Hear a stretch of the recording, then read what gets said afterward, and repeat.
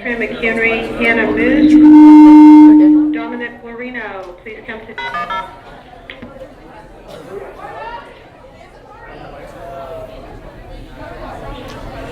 Hello, my name's Alex Olson. And I'm Katie McCluskey. And welcome Elena to the Watt. annual 2017 Shawnee Mission Northwest David Poetry Bradley Slam. And Adrian Lopez. Today we have a lot of exciting The poems office from so and- many different kids around the and school William that have Elliott. prepared for this Please come day down. and worked really hard to make sure that they're doing a good job. So we want to cheer them on and support everybody that goes, and we're really excited. And before we get started, remember, the point's not the point is. The poetry. So let's take it over to Ashton Hess and Kenzie Parson to announce some of the poets. Thank you. Here, I'm just gonna announce. We have to wait for a cue. Alright.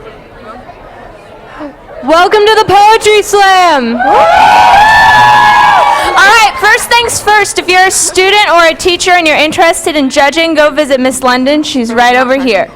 So, if you're not participating in the slam otherwise. Hey, Rhiannon. Alright, lights are so on. we wrote a little poem to get you guys pumped up for the day ourselves. Are you all excited? Yeah? For a great day?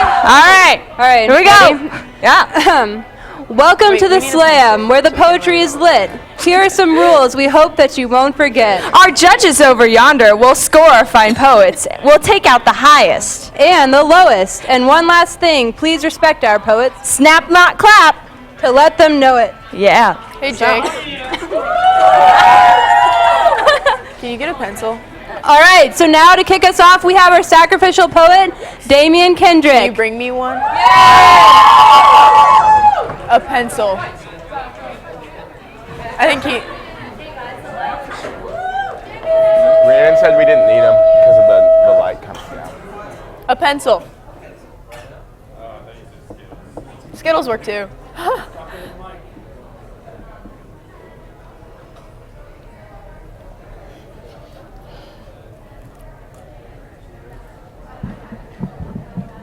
If time is a circle, Thank you. keep up with me here, then the simple equation 2 pi r can be used to determine the area of our timing. You look confused. Maybe I should be rhyming. Let's try this.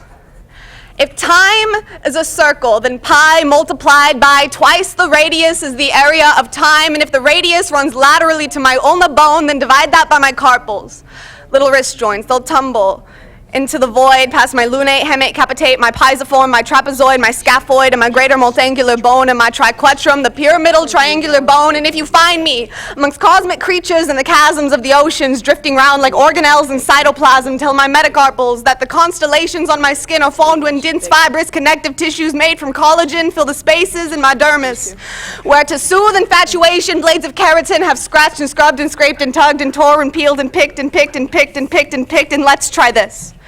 If you take the difference of obsession and addiction and divide that by prescription and apply it to nonfiction, then the quotient you'll come up with is an angry little boy. He'll have holes in his legs and he'll chew on all his toys and he'll walk up and down the stairs, up and down the stairs, and he'll pull out all his hairs, and he'll count to 17, and the eye of heaven sings, eye of heaven sings. This is not what Providence is. Let's try this. If the density parameter of the universe is omega and the universe is triangular, then its area is delta. But in the complex functional analysis of quantum mechanics, if we're speaking mathematically, the delta equals change. And if I've changed, then measure delta as the mouth of a river.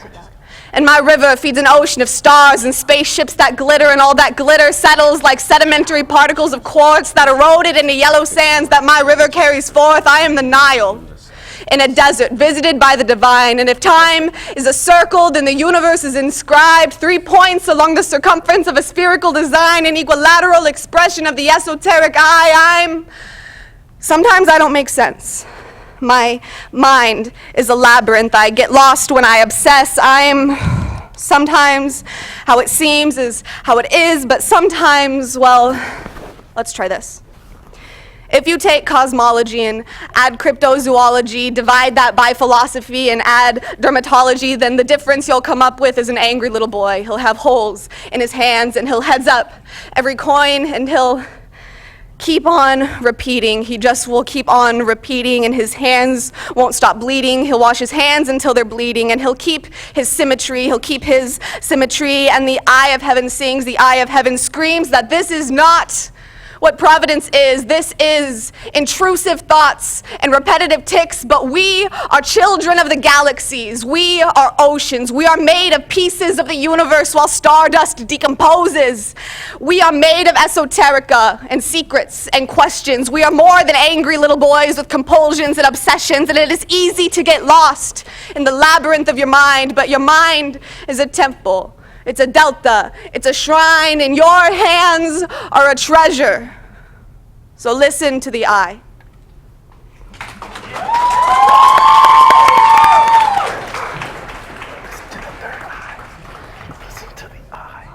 So our first poet of the day that's actually being judged is going to be Percy Allison, and they are and they're participating because the issue in their poem is very important to them. So, give it up for Percy.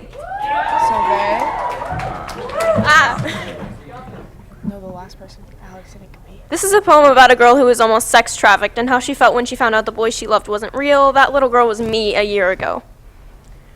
You were the boy with the deep blue eyes, the ones the color of the midnight sky. You were the boy with the laugh that was all its own, the one that sounded like a river tripping over tiny stones. You were the boy who understood, the one who got what no one else could. You were the boy I fell in love with. You were the boy who wasn't real, who wasn't there to wipe my tears, thoughts rushing quickly through my head, but one stands out among the rest. Will I ever feel love again? Now I am scared to let myself fall, because a fantasy cannot catch my heart, and I fear never saying until death do us part.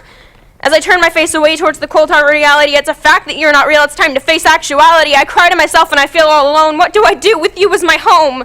What will I become when I am grown, now that I trust no one, now that I'm alone? Will I become that girl, the one with the broken smile, the one who is happy for only a while, who smiles when they're sad because so that no one else will break?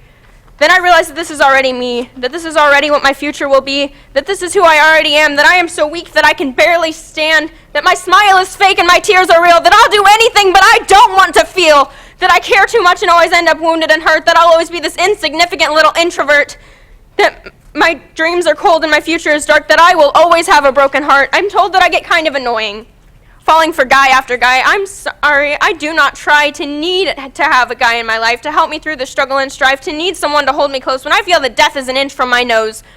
When I'm trying to resist the inviting whisper, when I'm hoping that his cold dead lips will not be the first ones I kiss, when I'm feeling that it's my end that will be bliss, and hating myself after every broken heart, feeling broken inside, not knowing where to start, trying to pick up the minuscule pieces, each tiny shard of memory that cuts me deeper. I do not try to be annoying when I'm trying to fill that void, I really do not, and I'm trying to stop. But as I try to control how I feel, to see my life as if it is real, I fall deeper and deeper into depression, and I run and try to escape my reflection, trying to escape the pain and the tears, trying to escape my millions of fears, trying to get out of that wretched and ending shadow, because I am tired of trying to fight a lost battle, tired of being alone in the darkness of night. Where are my wings? I just want to take flight to Neverland, a place where I'll never have to grow. I'll be happy and joyful and never on my own. And the idea is so sweet, so tempting to me, to never feel a broken heart, to never feel you have to restart. Only disappointment does my face express, because I realize that this is just a stupid fantasy, another deceiving thing that will never actually be, just like you, the boy with the deep blue eyes and the laugh all its own, the boy who reminded me that I never want to be grown.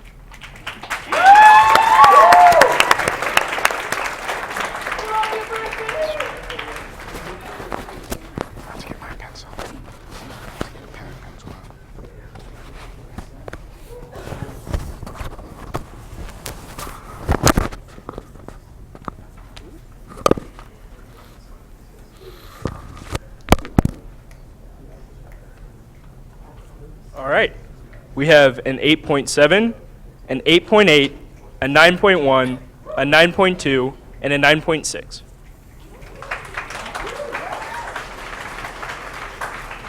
All right, now for our next poet, Janae Brown. She's participating because she loves poetry and needs to do other stuff because she sits in her house all day.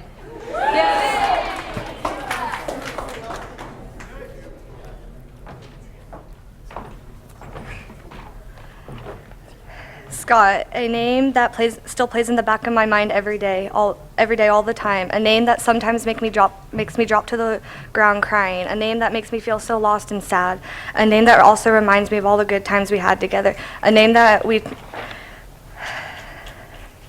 talked. It's also a name that reminds me of that that I have someone looking over me and watching me all the time. It's a name of someone that still and always will always mean the world to me, no matter how many years it's been since I lost you.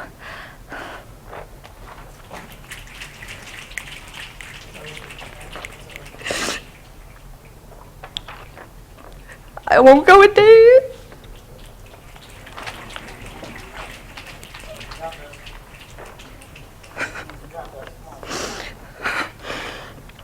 I won't go a day without thinking of you or missing you, but look at me now. You'd be so proud. You'd love who I become, and I wish you could have watched me grow up. That's okay, because one day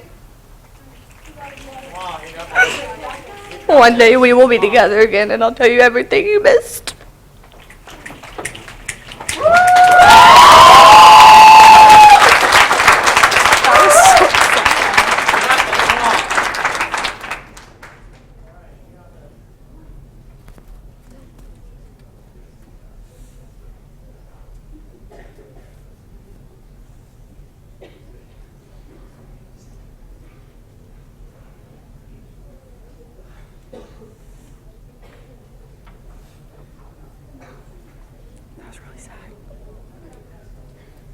All right.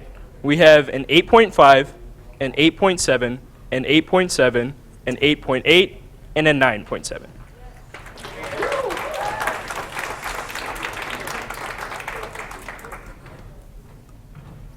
All right, next we have Lauren Spear. What inspires her to write is life, as well as her friends. And this poem is dedicated to high schoolers.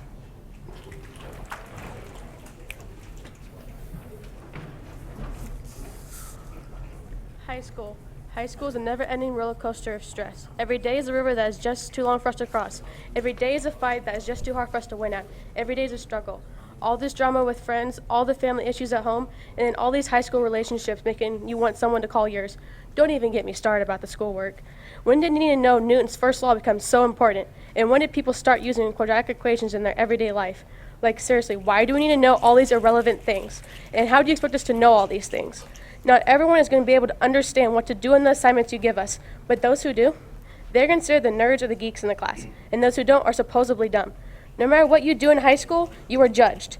If a guy is always with a different girl continues to hurt girls' feelings, he's considered a player. If a girl is always wearing short shorts or a shirt that is too low, she's considered to be promiscuous. If a kid doesn't have the same clothing as the popular kids, they're considered to be a loser. If a kid does one little thing that's out of the ordinary, they're considered weird.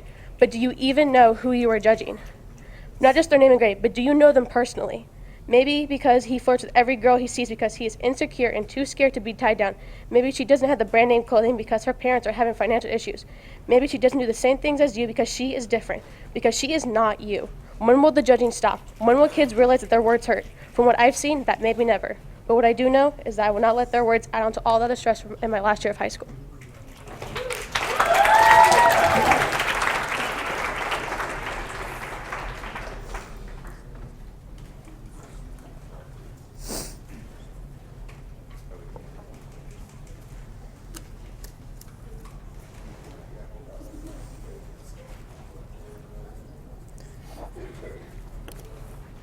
We have an 8.2, an 8.4, an 8.6, an 8.7, and an 8.9.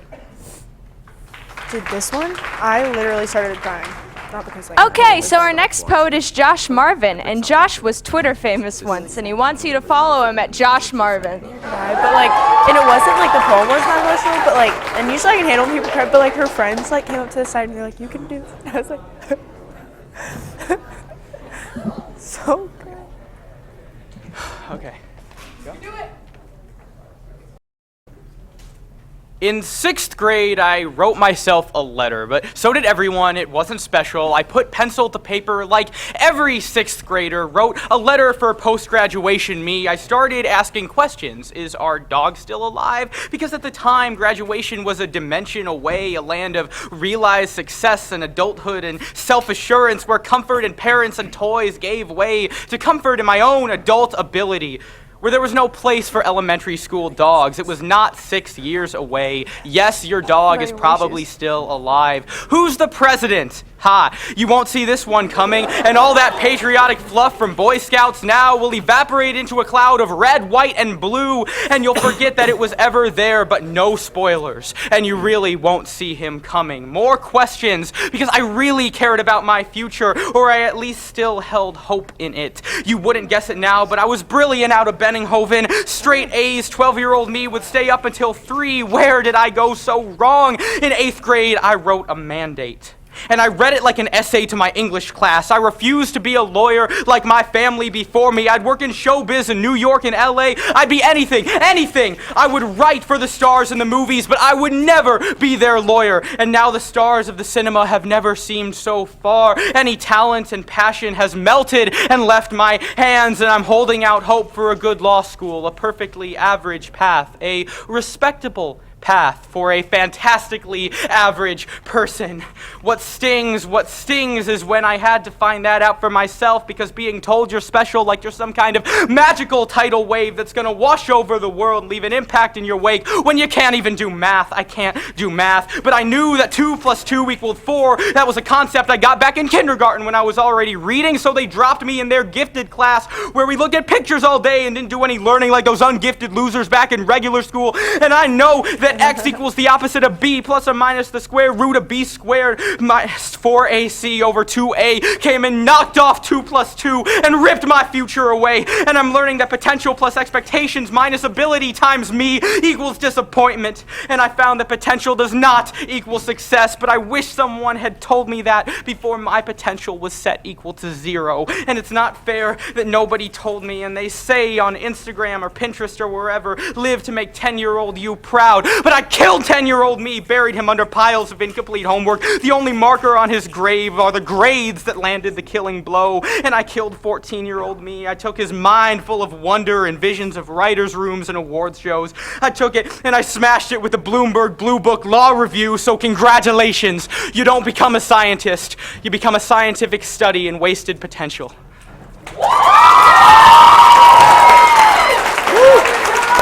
Good job, Josh.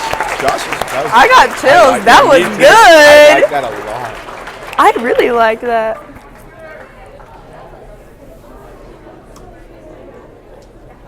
It wasn't just the fact that I was being skinny. All right. We have a 9.4, a 9.5, a 9.5, a 9.9, and another 9.9.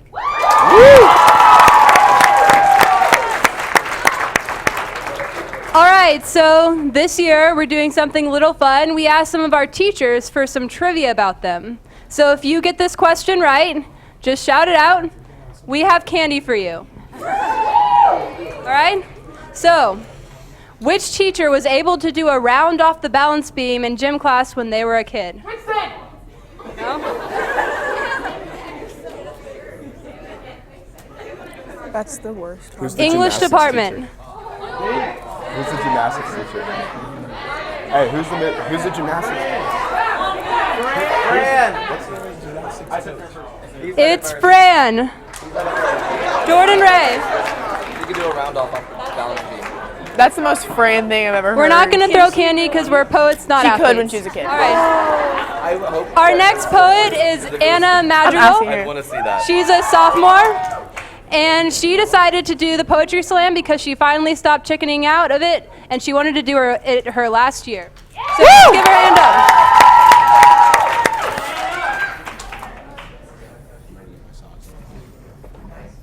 This is Anna. It's really high. Yes. Okay. So do you just want to switch off to every person?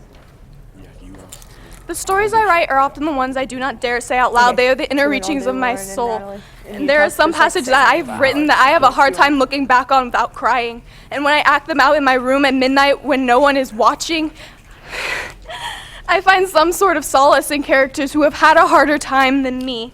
Take Alex, for example. He was ostracized because of things out of his control, much like I fear would happen to me if I were to come out to my parents. He is torn between two families, the one he was born to and the one he chose for himself. He has the balance I have faked for years. Emmanuel, a genius who couldn't tell a lie if there was a neon arrow pointing at it. He is the naivete that lurks just below the surface. The hope for something better that I know isn't possible, but sometimes it's nice to just hope. Kaleigh's the same in a way. She trusts in a system that is far too broken to carry the weight of that trust. She shares my fear for the future, for a time when I'll have nothing to fall back on when I finally have to grow up. The stories of my childhood, the hopes, the dreams, those are all gone. I'm never gonna win a gold medal, be an actress, be a princess, and though I might wish it, I am never gonna get to go on a big adventure to save the world. And maybe that's when you actually start growing up, when you stop pretending that everything will go right, when you realize that maybe all the English teachers were right. I'm not on a battlefield or roaming the streets of New York mourning a brother, but I sure know what it feels like to be alone. And maybe it's my strangely canny sense of empathy talking, but I think I might have found myself there in that page. And it's funny how a little bit of ink can be life-changing. And I don't know a lot of things about a lot of different walks of life, but somehow I can still relate to some from half a mile away and half a world away. And when I write, I put myself in their shoes for a while and try to find where my pieces match up with theirs. And maybe I'm all wrong, maybe everything I've said isn't accurate for you, but for me, nothing is simpler. Whenever life gets to be too much, whenever this all gets to be too much, I can fall back on the stories, the characters. They are all little pieces of memories sewn together, stitched until nothing remains of the emotions I started on. The stories I tell don't often get happy endings, but they tend to get the right one. And maybe the reason I have never finished a story is because the right ending is never concrete. Tomorrow I could decide to drop out, change everything, give up on all the plans I've made for myself. And it could still end up fine. Or maybe I'll go to law school, be a lawyer, be president, who knows. And the best part of telling a story is getting to make it all up. And by the way, getting to be the bad guy every once in a while is pretty fun. And who cares and who will ever know, because sometimes we have to save the best stories for ourselves.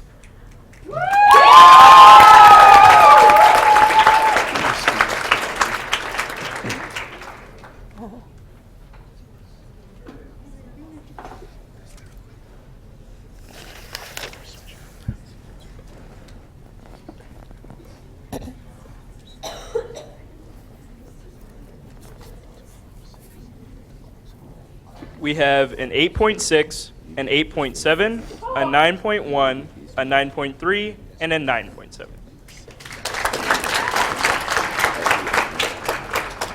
Okay, so our next poet's poem was inspired by a picture she saw on Facebook, and it's Devin Tronson.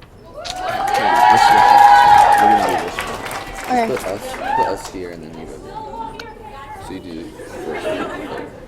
All right. Unless you want us to do these two. It's what? Okay. When I was 6 years old, I enjoyed all of the typical 6-year-old things. Juice boxes, story time, coloring books. If I could go back to being 6, I would do it in a heartbeat. As we get older, time gets shorter and we begin developing this idea of right and wrong. We are often told by parents and teachers and coaches to set a good example for the kids. But I'm telling you right now, we need to take a step back and witness the example those kids are setting for us. We as adults and young adults need to see the world through the eyes of a 6-year-old, where everyone is friends and happiness is only a juice box away. We need to begin seeing people for who they are and not what they are. We need to be open to learning, open to loving, open to living. There's a whole world out there and we do not know as much as we think we do. Never stop growing up. Be 6 years old until the day that you die. Never stop seeing the world through new eyes. Learn something new every day. And never stop dreaming. Never stop hoping. Challenge yourself to learn from the 6-year-olds who make mistakes. Learn from the 6-year-olds who dream wide awake. Learn from the 6-year-olds who know more than we. Learn from the 6-year-olds and happy you will be.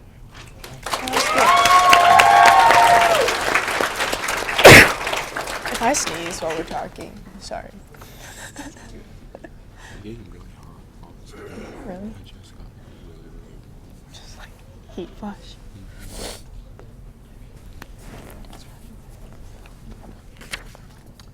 We have an 8.5, an 8.5, an 8.6, an 8.8, and an 8.9. All right, our next poet is senior Alyssa Saylor.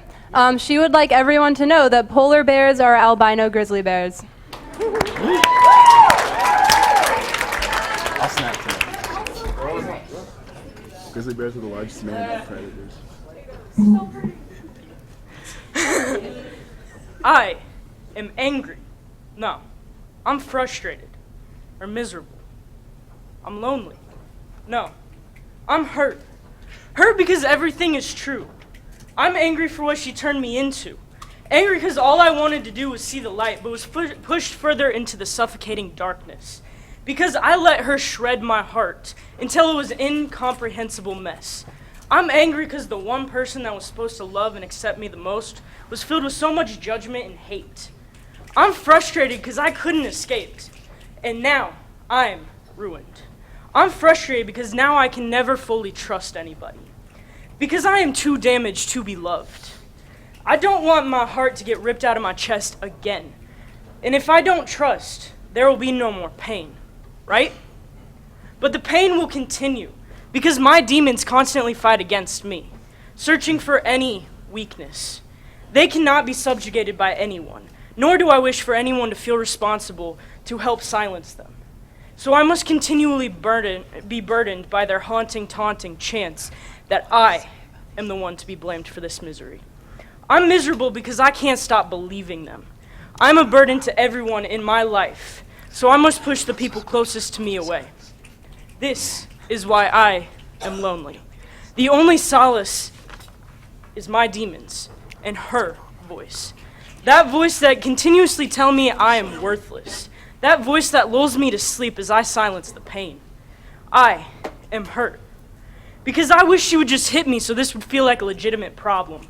But no, words slash deeper than any physical inflictions. Because I started to believe them. I can't get rid of that pain. It cuts too deep. It digs itself into my mind. And every day I try to numb the pain. But instead it reminds me that I'm becoming more like her each day. And one day I'm going to look in the mirror and only see an exact copy of the one who messed me up the most. My mother. I don't know. True. So should I say about her mom? Should I say about her mom? Maybe just say like, like that was like very therapeutic for her to like let all that out about like. We have an 8.5, an 8.7, an 8.8, a 9.1, and a 9.6.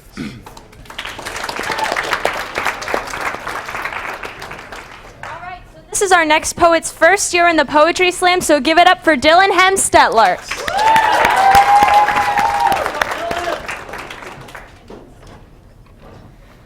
Hello, everyone.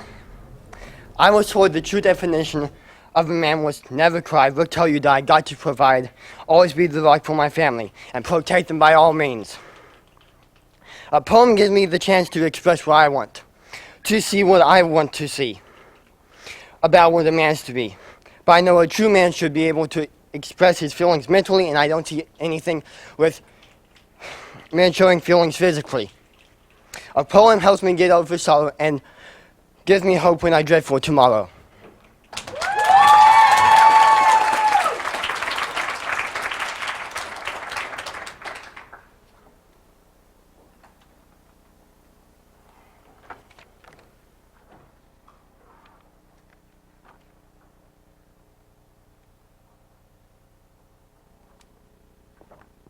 We have an 8.1, an 8.3, an 8.4, an 8.5, and an 8.9.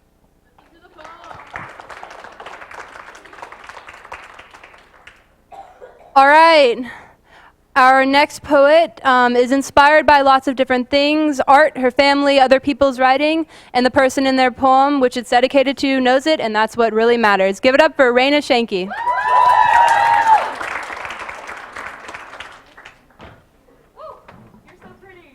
Thank you. It started with a wish. Trust me, I know how that sounds. I'm completely serious. One little tiny wish on a little tiny eyelash that fell onto my math assignment in second hour. I picked it up and made a wish. It blew away, and then I thought it wouldn't matter, but it did. I guess it mattered since I wished and it came true, And now there's you. I thought it wouldn't matter, but it did. It's everything I wanted, yet nothing I expected. But what does anyone expect when wishing in math class? Certainly not for it to come true. Some wishes do. Like dreams during the day when you think you're sleeping and somehow what seems too good to be true ends up being the truth all along. Or maybe it's not. We think it's reality, but reality is a matter of perception, and I perceive more colors than you, but that doesn't mean anything because the world is filled with more colors than we could possibly imagine, more colors than we could possibly name, so our perception is flawed. I thought it wouldn't matter, but it did. I guess it did. We're opposites, but still the same. We're red and blue, but we both love purple, so we fit. Like the pieces of a puzzle, the kind of puzzle that's confusing, where you don't really know which way is up, but then the pieces start to fit and you realize there is no up or down, there is no right or wrong, it's all a matter of perspective, and perspective is easily changed. And I love puzzles, so we fit. We're far away and right next door. We weren't born here, but we're both here now. Maybe not in a year, but we're both here now, and that's what really matters. When the raindrops hit the roof, it doesn't matter where we're from or where we're going, what we know, what we forgot, who we've been or who we'll be. The only things that matter are you and me.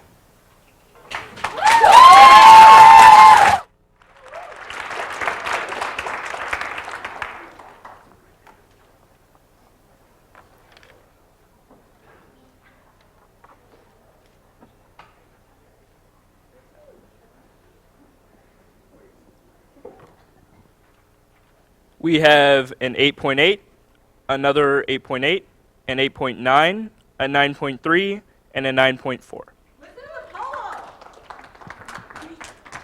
All right, really quick, can Andy Overman, Abby Lewis, and Joseph Ramirez all go see Miss London over here? All right. So our next poet was once or has been lost in a Target at least 5 times, and it's Zoe Serta.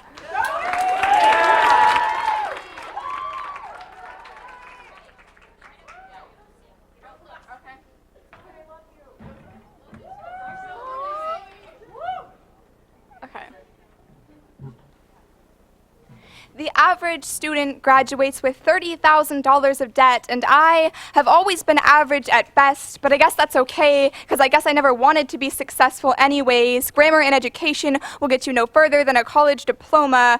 I am not a straight-A student. I may value education and organization, but the truth is I'm just afraid of getting messy. My mother worries for her tile floors and new carpet the way I worry for my body because tear stains mingle with blood drops and hot sauce on the rug, and suddenly I'm broken again. I do not want college degrees or an exemplary vocabulary. I want to wake up and breathe. I trudge to school every day with a backpack full of stress and a limited desire to live. My days have become filled with pencil lead and study guides, a perfect marriage of graphite and anxiety. My arms are covered in notes and reminders of tests, homework due dates, and study sessions. I may not have the time for writing, but I would like to have time to exist. I would like to know that I'm more than college acceptance letters. I would like to accept myself.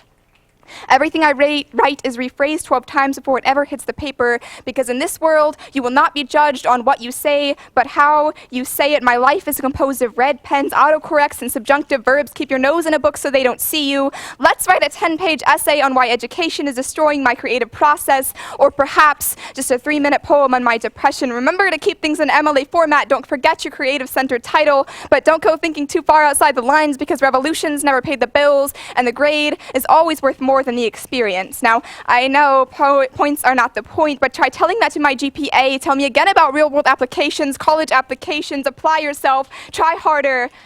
I am tired of being steamrolled by lab write-ups and PSAT scores, every drop of my self-worth summed up in 1,210 points. I do not have 3 minutes to stand up here and give you my poem.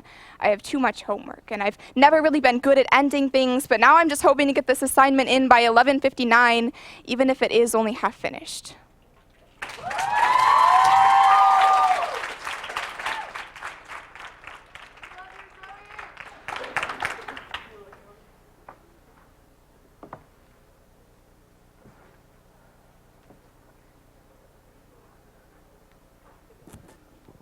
We have a 9, a 9.2, a 9.4, a 9.5, and a 9.8.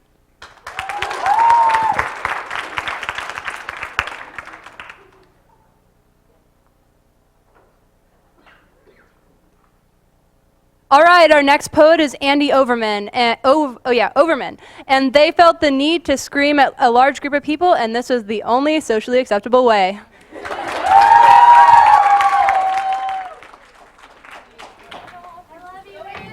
I love you. You cute.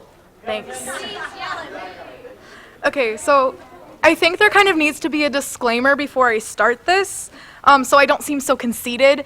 I have borderline personality disorder, which means that I'm the borderline of being psychotic and just like really, really sad. So like I put the hot in psychotic, if you will. So anyway, this is turning my mental illness into a metaphor about nature so that it no longer feels real.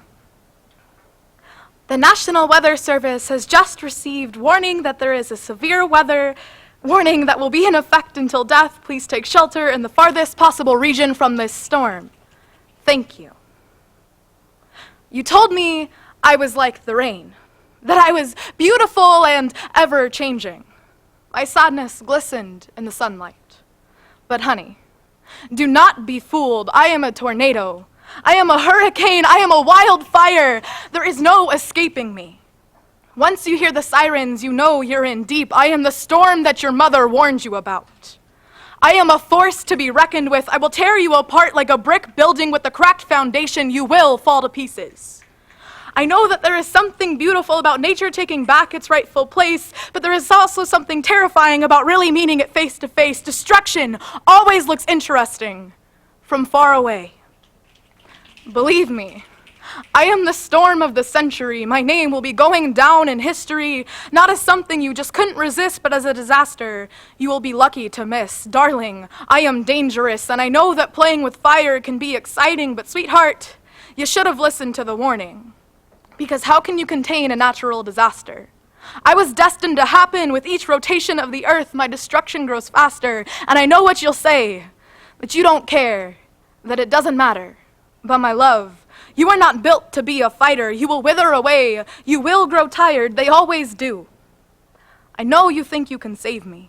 But sugar pie, once I am set loose, all you can hope to do is chase me. Maybe if I'm, feeling angsty, I will suck you into my storm.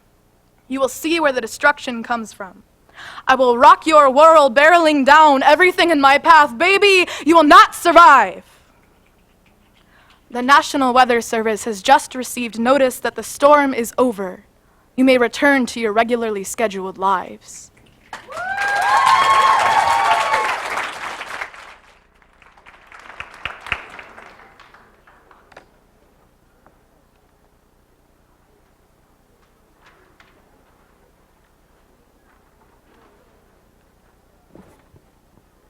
We have a 9.1, another 9.1, a 9.2, a 9.4, and a 9.8. All right, our next poet is Joseph Ramirez, and Joseph's biggest inspiration is Beyonce because Beyonce.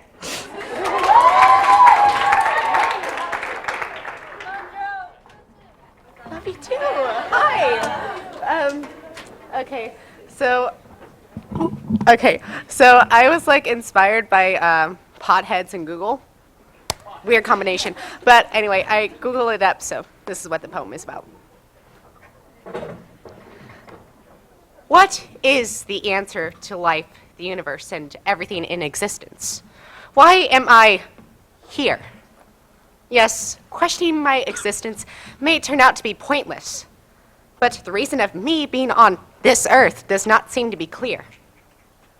What if hands on my arms instead of feet, and why have feet on my legs instead of hands?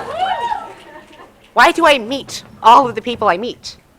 Is there a God watching me from above, waiting for me to die and take me to his promised land? 42. What? Are there 42 gods waiting for me to come unto them and live in holy matrimony? Or are you talking about the amount of times I have to die in order to reach the highest mount of glory? What about all the animals on Earth that help the environment grow as we tear down all the trees, building architecture and props for our shows?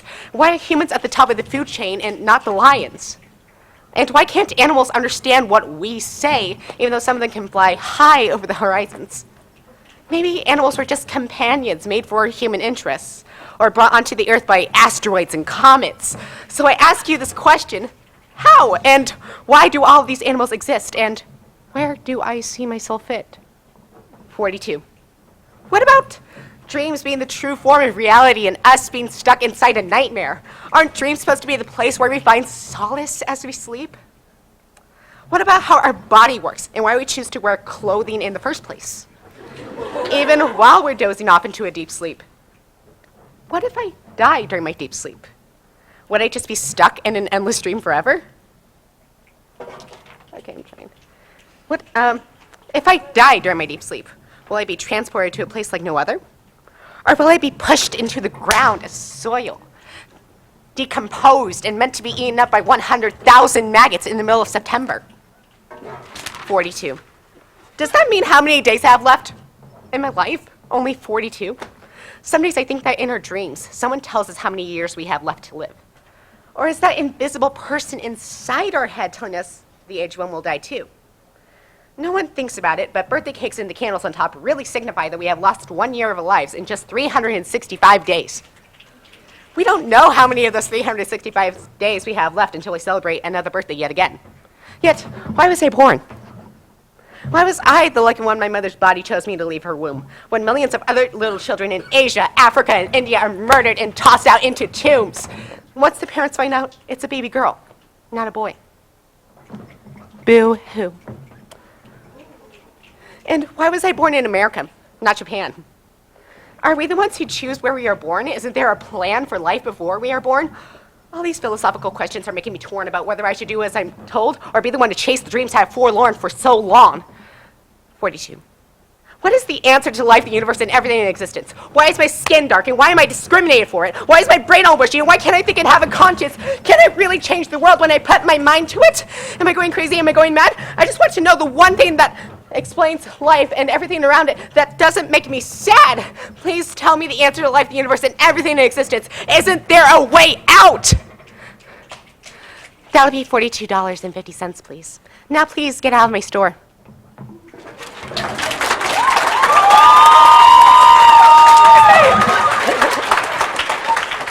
Wait, so do I get off now?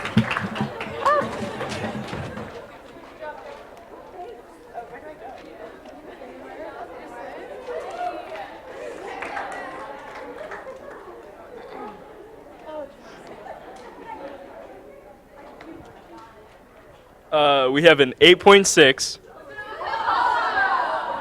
an 8.9, a 9.2, another 9.2, and a 9.7. All right, could we have Lily Ottinger and Sadie Lucier over here? All right, who's ready for more teacher trivia? All right, which Northwest staff member was on the MTV show Singled Out?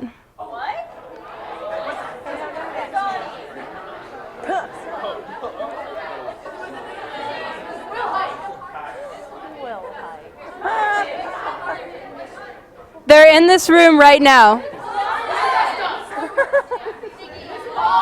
All right, I heard it. It's Mrs. Stiggy.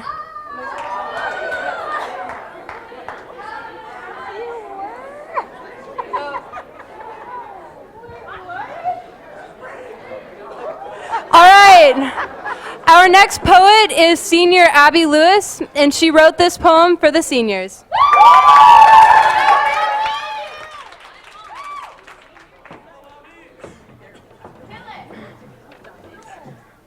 This is weird. I'm not usually on stage with like a script, you know? So it's just different. Do you ever feel like the walls are closing in? You put out your hands and feel the pressure, feel the stress? I don't want to present a depressing poem. I don't want to freak out the seniors. I want to give hope. Hope. Seniors, we are leaving, and the next step of our lives is right there. And with this next step, we need to look towards it. And then we get reminded of our responsibilities. We got that show, that class, that grade, that job, that concert, that game, that dance. And we lose sight. We forget how much we're invested here. I laugh at myself when I thought my life was hard freshman year. I laugh at myself when I got my first C and I cried. I cried! I laugh at myself thinking how people say they hate school, but I live here. I love this building. And I'm not talking about the chemistry class memories. I'm talking about the magic memories. Memories that present me with a joy. My first time meeting the people who would shape my life and who I am today, and the times after school sitting beside those mentors and just talking. Not about my grades or my inappropriate class behavior. Teaching me life lessons.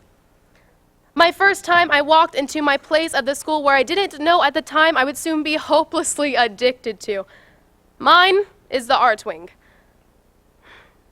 where I dance to the music of the band wing.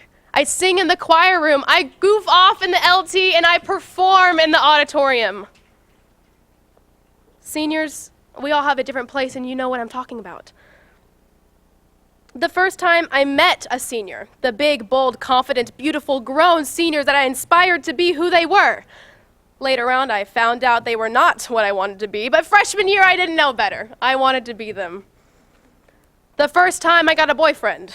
Honestly, that was rough, and wow, I don't look back to that memory often. But that first kiss, that first butterfly feeling, that mush feeling, yeah, that first feeling. The first time I prayed for a stranger, holding them, talking to God to comfort them and share his love the way he shared his love with me, that first experience. Seniors, we can all relate to at least a portion of what I'm trying to get across. We have shared 4 years. 4 years of our lives. And we complain about Mondays and praise for that Friday off, but in the end, I'm terrified. I'm scared to leave my home. But this is my place. But there is hope. We can be scared together. Graduating class of 2017, get ready.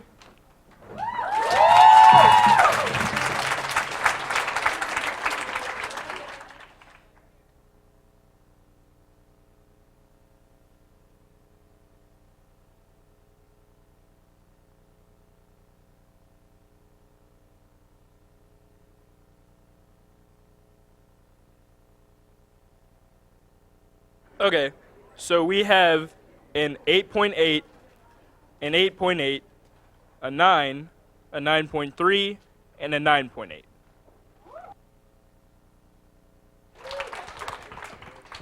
All right, our next poet is Sadie Lucier, and get this, she has 6 dogs.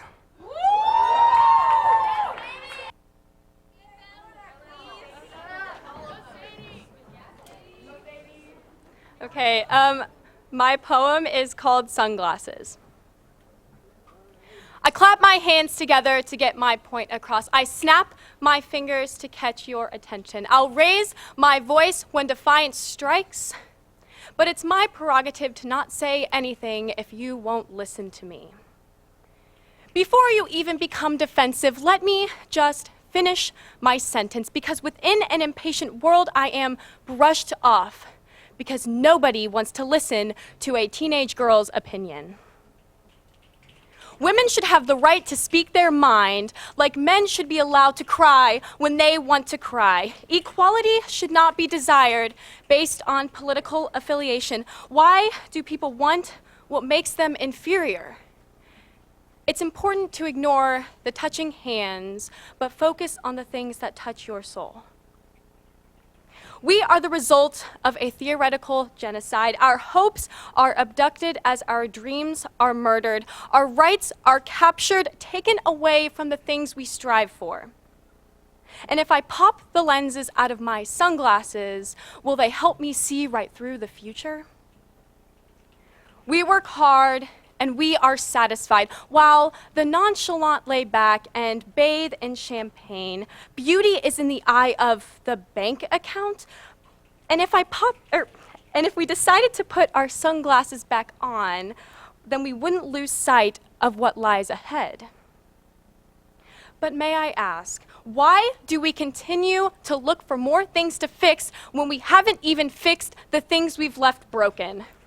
I'm expecting the day when I can tell my child there is nothing wrong with different colors. I'm hoping for the day when I can tell my daughter, your hands are worth more than cleaning up messes. Your feet are worth more than the feet that wish to walk over you. Your ears are worth more than the words you hear.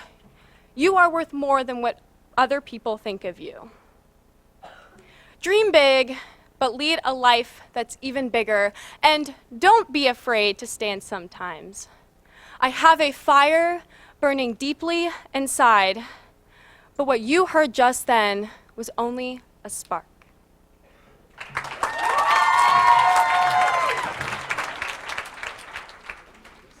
All right, Sadie did a really great job about her poem with the metaphor with sunglasses. The crowd really liked it, and they're really into it. I think that the scores will be really high. You have anything to say, Alex? It was very passionate, and you could tell that she thought a lot about it, Well, and it was really, really cool. We have a 9, a 9.2, another 9.2, a 9.3, and a 9.4. That'll be the end of round 1. Again, let's give it up for our poets. And thank you, judges.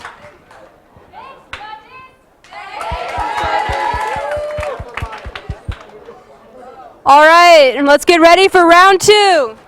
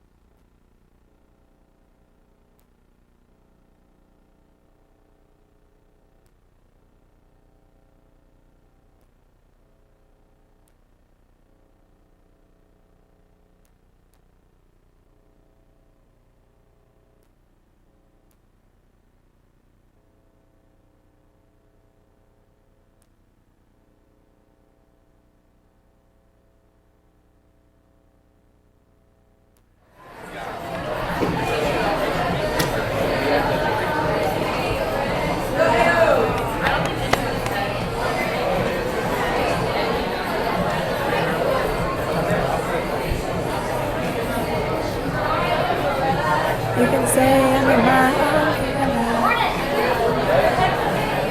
All right. You ready? Do you want to start it, or do you want me to? You start. Okay. And talk about Alex's. I can't believe that just happened. Oh well.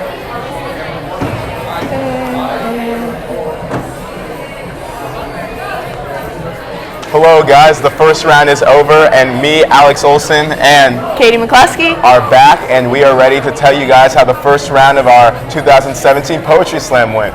So our first poem that went was The Sacrificial Poet, Alex Kendrick, and she wasn't competing, but she did a fantastic job, a great way to start off with a lot of passion. She's been in it several times, so she kind of knew how it worked, and I thought it was a really great way to start off, wouldn't you say? Yeah, she just wanted to showcase, like, we all wanted to hear her poem, so that's why she showcased her talents at the beginning of the whole slam, and it was a great way to start off, just like Alex said. The next poetry poem was about, it was a very intense poem by Percy Allison. She did a really great job. It was about something that tragic happened in her life, and she was able to use poetry as an outlet, I thought. Yeah. And it came off really beautifully, and the crowd loved it. I definitely agree. Janae Brown, she did a great job. It was a very emotional poem, actually. She talked about something very, very close to her heart, and it really showed how strong she was. Yeah. The crowd was really supportive when she was hurting, and I thought that was really cool how much everyone really supported her. After that was Lauren Spear. She had a great poem about kind of like the struggles in high school and all the pains that like all these students go through, but were able to make it through, and it was a good way to like voice her opinion on how everyone handles their high school. Mm-hmm. Up next, Josh Marvin. He was great. he's a star. That guy is awesome. He did a fantastic poem, very high scores, and you can really tell that he's reaching for the stars. Oh, for sure. Talked a lot about his family and how he wanted to be different, and I think that's something that we all can kind of agree with. Yeah, very relatable, for sure. The next one was Anna Madrigal. Her poem was kind of wrote about using books and writing as an outlet and how she was able to use poetry and reading as an outlet in her life to help her through her life fights. And I thought that was really great, and she did a great job, and everyone really loved it. Devin Tronson, hers was a little bit lighter than some of them this round. She really slammed about friendship, love, and learning through the eyes of a 6-year-old. So I thought that was kind of a little something fresh and very young and bubbly, and Devin's always like that. So yeah, I thought that was really cool. It was really great. It was a good, light poem for sure.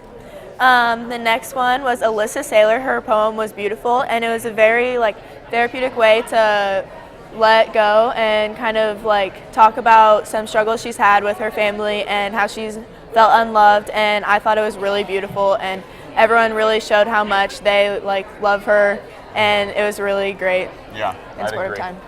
Dylan Helmstetter, he had a very short poem. It was you could tell it was very close to his heart. It took a lot of courage. This was his first time being in the Poetry Slam, so I thought that was cool that he was new and he decided to just get up there, say something quick, but he had the courage to do that. That said a lot. It was really great. Next one was Raina Schenke, and hers was especially cool because the intro to hers, she kind of mentioned about how the someone that this poem was about already knows, and that's all that matters, and that is really the most important thing, is that the poem means something to somebody, and as beautiful it was for everybody else to hear, that person appreciates it more than anybody else, and I thought Raina did a great job. Yeah. Up next we had Zoe Serta. It was a very, very relatable poem. She talked about just kind of being an average high school student, not being the smartest kid. She just wanted to live for the moment and kind of live life, was really what her poem was about. And it was, of course, super relevant, talking about high school again. For sure. Kind of just the importance of finding your self-worth. But yeah, the next one was Andy Overman, and who did a really, really great job, was a very powerful poem. Hers was kind of a metaphor to her mental illnesses, and I thought everybody really appreciated that, and it was very easy to understand, and I thought that was really great. I liked how she did the metaphor relating it to weather, so it wasn't just her. It was kind of a very creative way and different way of approaching something that is very hard to talk about. Yeah, it was very cool. Up next we had Joseph Ramirez. His personality and comedy and everything about his poem was very different and unordinary. It was very different from a lot of the other poems, I would say. Yeah, for sure. And of course he added his own little flair and vibe in there, and so it was had some interpretive the hand motions. Yes, I loved it. It was a good one. I enjoyed it. Plus he shouted out Beyonce, so anything with that is good. Next up was Abby Lewis, and she did a really great poem about the class of 2017 and just was very hopeful and talked about all the great years we had at Northwest, kind of finding our home here, and I think that's so relevant because as seniors we know what it's like to be at a place where you want to move away but you want to stay here, and just appreciating your home here, but also being hopeful about the future. I thought that was really good. Our last poet of the first round was Sadie Lucier. She did a great poem, and it was very relevant. It was kind of over some controversial type of things, things that affect everybody in society today. So I thought that was cool that she voiced her opinion. Yeah. That's kind of what the Poetry Slam's about, and that's really what she got to do through this event. Yeah. And I thought everybody in the first round did a really great job. It was a very powerful round. I thought everyone was able to let go in their whole poems, and I thought it was really amazing. Yeah, I thought it was really cool too. So this has been Katie and Alex, and we are signing out from the first round of the Poetry Slam. We'll be back later. Have a good rest of the day. Make sure to tune back in.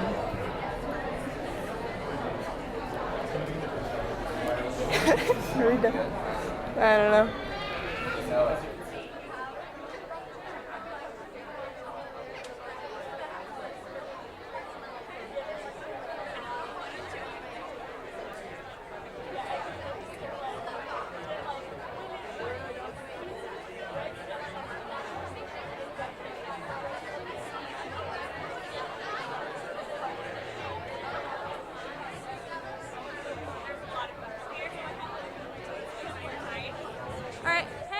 A couple things before we start the round.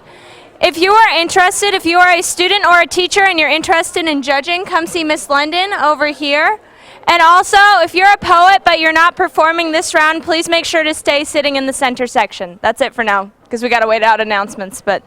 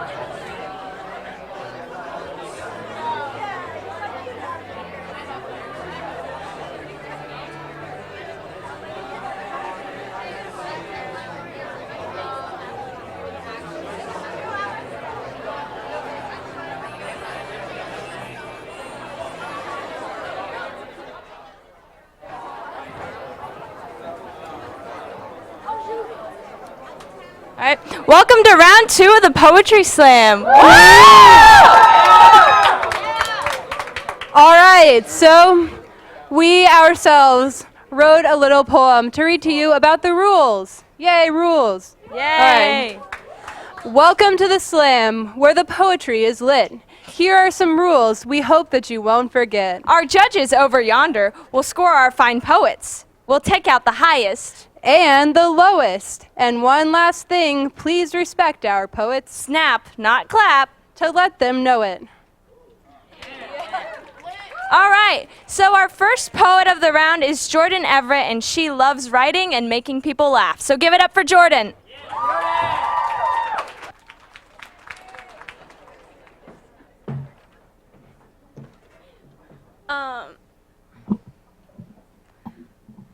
This poem has a lot of sass, so you might be a little taken over by the sass. All right. My name is Jordan Everett, and my English teacher asked me to write about my frustration, so here it goes. My frustration is a lot of individual things about high school. It's the waking up at 6 o'clock to get ready and come to school with a bunch of people almost likely never see or talk to after graduation. It's walking it through the halls and hearing or seeing the immaturity linger off of different kids. It's not the class that bothers me, it's when you get an assignment and are expected to automatically know how to do it. It's the people who seem frustrated because you asked for help and now they have to get out of their chair and pause their Netflix show. It's that kid who always smacks his gum, or that girl who taps her pencil constantly, waits exactly 3 minutes after being asked to stop and starts doing it again. It's the smell of coffee on someone's breath. Like, can you not buy a pack of 99-cent gum along with that venti cappuccino? It's that teacher that always asks you to take out your headphones using that stupid action with their hands, even though you are doing your work. Or the one who never puts grades in until 5 minutes before the semester ends, so you are forced to listen to your parents lecture you about failing a class for weeks. It's the freshmen that stand blocking off the hallway leading into the mall, making you have to cram even closer to the people you once knew. It's the drama you somehow find yourself in with people you barely even know. It's hearing about what your ex did yesterday even though you broke up 4 months ago and you didn't even ask to hear about them. It's hearing the petty girls talk about you and spread rumors that even you didn't know about yourself. It's hearing about the fight that happened between those freshmen. It's being told since kindergarten that high school will be the best 4 years of your life and walking into it completely blindsided. It's seeing your friends hang out without you. It's slowly spreading away from the people you have always been friends with. It's having to pay for a parking pass when you are forced to be here. It's the break in between second and third lunch on block schedule days. It's waiting that extra 30 minutes and sitting at lunch having to listen to the kid next to you chomp on his food and watching him spit it out while he speaks with his mouth full. It's sitting in class for 50 minutes to learn things we won't even remember 3 weeks from now when we should be learning life lessons and how to treat people. It's Mr. Leday's terrible yo mama jokes, and he's even worse, and his even worse sense of style. Like, come on. He wears tennis shoes with a suit. Anyways, this rant could go on for hours, and I'm sure you can think of more, but since I only have 3 minutes, I'll let you figure out. Are you the annoying or the annoyed?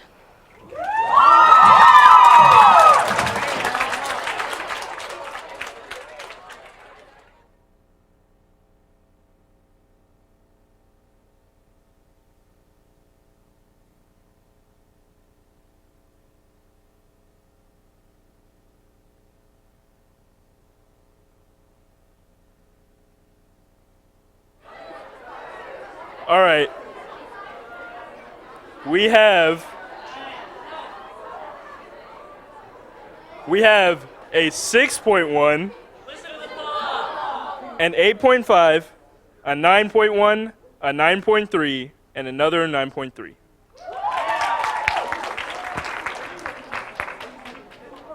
All right, we have some more teacher trivia. This teacher was a starter for their high school basketball team.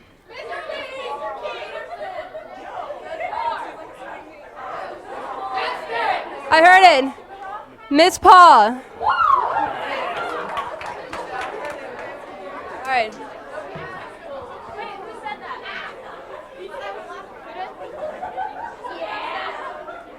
All right, our next poet is freshman Allie Banks. And she writes to express her feelings because she can't do it any other way.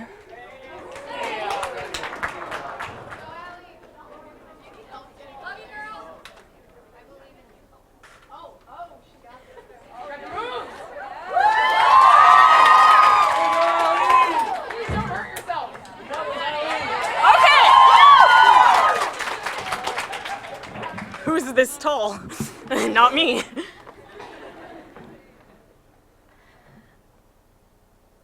I hate you, I hate you, I hate you. Maybe if I keep saying it, it'll become true. I hate you, I hate you, I hate you. Maybe if I think it hard enough, I can stop loving you. I hate you, I hate you, I hate you. Maybe if I wish it a little harder, I can move on. I hate you, I hate you, I hate you. Maybe if all the maybes in the world can't stop the way I feel about you, I hate you. Can't stop the way I wish you were smiling your smile at me, I hate you. Can't stop the amount of tears I shed thinking of you, I hate you. It can't stop anything. It can do nothing for this pain inside, nothing to soothe my aching heart. I hate you. I wish I could hate you, then maybe things would be different. I hate you, but no. I love you more than anything, and it hurts more than anything too. I hate you. Seeing your face every day makes my life so hard. I hate you. Seeing you happy without me makes me rethink our love. I hate you. Why can't I just hate you? You hurt me, you broke me, you ripped me apart. I hate you. I just want to hate you. I just want to hate you.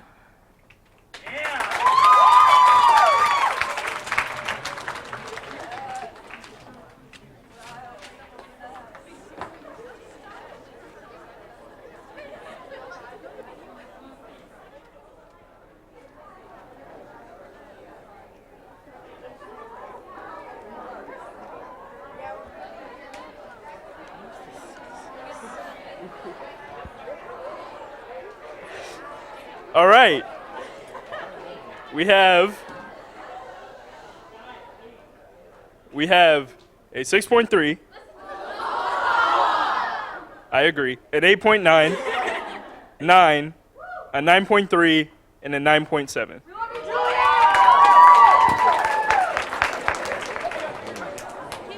All right, our next poet is Isaiah Coleman, and his biggest inspiration is Grant Imahara. Give it up for Isaiah.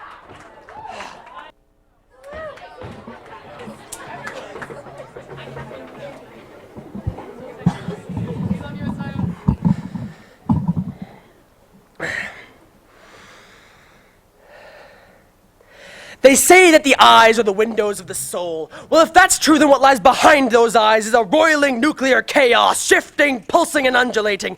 A chaos of swirling thoughts and ideas, created by the forge of life and fused to the core of this corporeal form.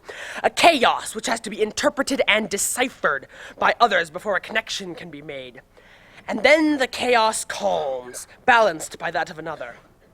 But what about those who don't fit in? The exiles, the ones who sit alone in a crowd, listening to music, watching movies, reading books, playing games that no one has ever heard of. The exiles don't follow the mainstream of consciousness like everybody else. Instead, they sink into their own mind, their own soul, their own chaos.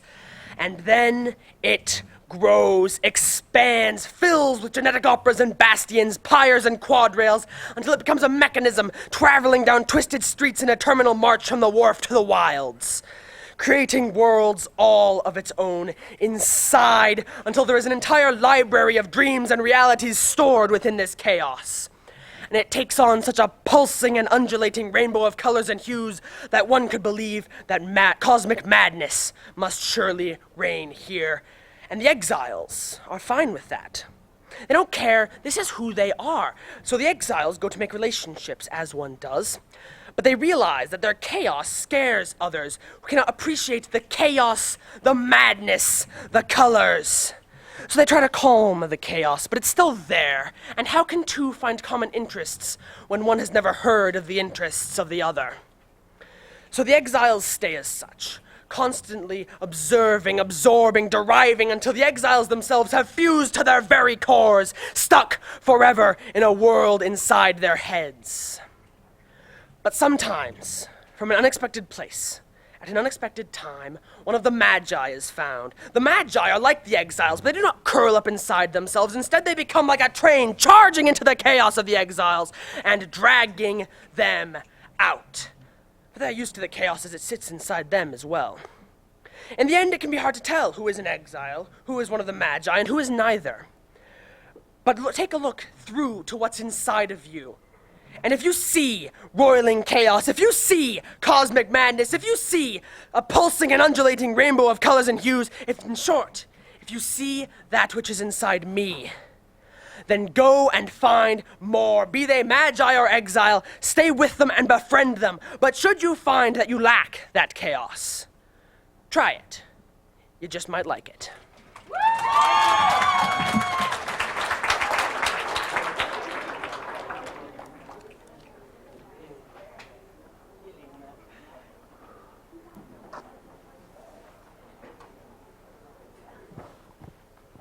All right, we have an 8.5, an 8.8, a 9, a 9.3, and a 9.7. Just a quick thing, all poets, when you come up here, make sure you're really, really close to the microphone. Good? All right, our next poet is sophomore Rebecca Kipper, and she's participating because she wants to face her fear of stage fright, and her friend said that she would do great, and she wanted to try it.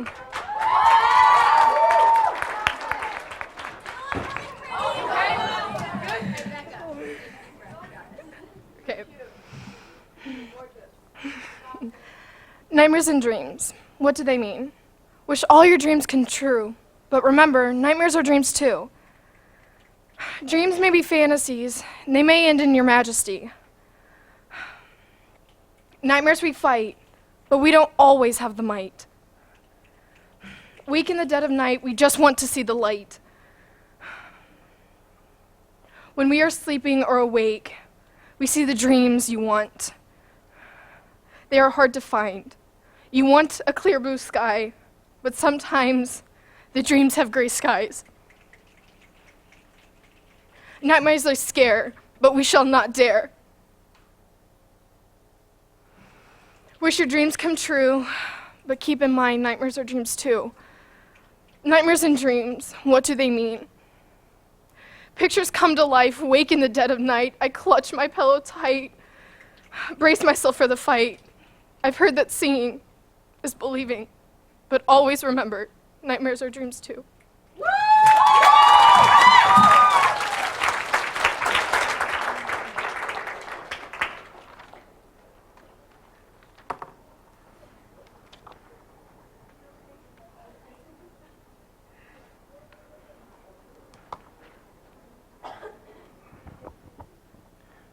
We have a 7.5,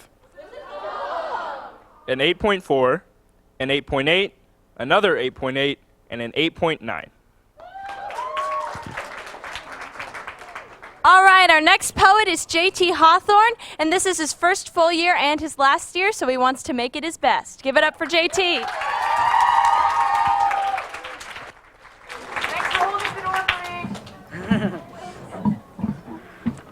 Okay, so the poem I wrote is called What a Song Is. A song is but a little thing, it can bless my heart to sing. When I am sad, let joy be what it shall bring. When a song is heard, sometimes I might know every word. If I don't, that's okay. The sound is reassuring in every way. A song I love is Fall Apart. Whenever I sing it, it warms my heart.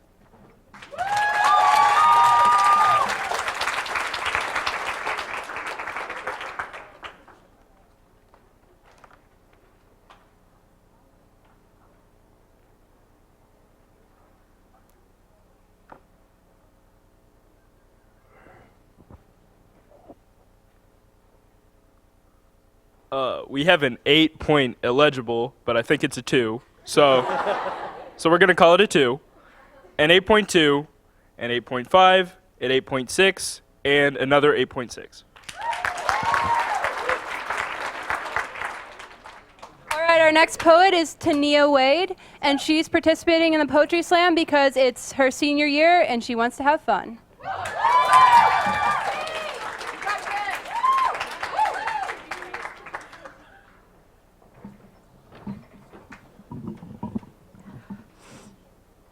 Cancer is an attacker, silent, quiet, or violent. All types are brutal and critical. It affects you spiritually and emotionally. I had to stay strong like Hercules, have a smile on my face like Mona Lisa, continue praying like a priest. Why was the right side of my face throbbing? I kept on sobbing. I just wanted to stop talking. The doctors were not calling. My mom was calling to see what was happening with her daughter. Each day, my face got hotter. Questions were not being answered. Instead, they were being unanswered. I was exhausted from the pain. It wasn't because of the weight gain. What was this thing? Doctors were saying it's nothing. I tried to believe that things would be okay, although my heart was still in dismay. I have a hard knot on my jaw. It's painful like a bear claw. Researching on the computer, hoping I had a benign tumor. The worry, stress, and pain led to a cancerous tumor. Why am I in so much pain, making me full of vein? Diagnosed with stage 2 carcinoma, at least it's not lymphoma, sarcoma, leukemia, or osteoma. 2 surgeries last May, did not make my day. Treatment was hell, I could not talk or yell. I lost some of my hair, the back of my head was bare. Now that I'm 10 months cancer-free, I praise and worship the Most High every day like I'm on an episode of Glee.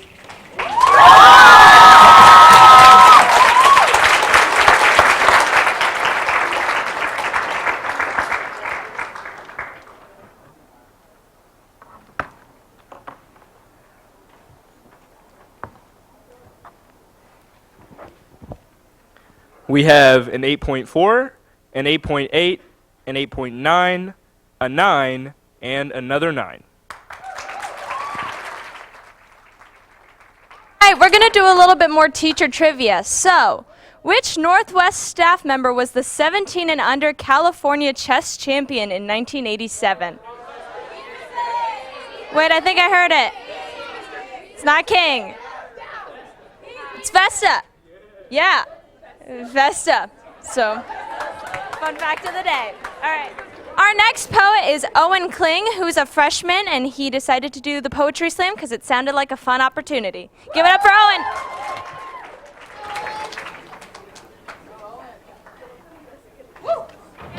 Okay, one thing she didn't mention was this was actually dedicated to my grandpa, but that's not really true because now it's dedicated to both my grandpa and my grandma. My grandma passed away in February of this year, but now sometimes I just wish I could go back. Like just complete a little hack.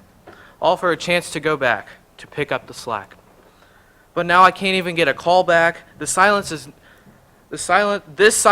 no sign of talking back is giving me a heart attack. If only I could have you back. Just try to reappear. This is too hard, and now I'm filled with fear.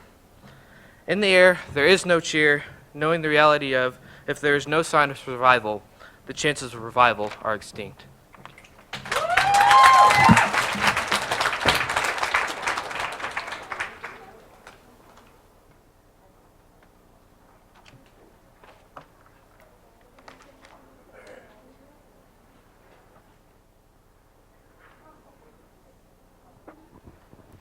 We have a 7.7, an 8.5, an 8.8, an 8.9, and a 9.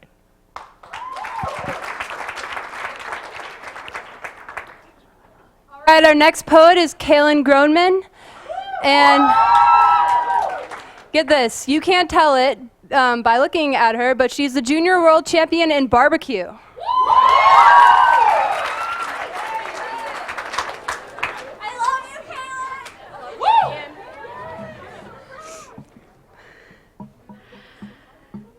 To the girl I never loved. Your eyes lit up every time you saw me. Anytime you walked into a room, you would scan across it until you landed on me. Smile after smile crossed your face every time, flirting and playing around. I saw you falling. I watched it happen, and yet I continued. I knew I couldn't love you. We held hands and exchanged smiles, but only I knew what was happening.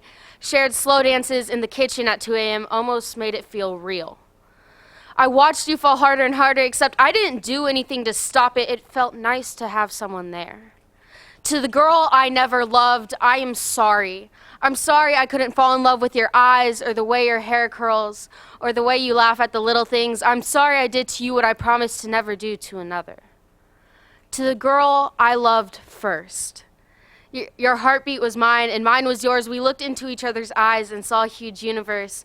Our worlds had collided in a huge explosion of stars. 3 years of age separated us. You were a junior in high school and I was a dorky 8th grader. And yet our love for music brought us together. Who knew I would meet my first love in the parking lot of a Walmart? 10/27/14, the date I called you mine. 10/31/14, the first night in your arms. Halloween night was spent at the Great Wolf Lodge. Your mom didn't really like me at first. I remember you saying you weren't out. You said we have to be a secret. The night went wrong, anxiety attacks, crying, yelling. Once everything settled, I laid in the closet. Everyone had fallen asleep. You got up and laid next to me, shoulders pressed together, holding hands. We talked for hours. Our first kiss wasn't for a month after, soft and slow, both of us half asleep. I knew I loved you. I know I still love you, but you were apprehensive. We loved with all we had, and that destroyed us. Two planets slow dancing with no music. If we get too close, a collision occurs. We were daring, knowing what could happen. Depression is a fatal thing in relationships, hard to handle. We both had it, and it was toxic. We dragged each other down so low we were numb. I tried so hard to make us okay, and you just gave up. The thing about love is it comes and goes on its own schedule. Love doesn't care what's going on. Me being mad at you all the time wasn't the love I knew I had for you. It was the hatred I had for depression and the hate I had in myself, because in the end, I just wanted us. I wanted a full life with you. Marriage, kids, old age, but we don't choose our fates. The stars do instead. To the girl I will love last. I am broken, but my love, I have filled my cracks with sunlight, hoping that you will learn to love them as I have. They are my battle wounds. You are kind, compassionate, in the definition of strong. I'm a lot to handle sometimes, but Disney movies can fix anything. Our love will last forever and find its way back to each other in the universe. Until then, I love you. We will see each other soon.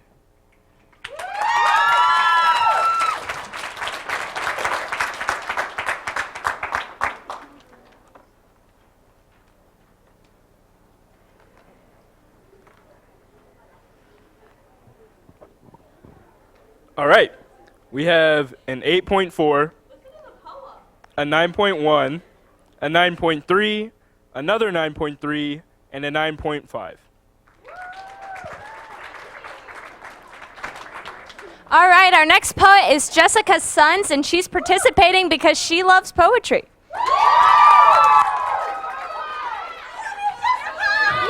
I love you, random citizen. Okay. I'm here to read you a poem about poetry. I know, I'm up here and it sounds like I'm saying, hello, I'm from the Department of Redundancy Department.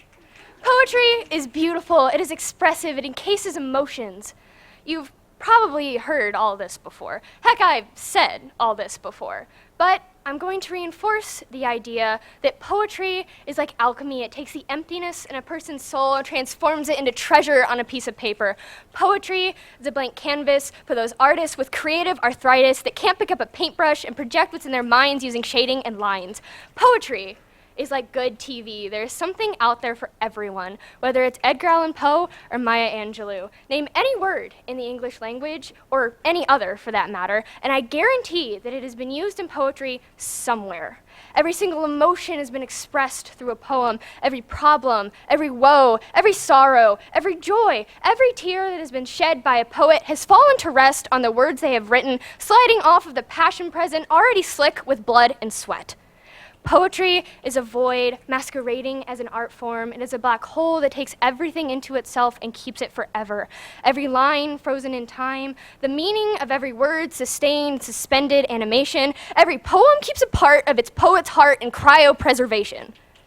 The smudges of ink on a piece of poetry is the emotion and passion yearning to break free, to burst out from the page. It is indeed a blank canvas. Mine is mine, and yours is yours. Don't let anybody tell you what you can or can't draw on it. Don't let them give you a word or a time limit. Don't let them tell you that what you've written isn't a poem, because poetry is anything and everything. If it's 2 lines and it rhymes, congratulations! It's a couplet, and you can proudly call yourself a poet. Poetry is freedom. That's why we call it free verse. Just like how pi contains every digit we know of, poetry is every idea, every emotion from every generation you can think of. Poetry is everything, has been everything. It is an idea, an existence. It is not just a subject confined to high school English. If it has a beginning, a middle, and an end, it is a story. If it is something, if it exists, it is poetry. Now, I'm going to end this redundant little poem here, because what more can be said about what says everything?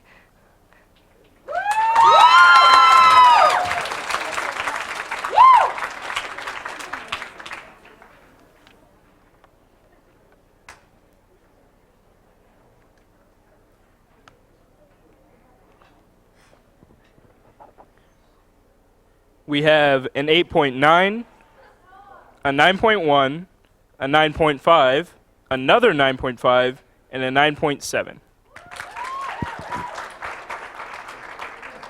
Right, our next poet is Brian Amen, and he'll be doing a hybrid poem in English and Spanish.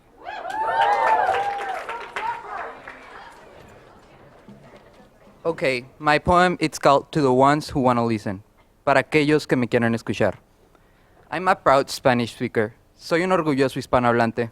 Mi léxico no será tan avanzado, but I love to speak English because this language is a significant part of my life. Yo crecí hablando español and learning English while growing up. Estoy confundido, atrapado entre dos culturas, two languages, two different worlds. If I could describe myself in 7 words, I would say that I am the outcome of a collision between cultural differences. Diferencias culturales que destacan por su desigualdad excesiva.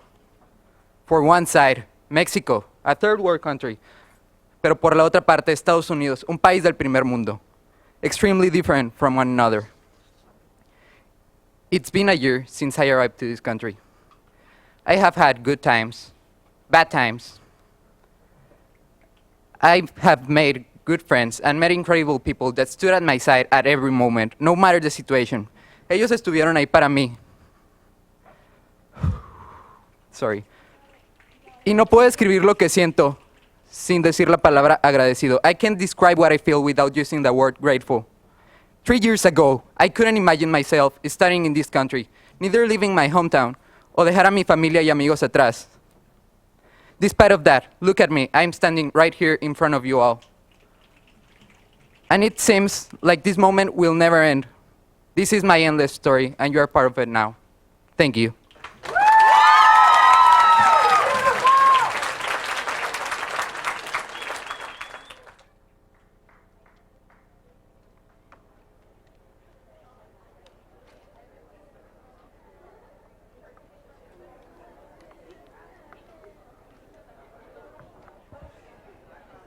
We have an 8.9. Okay, I'll repeat it. An 8.9, a 9.2, a 9.4, another 9.4, and a 9.7.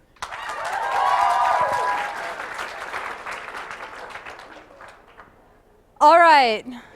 This teacher cut over 400 people in line to get a picture with Prince George when his birth announcement came out in London.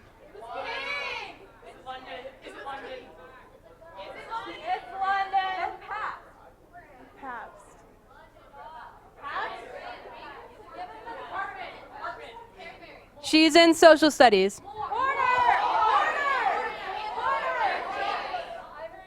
Corner.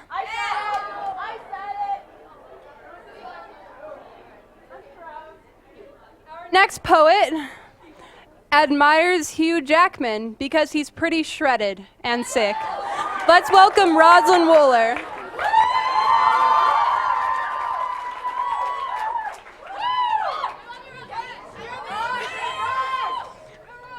Okay, this poem isn't about Hugh Jackman, just so you know, but I still love him. Okay. I didn't want to write a poem about politics or the dying environment or any of the reasons that keep me up at night with stomach aches and bad thoughts. No, let's not talk about that today. Let me give you a reason I get out of bed in the morning. I call her Jack, but you may know her by a different name or even different pronouns. She's a cryptid, an alien, not of this world. You could say she's out of this world. Here's a list of reasons why. 1, she can move the stars in the image of her imagination, put words on a paper in the order that is art's definition. 2, Her hair is purple and her mind is up in space, but I think that's because it's made of the best stardust that the universe could find, and it's trying to get back home. 3, half an hour doesn't seem like that far away when she's just a text away. Next year it'll be a few hours more, but geographically speaking, she is not my home. But visiting her will be like walking through my own front door after spring break. 4, she's the block in my head as she blocks out all the things that without her I can't seem to forget. She's the ones whose problems I want to hear all about, and she's the one that when everyone's voices are driving ice picks into my brain, I want to hear her talk. For her, I would drop the world if it was resting in my hands and I wouldn't have a second thought. 5, she's my best friend. I'm pretty gay, but not in that specific way. I want to spend the rest of my life with Jack, but not like Darcy and Elizabeth. More like Kirk and McCoy. 6, she's an extrovert, falling in love with the universe, and I'm along for the ride, trying to make sure neither of us get killed by Klingons. Hearing her talk about physics and space is music to my ears. 7, to say that one kind of music reminds me of her would be lying. Playlists would go on forever if I laid out all the songs that made me think of her. There's just not enough hours in the day, and some songs need to be played more than once. 8, you can't have a good band without a bassist, and I've found mine. 9, concerts aren't the same when she's not the one with the other ticket. Matching tour shirts to coordinate is just icing on the cake. 10, her birthday is 14 days before mine, which means I've never had to live in a world that didn't have her in it, and I find that comforting. She couldn't say that when she was my age. 11, the sense of purpose and comfort I gain from history documentaries is the same feeling I get from her, and I want to be a history teacher someday. 12, I've known her for 11 years, and I hope that number keeps getting bigger because I don't want to remember what it was like when she wasn't around.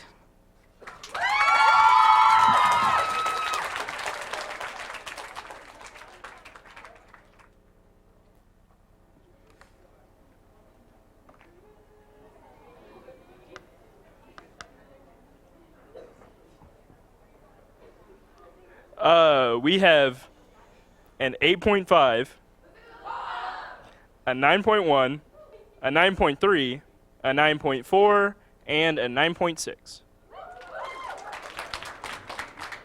Our next poet is Lucia Agborn. She's doing the Poetry Slam because she's always wanted to.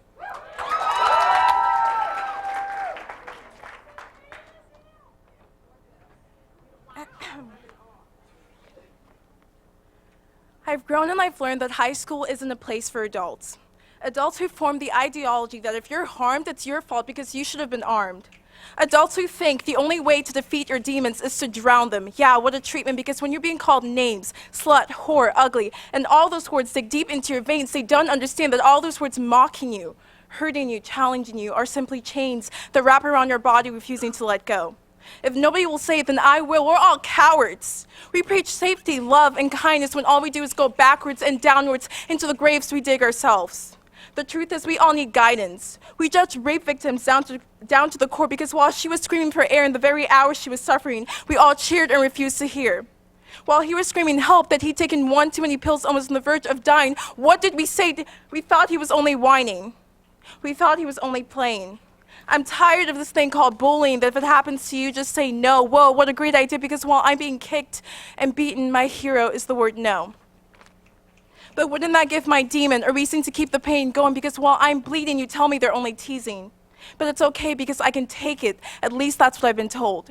It's okay because I asked for it, at least that's what I've been sold. We've been told that when boys are mean to you, they like you. We've been judged for our femininity and the sakes of boys who can't grasp the idea that our bodies are not an invitation for the disgusting masculinity.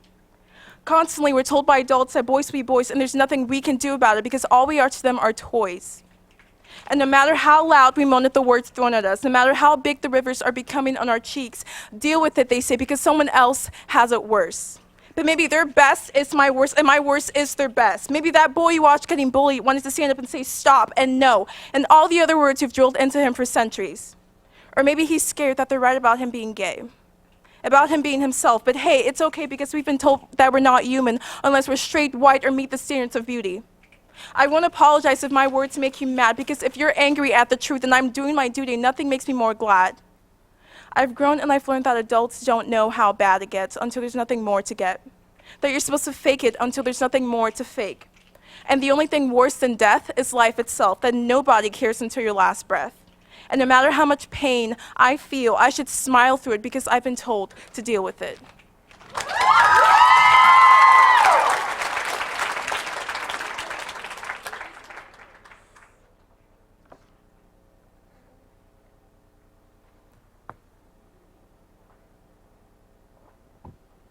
We have a 9.4, another 9.4, a 9.7, another 9.7, and a 9.8.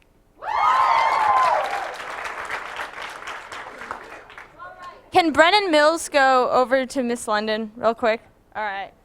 Next thing. So, more teacher trivia. Which teacher had a pet pig named Sylvester when they were 10 years old? What? Yeah, that's it. It's Berg. Miss Berg, not Mr. Berg. All right. And our next poet is Lily Ottinger.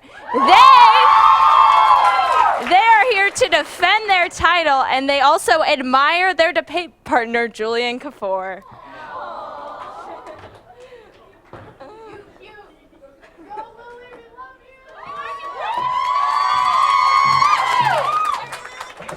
Thank you.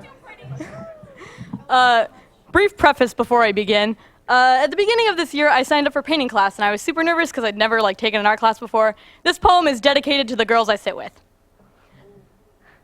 In my painting class, I sit at the table closest to the exit. The girls I sit with have the kind of stories that deserve a high school drama film most days. Our table feels like a Technicolor canvas stock market where we trade compliments, makeup tips, and the kind of secrets that aren't cute. The first girl calls herself the mom friend. She's gotten good at getting parents to like her and forgiving without tolerating. She paints beaches and butterflies and pineapples, and she jokes that her boyfriend won't talk to her when she's crying. The second girl tells me about her crush's dreams. Like a disciple watching a deity-designed star system, she posts selfies captioned "not sorry," like someone wanted an apology. I couldn't fathom denouncing a single freckle on her bejeweled nose, and when her prom date tries to blame her and run, I say, honey, I want to say, honey, some people are more ashtray than flesh. Those boys are trying to make you ignite just so they will put you out. They don't know that there are flames inside you already. They forgot just how good you look in orange and red. You'll make them sorry that they ever tried to fight fire with fire, but I don't say that. I say, hey, come to prom with my group. We'll go dress shopping and do each other's makeup, and her eyes light up again. And there's this other girl at my table who loves cats and peanut butter and loud music, and she feels lulls in conversations with I love you. And I was convinced that she'd never been embarrassed or afraid until this 5-foot fearless fiend told me about the relationship she had to end via restraining order, about how she feels like she's never enough. I wanted to tell her that I hated the color yellow until she started painting sunflowers. The boys who are quick to punctuate flesh with purple blossoms aren't worthy of the sympathy she gives spiders in her shower drain. So this poem is for the girls with soft hearts who need a reminder that they don't owe anyone anything. When the painter Georgia O'Keeffe discovered her husband having an affair, she seduced his mistress from right out underneath him. These stories give me passion for retribution, capacity for prosecution. My whole life I was told I'd catch more flies with honey than vinegar, make more friends with sugar than acid, but being sweet just makes you easier to devour, less likely to bite back. So recently, I felt less like housefly, housewife, and more like hornet. All the time I spent in sugar-sweet cages made me sick of being sweet, so I started painting a Venus flytrap. The carnivorous insect-eating plants named after the Roman goddess of love. They attract bugs with sugary perfume, close them in, and digest them with acid. I've realized that catching flies is easiest when sweet honey and acidic vinegar work together, like the kindness of my painting partners softening my cynicism. Thank you.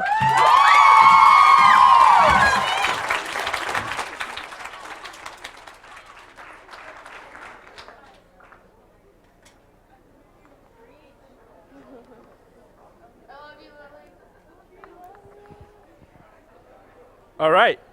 We have a 9. I agree. A 9.6, a 9.8, a 10, and another 10.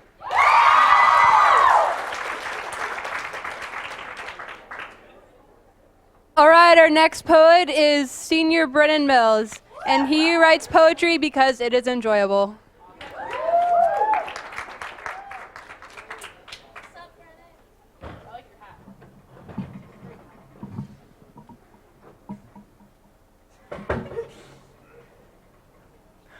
I'm reading my dictionary with the pages missing of all the words I'd much rather be dismissing. It's much easier to ignore what's already been written, to stop the cue of a page that's already printed and listen. Because we live where we can rip out anything that we don't like, take out words like bomb raids and hunger strike. My dictionary might be a little lifelike, saying what I can and can't do for a Klondike. Unlike sitting down and facing brown reality, taking very simple things, making hyperbole, to realize you might be nobody, because there's nothing that life can guarantee. Do you agree? To be afraid of a word in a book is nonsense.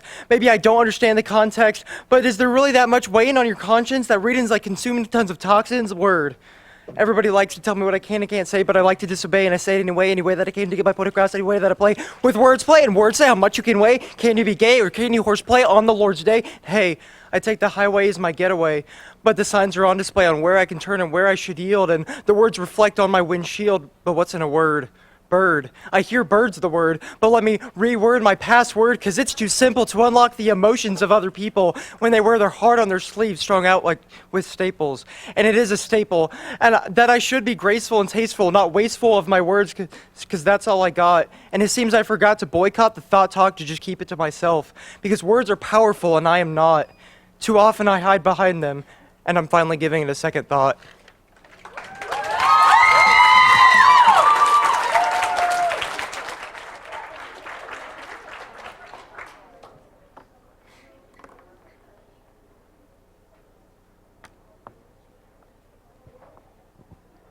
We have a 9.6, a 9.7, a 9.8, a 9.9, and they're all in order. It's a 10.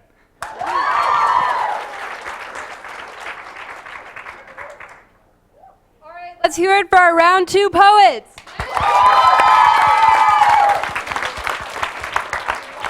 And a thank you to our wonderful judges.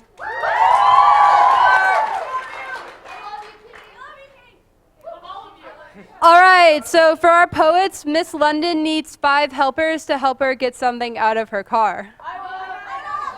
Go see her.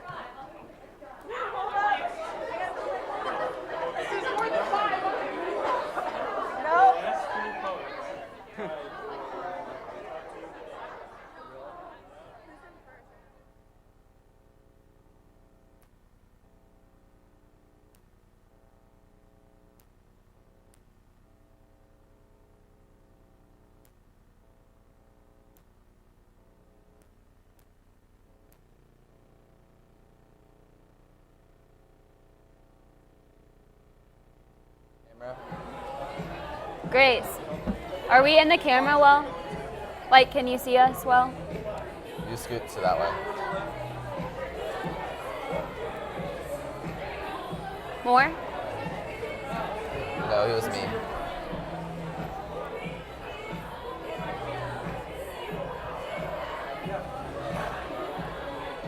Are they gonna turn the music down? Well, they're just gonna hear us do this.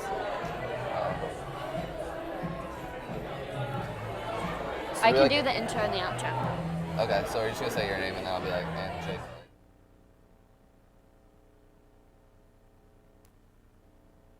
you saying my name or am I saying my name? You can say it. Okay. I'm gonna say, hey, Northwest, this is Alicia Vallejo and Jake Leva. And I'm gonna be like, we just finished the second round. Blah, blah, blah. And then We're I'll be gonna like, talk a little bit about the poets, and then you'll start with. So first off, we got Jordan Everett. Yep. Her poem was about frustration.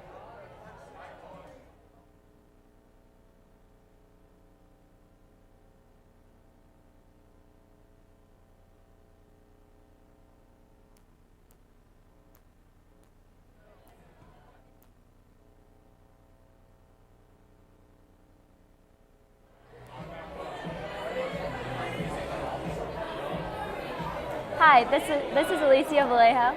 And Jake Leva. And today we just finished the second round of the Poetry Slam, and we're just going to tell you a little bit about the poets. So first off, we had Jordan Everett. Her poem was about frustration here at Northwest with like the everyday things, and it was actually pretty relatable, I felt like. She's talking about how like trying to get through the halls and like you're brushing up against people, and she made a quote about saying that we have to pay for a parking pass and we're required to be here. I think it's pretty relatable to everyone who was cheering, so. Yeah, and then next we had Allie Banks. She talked about an old relationship with someone that broke her heart and how she had to get over it, and it's kind of something that a lot of us can relate to.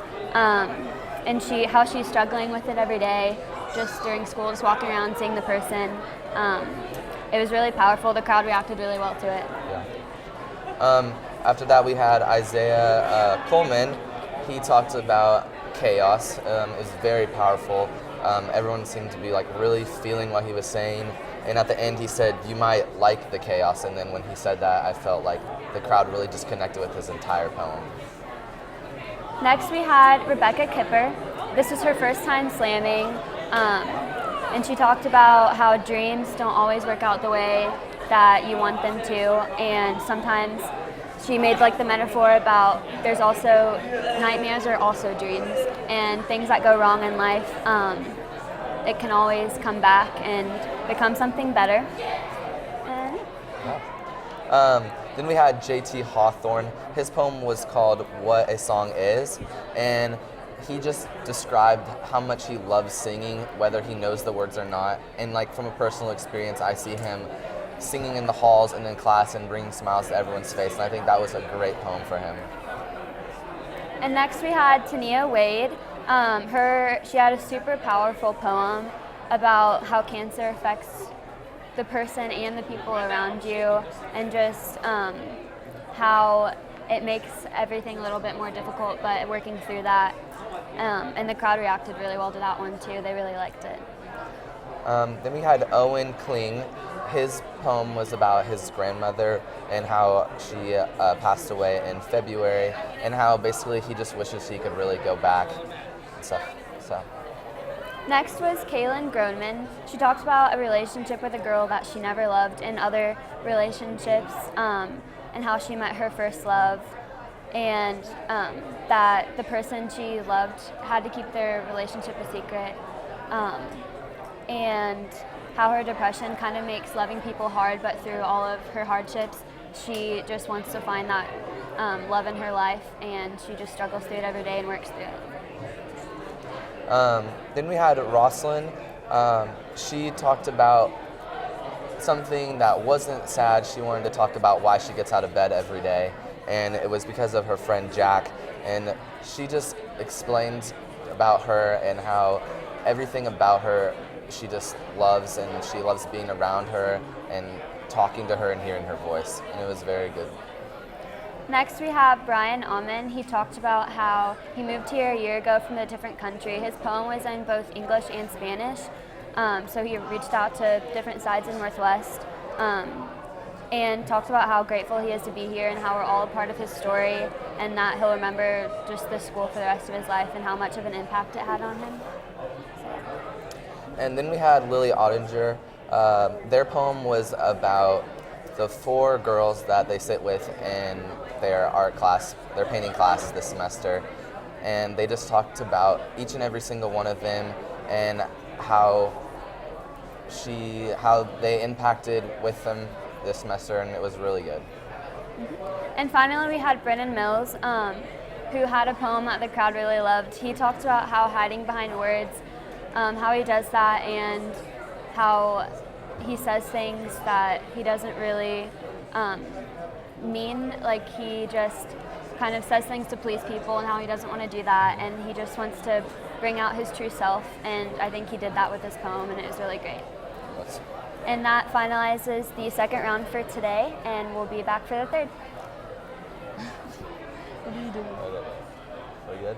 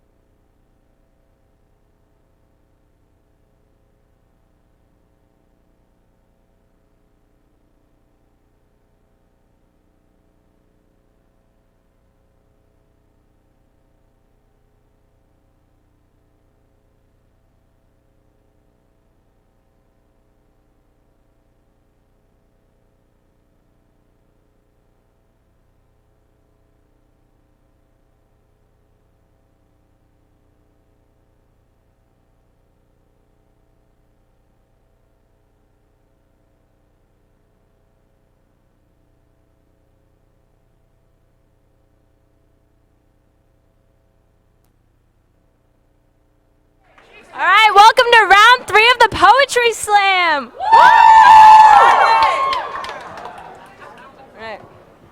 All right. Okay, sorry.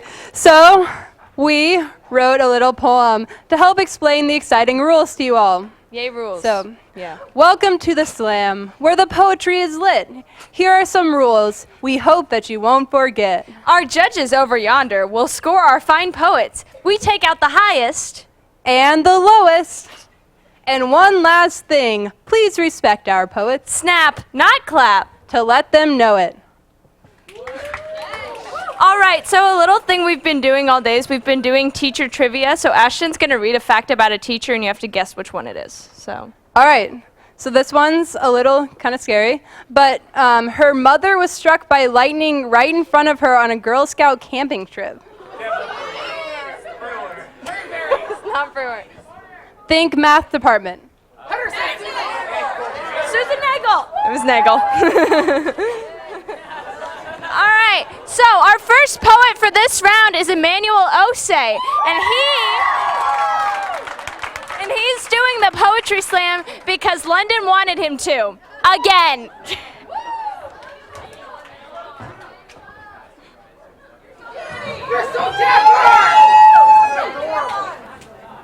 What? Before I begin, shout out to Julian Kufor. Follow him at Julian Kufor.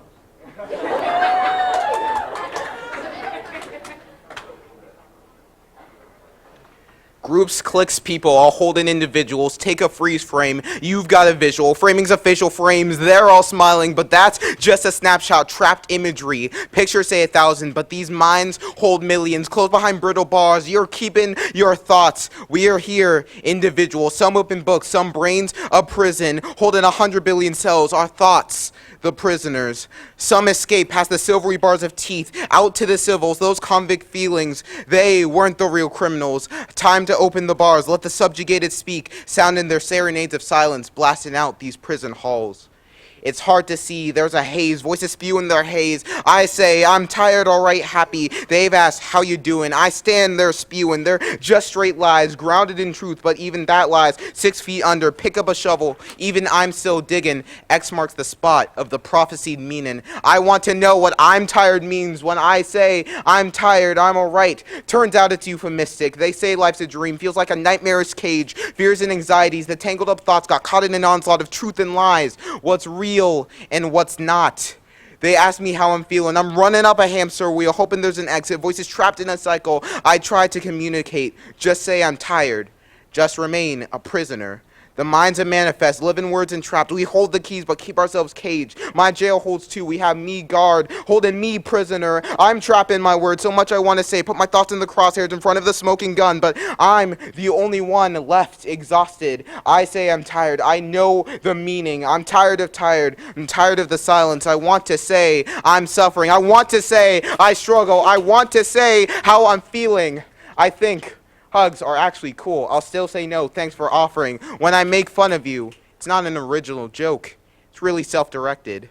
The truth of tired trails underground, clotted and rot. This ain't just me. Stress is a crime. We're all guilty. Crooks stuck in a crooked system where we can't speak, or at least we don't think so. The prison guards are you. I'm my prosecutor. We're all innocent. Speak the pain. Let's escape. I'm tired. I'm tired. I'm tired.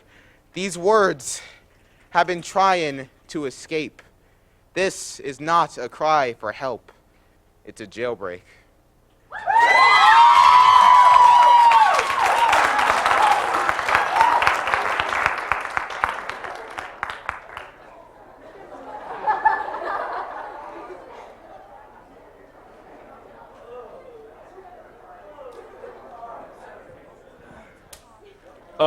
He's woke. My tweets are pretty good. 9.4. 9.4, 9.5, a 9.5, and a 10.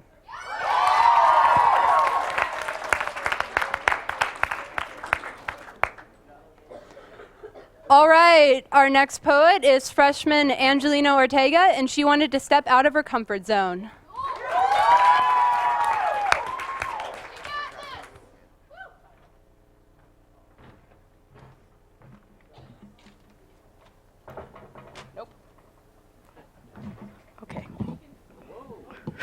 I'm not that short. We're just gonna hold it. All right. This is called wasted time. All this time at school, and no one taught us to love ourselves. No one taught us to not look in the mirror and nitpick everything we see wrong, to look at our weight and hair and complain, to criticize ourselves for everything we do wrong. All this time at school, and no one told us we have to be careful to not judge everyone's situations.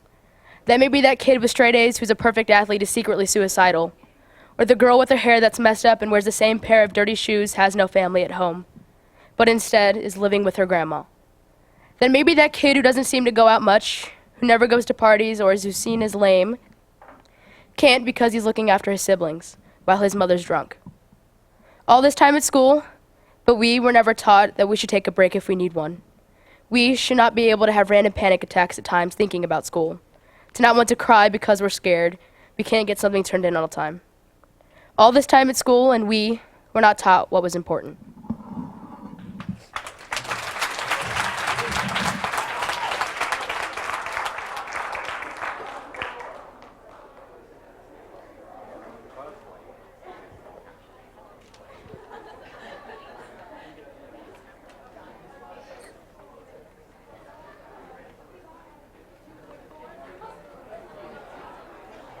All right. We have an 8.9, another 8.9, a 9, another 9, and a 9.5. All right, we're going to do another teacher fun fact. So, which Northwest teacher aspires to be a professional hockey player? Ben Pabst. Okay, our next poet is Haley Mock, and she's doing the Poetry Slam for the hope of being heard and improving someone's life.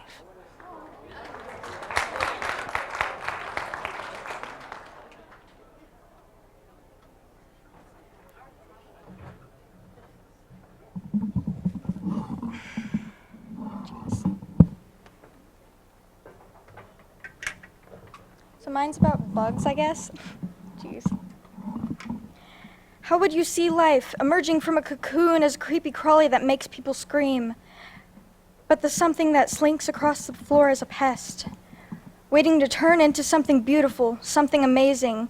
All of the butterflies around you, and all you do is wait, waiting for your moment. The moment your friends no longer leave you behind, but maybe you'll go further ahead.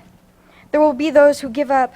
They believe they could never reach the sky, never be strong enough, never be beautiful, never become butterflies, throwing fear to the wind and spreading their wings to soar. Never be a moth, never be an ant, never growing up. You reach for the sky and keep moving, hoping whatever you are, it is beautiful. Whether it be a spider keeping the population down, to roly-polies protecting themselves and helping grow colonies. You may not be able to change what you are or who you are, but you can be your best. Make it into whatever you please. It's not how many hearts you have like the worm, but it is what is in your heart. The blood and bug juice from gas stations in your memories, all those trips to relatives and your friends. Don't make those in vain. All the things and people you care about so deeply. Don't give up for them. Everything in your heart must turn you into what you are meant to be and succeed. Please succeed.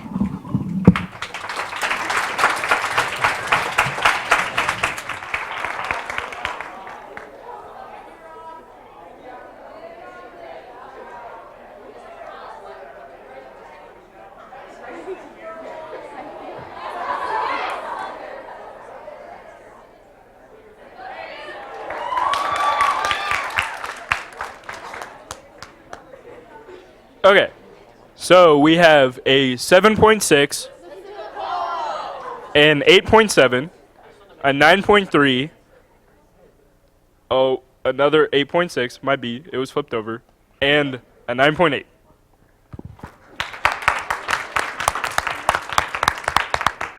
All right, our next poet is Lance Teschendorf. And you can't tell by looking, but he lives and dies for Target.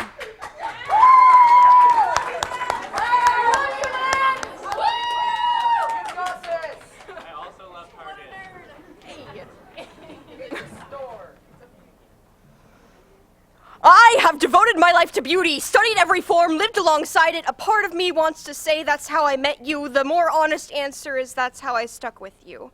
I don't know how this story starts. I have devoted my life to beauty, to finding everything that holds it. I want to know what the most beautiful thing in the universe is. You say it's music. I smiled at that answer. I don't know much about music, but I've seen you play, I've heard you sing, I've seen you live like notes make up your world, and every person is a song you have yet to hear. I've seen that make you smile. I don't know much about music, but for you, it could have never been anything else. You've always wanted to bring your own beauty into the world. You've always wanted to share it. You've always been good at sharing beauty, and I'd never seen anything more beautiful. You asked me what the most beautiful thing in the universe was. My first thought was you. My answer was feeling, but to me, those could have really been the same thing. You see, you taught me how to feel again, showed me the world through new eyes, ones a little less damaged, a little more cared for, that shine a little brighter. You showed me the beauty in the world long forgotten. You taught me how to breathe again. And though I'm drowning in watercolor blue, made up of all things you, I am no longer the broken down shudders of silent tears choking on what little air there is left. I'm drowning in watercolor blue, made up of all things you, and I've never breathed so easy.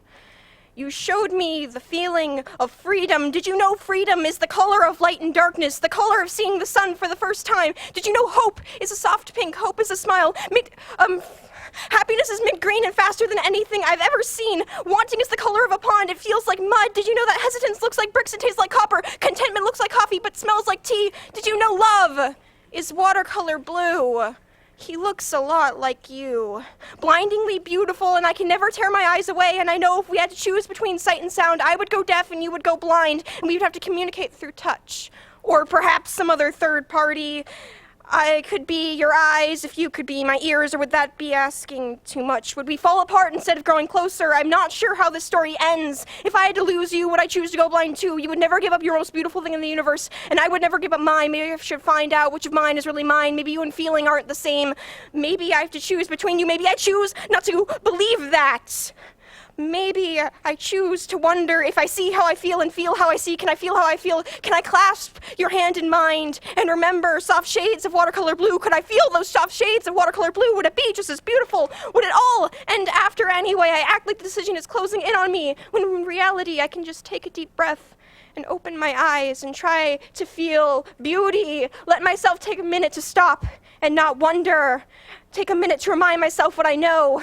Everything is beautiful because it's a reminder that we are human. It is a reminder that we are alive, and you are the most beautiful feeling, and you're still here, and I'm still here, and I'm not sure how it started, and I'm not sure how it will end, but right now we're here. So instead of battling sight and sound, I'll watch watercolor blue play symphonies and think, I love you.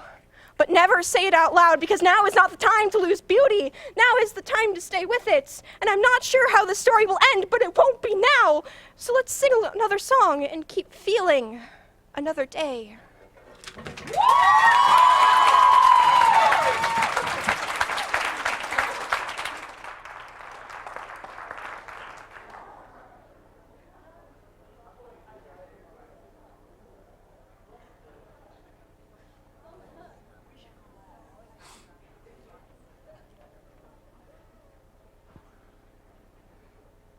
We have a 9.2,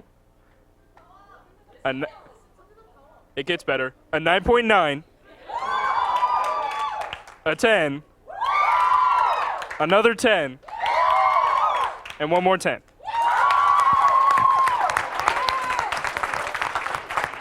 All right. Our next poet is Joe Taylor, and he is doing the Poetry Slam for 30 points extra credit.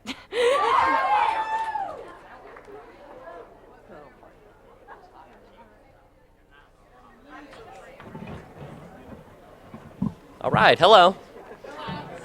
Hey, you guys. All right, to lead is to guide, to never step aside, to realize that you despise the wise. They're the ones that came before and the ones that did their thing, the ones that left no originality left to sing. Now you're thinking, and you spend some time alone, enough time to discover that your mind has grown. Lead by who you are, knowing you go far, from singing to yourself to selling out the shelf. Do not believe that you can simply conceive an ideal worth the world, because you have a voice and you deserve to be heard, but it's your choice to start with one word.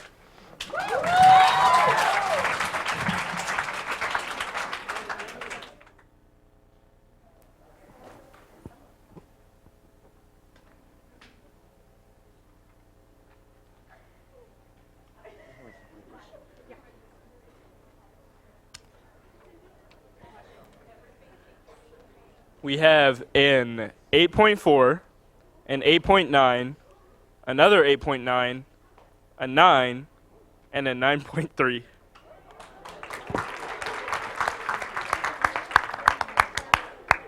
All right, some more teacher trivia.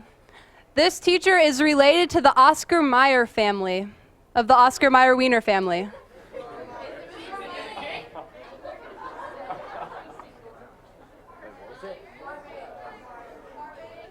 Her name starts with an M. Matt.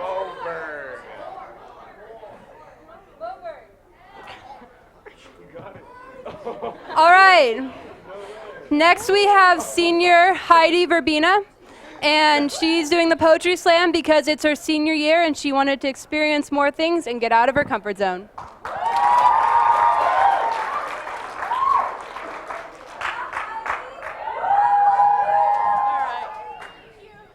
Thank you. All right. My poem is called Who Am I? Who am I? I don't know. Society has set so many stereotypes on me that I just don't know. They say my skin is too porcelain for my Hispanic roots. They say I speak Spanish, so I must be from Mexico. Hola. They say my name is too white for my ethnicity. Heidi, H-E-I-D-Y. They say I'm too this. They say I'm too that. Who am I? I don't know. I am afraid to speak Spanish in public because I'll be judged. Just because I'm trying to stick to my own roots doesn't mean I'm talking about you. Don't worry, you're not that important. Who am I? I don't know. I'm expected to fail. I'm expected to not to speak my own language. I'm expected to be lazy. I'm expected to be uneducated. I'm expected to be a criminal. I'm expected to be a gang member because I have tattoos. But enough of all that. Who am I? I am Latino proud. I was born into this race. I was born with that touch of spice. We are known for tortillas, beans, and rice. This is my culture, and these are my people. Sometimes our people do bad things, and they get sent to jail. And it's so sad. It's guys like that who give a race a bad name. Chicano here, Hispanic there. What does it matter if we don't care? Who am I? I am Latino proud. And you may not like that, but hey, guess what? That is my Hispanic pride.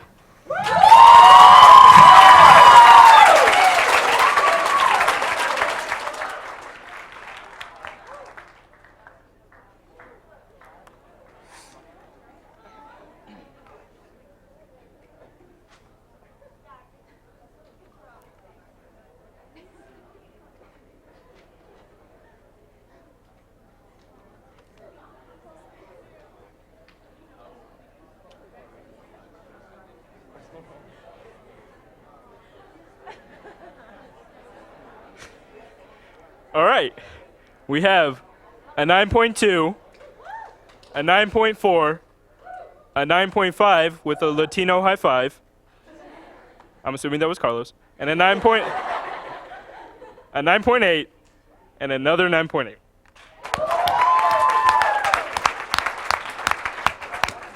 Okay, so we're doing a little more teacher trivia. Which teacher was born on an island?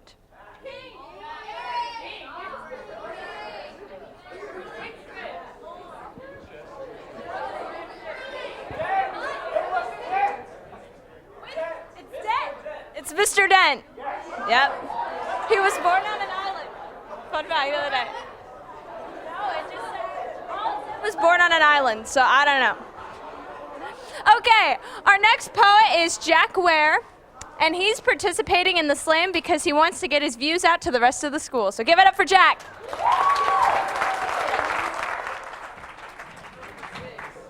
Okie dokie. Everyone hear me? I'm good? Yeah. Okay. So, just wanted to say before I start, my views in this matter are probably, they are not going to be popular, but I just want to get them out because I'm proud of them. It's titled The Future of America. President of the United States, a prestigious position to be sure, but now also one surrounded by hate, enmity, and anger. Some members of each political party rage at Trump's decisions, but this anger only causes yet more political divisions. To be sure, every president has attracted such detractors. But politically, the American people are now riddled with fractures. Why do they do this? Why is he considered so evil? When Obama was president, we never had this sort of upheaval. I support Trump, and I believe he'll do his country proud. At the end of the day, he'll do all that he has vowed. Some among you have already closed themselves off from my intellect, confident in yourselves that your own arguments are correct, and to that I must ask you to listen. Unlike Obama, Trump may not have a green thumb, but he will be the one to raise our income. Unlike Obama, Trump stands up directly to our enemies, but at least this way we'll have 8 more years of prosperity. Our economy will grow, our country will be great again, our allies will no longer hold us in a state of constant disdain. For with Trump as our leader, America's industries will grow. Our economy is becoming healthy, no longer forcing us to borrow. Under his leadership, America will become a shining beacon. Under his leadership, we will never again weaken. Once upon a time, America was a symbol of power and hope for our land. In the past, however, America was anything but grand. A healthy environment will now grow between America and its allies, built on trust and power we will never compromise. Quoting Trump, "What separates the winners from the losers is how a person reacts to each new twist of fate. It is time to take hold of America's destiny and make our country great. Trump is my president, and he is yours as well. Supporting him isn't going to plunge our country into hell."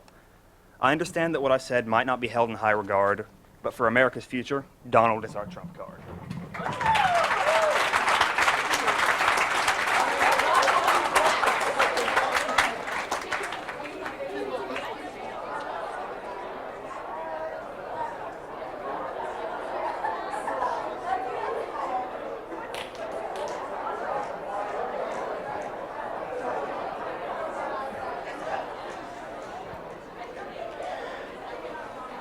All right.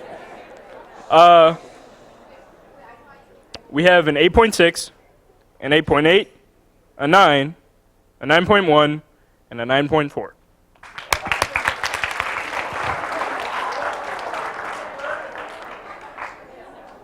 All right, our next poet is Sierra Witten, and her idol is Rihanna because she is Rihanna.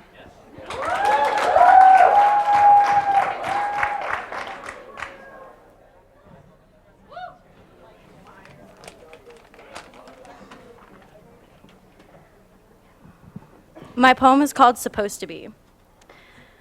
Have you ever listened to the trees? How about watch the buzzing bees? Do you feel the wind blowing? The world is always going. That's how it's supposed to be. The ocean is some kind of blue. There's always morning dew. All the beautiful clouds in the sky, and sometimes it makes me wonder why. But that's how it's supposed to be. By 2020, more plastic than fish. Man, if I had just one wish. There's 3% of all rainforest left. Isn't that some kind of theft? Is that how it's supposed to be? More and more oil spills each day. Do we really even have a say? On average, 200 species go extinct. You'd miss them all if you'd blinked. That's not how it's supposed to be. We are a parasite, but this didn't happen overnight. No, it's been years of misuse and abuse. Can you find the excuse? How about we go back to how it's supposed to be? 29 to 70, 40 to 80, the weather's out of control. This can't be natural. The sea levels are rising. Now that's not very surprising. It's just how it is. Bees on the endangered list, we should all be pissed. 4 years without them, what are we to do then? But that's how it's supposed to be. That's not how it's supposed to be. Imagine if you cared. Imagine if we all shared. What would happen if we picked up our trash and we didn't waste? What would happen if humans were gone, erased? How is it supposed to be? Can you picture a world full of trees? A place taken over by buzzing bees? A planet with endless wind blowing and not a thing could stop it from going? This is how it's supposed to be.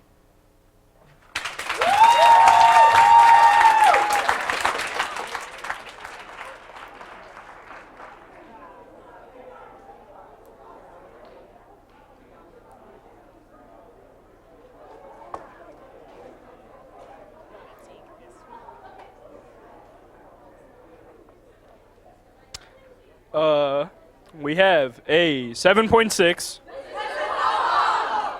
an 8.9, a 9.2, a 9.5, and another 9.5.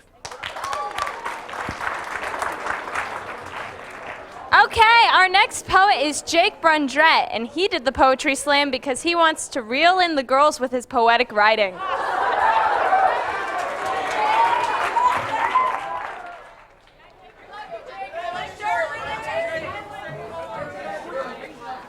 Is this stable? This is not very stable. Okay. Okay. Wait, is this all good? Okay. Is that? Is it good? Okay, we're all good. Okay. So this is clocks. He would wake up every day, pray to God that today be different from all the other tomorrows. How those days only seemed to be empty in his mind. He worked with watches, clocks 18 hours a day, 18 hours a day, holding the official position of watchmaker. But these days he's only fixed. Fixed, not made, how the piecing together of tiny gears and screws occupied his life. How he was able to replace the parts needed for his life's work, but not to fix his own. A life filled with burnt-out batteries, broken gears, shattered glass he fixes every day. But of all the people in this world, he could see the time fly past him the best. He would wake up every day, pray to God that today be different from all the other tomorrows. How those days only seemed to be empty in his mind. He would work with watches, clocks, 18 hours a day, but for the first time in a long time, something was different. She was the thing that made it different. A broken watch. An easy fix, but in the quick moments of her presence, he studied her, watched her, how her smile created a spark that jump-started something. Batteries recharged, the gears beginning to move, glass fixed, but she was off. Outside the boundaries, he allowed himself to step a Wednesday she needed by. 4 o'clock rotations from this very instant, excited, wanting to ask her to dinner, how the details seemed to be a blur, but not forgetting her saying yes. He and she loved the dinner, listening to all the hardships of professional dancing, date upon date, each one better than the last, but learning never kiss a girl after she eats Italian. How he could taste the lingering of Olive Garden's famous salad and breadsticks, but he loved that about her. But like one said, the details were a blur, but all he could remember was her saying yes. Official position watchmaker, main goal to keep time going, but with her, he only wished time stopped. How they'd be together forever, not worrying about those seconds building to minutes, to hours, to days, to weeks, to years. So used to fixing, but realizing that he and she made something. Normally the details were a blur, but this time they were crystal clear. Finding himself at a performance of his dearly beloved. Amazing, the only words that would come to his mind, stage 4 were hers. But only able to sum up the courage to say, we're gonna fight the Mike Tyson blows of life, showing cancer who really is boss. With all the pills, loose hair, too weak to walk, the bags under her eyes, he still loved her, now until forever. It was 4 rotations of the clock above her bed when she passed. He was there, every second, every minute, every hour, trying not to break down as if the watch that she gave him all those years ago, the same watch he placed with her, the second hands of hers ticking perfectly with his.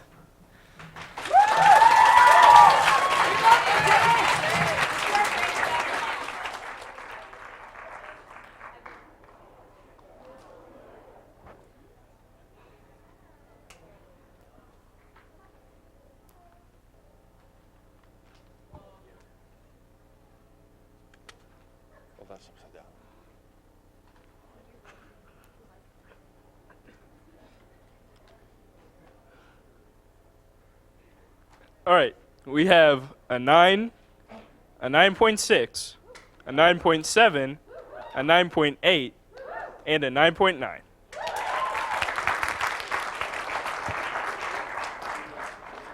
All right, this is a tricky one.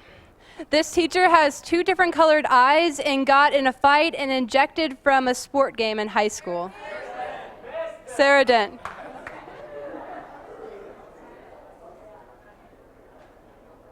Our next poet is senior Taven Cook.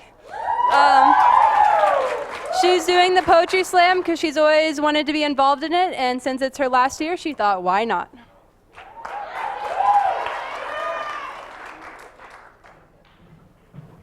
Okay, first off, shout out to Julian. IOY, all right. I fell asleep with your name on my heart. You're the yellow bird I've been You're the yellow bird I've been watching for, the infinite number I've been counting for. Sorry, I'm nervous. And that's it.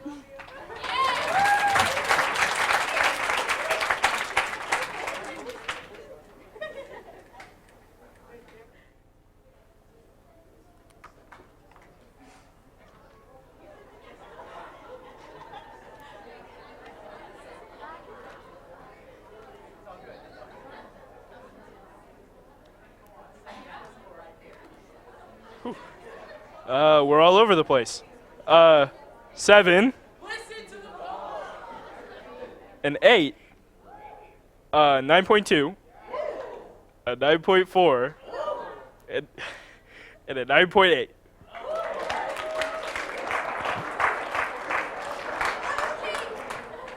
All right, our next poet is Ian Vassos, and he's doing the Poetry Slam because it's something he's passionate about.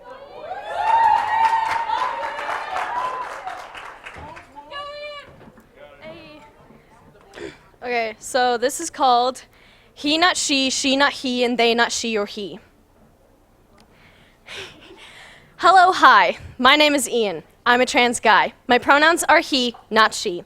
Gender is a crazy thing. You might not know until bang. Of course, I might be an unreliable source. It didn't happen like that. Not to me. It happened like the purring of a cat, quiet and slow, then it all just flowed. Things like this aren't fake. Someone realizing that they're different, it occurs more often than you think. I quite happen to be he, not she. Sometimes one doesn't fit into the gender norms. Some think to be non-binary is forbidden, but it's okay, please, don't run away. To be non-binary means that you don't identify with those other gendered machines. And guess what? You kick gender in the butt. I am myself, and that means I am considered himself. Others are she, not he. It's okay not to be the gender you grew up as, the one you were forced to see. Every time you looked in the mirror, it might have slowly became clearer. If you are the gender you have stayed since you were little, all I ask is that you aid those who aren't exactly like you. Please stay with us. As we all make this long journey, while we complain and fuss, all we wish is not to be squished. It's hard knowing that you don't belong, and when you're unknowing of who you are, it feels like a scar. It's a constant wound that never heals, that constantly needs to be groomed. It hurts when you feel like you belong in the outskirts. But please, trust me, even if they laugh and tease, you're perfect and not incorrect. You can be he or they, you can be she. You cannot be forced to be by someone so crappy. You are you, no matter the gender. You are you. I am he, not she.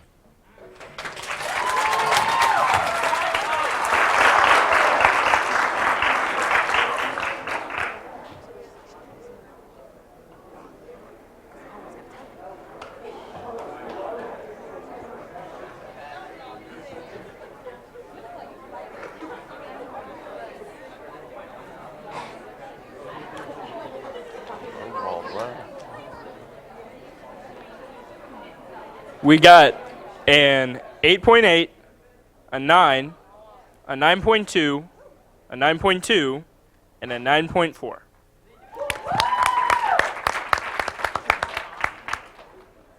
And next we have Junior Althea Flores, and she's inspired by her English, art, and theater teachers because their passion proves that being an adult can be fun.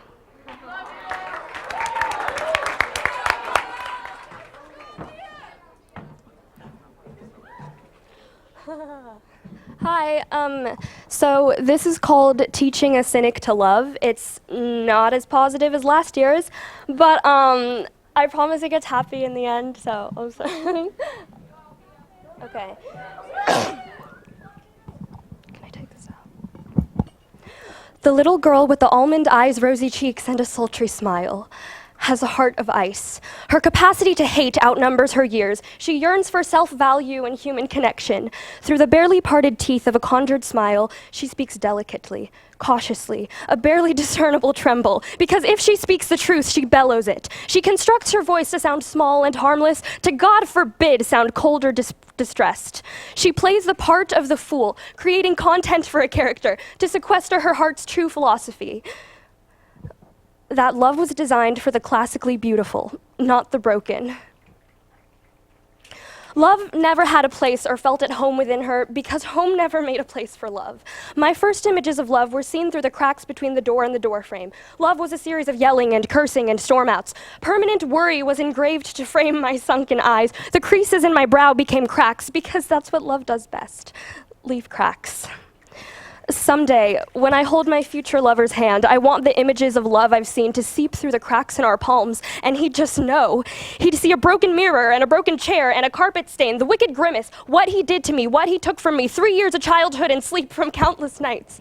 He'd hear the incessant inner dialogue. He'd feel the tension, the fear, the anguish. He'd see that it was the people who were meant to love me that convinced me that love doesn't exist, and maybe, just maybe, still find some way to love me. I want my past tattooed across my skin in plain sight. Not thin, elegant strokes, I want it carved into my skin, engraving what happened on that day, spelling out the pain scrape by scrape. I want to look as beautiful as I feel. Then, oh, future love of mine, would you still like what you see? Cynics don't possess godly immunity. They're not enlightened. They're not above the human race in this race for love. It's that somewhere on the winding road from here to hell known as love, they were hurt. Cynics take cover. They spend years training themselves not to feel, unlearning what they've been taught to desire, to fear, so they can't be manipulated anymore. Cynics are safe. This poem about beauty comes from a place of pain. I usually write revenge poems. Hatred is the language I speak, the air that I breathe. I write to set justice, spur thoughts, set fires, but this is not a revenge poem because my mom can't hear me up here, but God can. This is a love poem. Love is a stacked dissonant chord of a choir, oscillating vibrations, ringing overtones. Love is that brief silence between a performance and the applause. A hush falls over the audience. You can practically feel the hairs on everyone's neck stand up, such stillness that you could hear a pin drop. Love is the buzz of feeling alive. Love is recognizing the beauty and poetry in the seemingly ordinary. Love is the selflessness I felt when I held my baby sister for the first time. And in that moment, I swore to do everything in my power to protect her from harm. Those almond eyes look up at me. She's a far better person than me to this day, possessing the sensitivity, compassion, and faith I was incapable of. My sister was not the results of riches or privilege, but the results of a child that was deeply loved. I am capable of love. I did this. The little girl with the almond eyes found love after mastering the art of living without it. Her heart's new philosophy is, you have a choice to act on two things, love or fear. It is unwise to fear love, because love is enough to sustain you through heartbreak.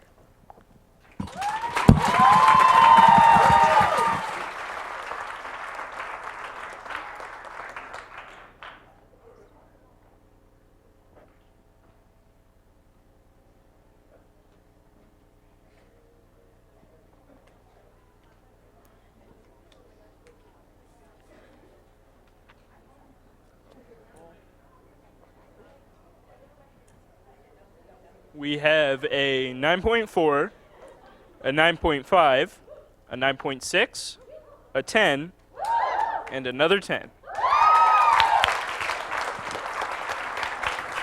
Okay, so another teacher trivia. Which teacher had their mouth sewn shut for 3 weeks of their junior year of high school? It's actually King.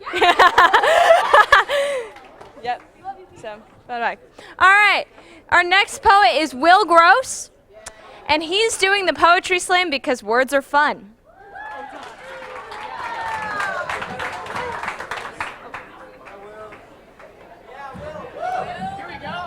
Hey, Julian, I found my keys, by the way.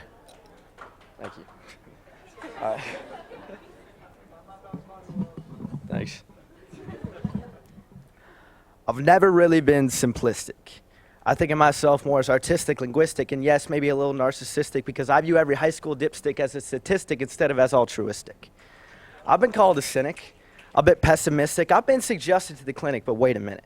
Please be my witness. My mind's no gimmick. My mind is mystic, and my vision is vivid, so just let me finish. Man, I am independent. Straight out the womb, I was viewing things transcendent. Straight out the womb, I was God's own descendant. I believed I was tremendous, and I thought that people were horrendous. I mean, talk about reckless, no sense of self-awareness, unaware of the unfairness, the belief that splendid tennis or spineless kindness or a precious necklace is the key to their endless, helpless search for happiness. You're all so dependent. And as I grew up, I saw people jealous, people careless, always constantly connected to their quick-witted contraptions, which ironically misdirected their dumb-witted actions. This led to equal opposite reactions, people obsessed with new distractions, friend requests grant satisfaction, suppress the need for interactions that I must confess. I'm sorry, Miss Jackson.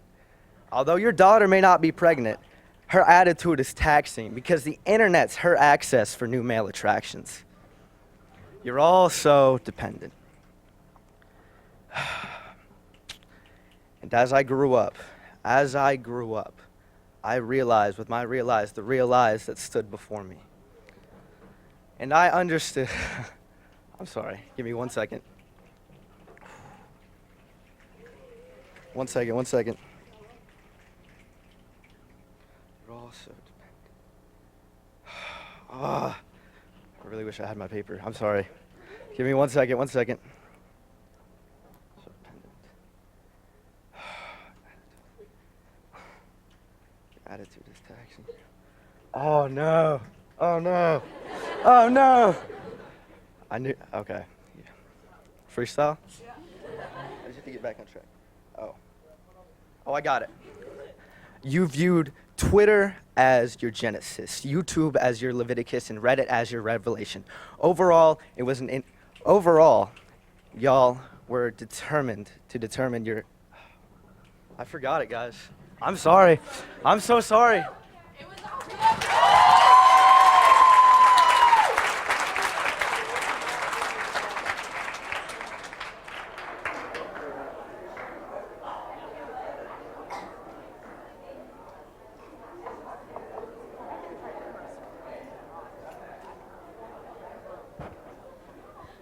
Okay, we have a 7.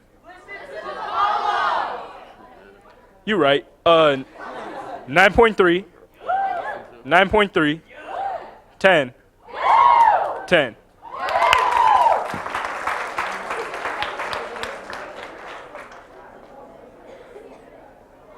So that's it for round 3 of the Poetry Slam. Can we get a round of applause for all the poets that went this round? And then can we get a thank you for our judges? Okay. Poets, make sure you get your lunch between bouts, between rounds of poems. So, okay.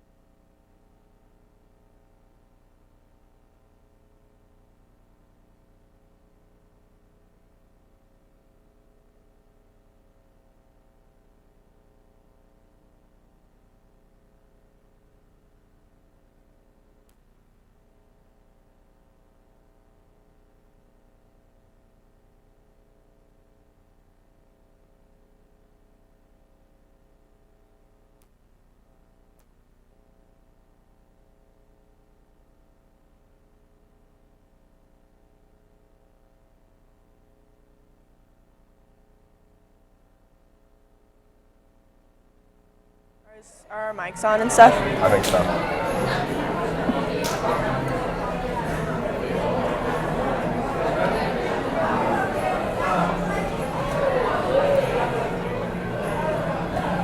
Hey everyone, we're back. It's Katie and Alex, and we're here to talk about the 3rd round of the Poetry Slam. We are.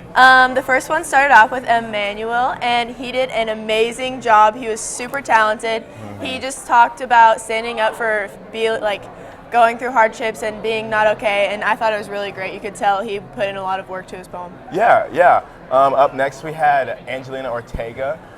She talked a lot about kind of her beliefs on, her poem was called Wasted Time, and she talked a lot about kind of things that she feels like are more important that maybe we don't focus on enough. So that was really cool to hear her perspective on maybe things that happen at school and what happens underneath people's outside appearance and kind of what people are more about. Yeah.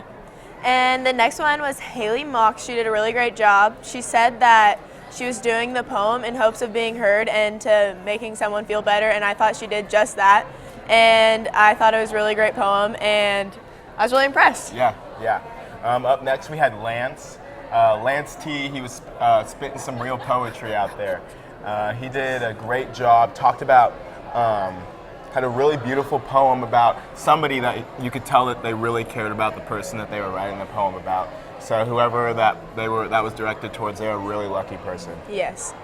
The next one was Joe Taylor, and he went up there and he said that he was doing it for 20 points extra credit, and we're glad he did because it was a really great poem. Why not? Yeah. After that, we had Heidi, and Heidi got up there talking about sticking up for her heritage. She was a proud Latin American, and so she just went up there and was doing a poem about that, just talking about kind of, trying to stand up for her heritage and standing up against stereotypes. Yeah. So I thought that was really cool that she was able to use this opportunity for that. Yeah, it was really good. I really, really liked that one a lot. Next one was Jack Ware, and he went up there and said that he was like, my opinion might not be the most popular, but I'm proud to say it. And he was just supporting Trump and all of his policies, and he just wanted to speak out about that. Yeah. And I think everybody really appreciated that he was proud to like say what he stood for, and I appreciated that as well. Me too. After that, we had Sierra.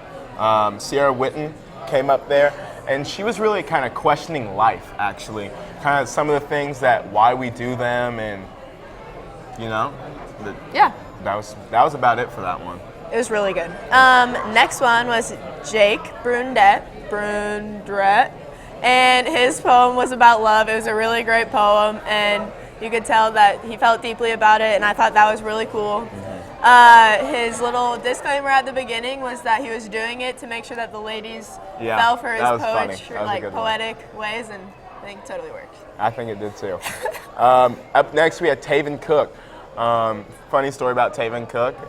When she was running for Stuco, one of her lines was, "Big things come in small packages," and I think that's kind of the summary of this poem as well. It was short and sweet, but she said a lot with few words. Yeah, short and sweet, just like her.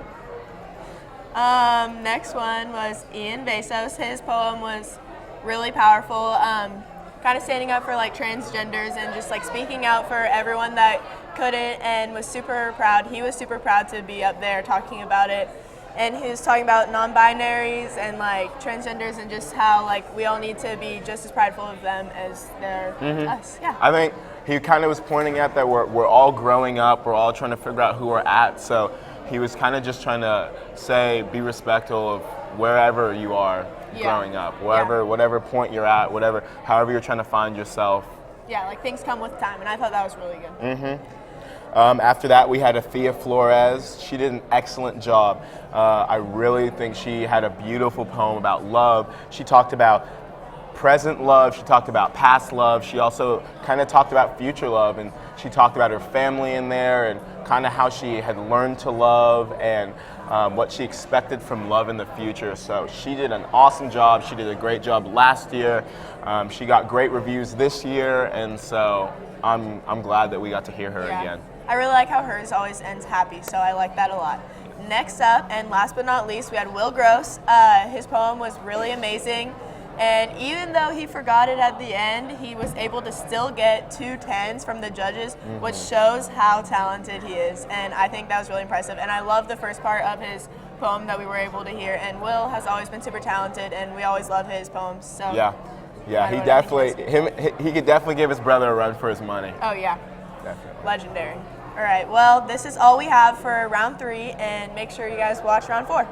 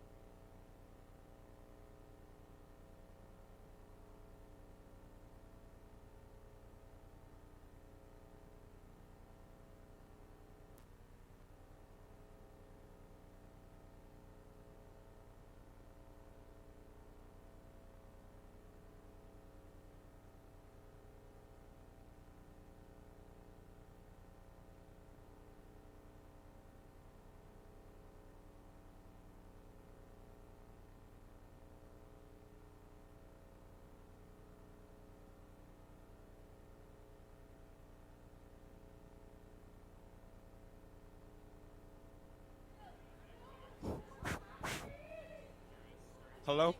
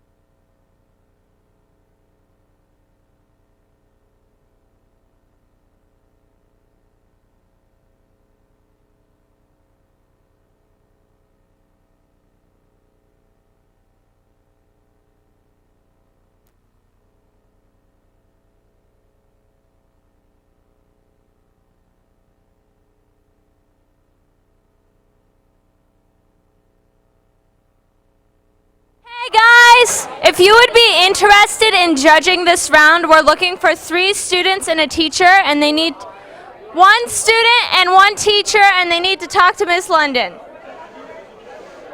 Who's right there? All right, that's it. Thanks.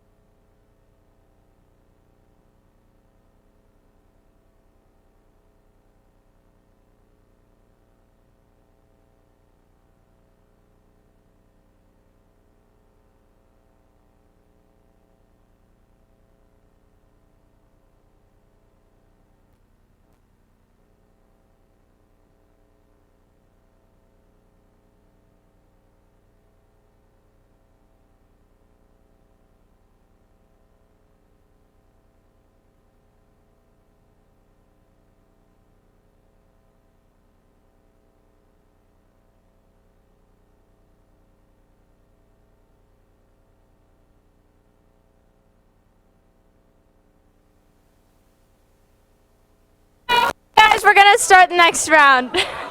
Sorry to ruin your dance party. Okay, welcome to the 4th round poetry slam, right? 4th? Yeah. Yeah. Cool. All right, to start off the round. Louder? Okay. To start off the 4th round, we have a little poem for you guys. Some of you have heard it 4 times. Sorry. But we just want to recap the rules for you guys, so. We worked really, really hard on this this morning, 10 minutes before it started. Sorry. Welcome to the slam, where the poetry is lit. Here are some rules we hope that you won't forget. Our judges over yonder will score our fine poets, and we take out the highest. And the lowest. Oh, it's you. And one last thing, please respect our poets. Snap, not clap. To let them know it. All right, so starting off this round, our first poet is Orlando Corona. And you can't tell by looking, but he loves poetry, exercise, and exploring new things.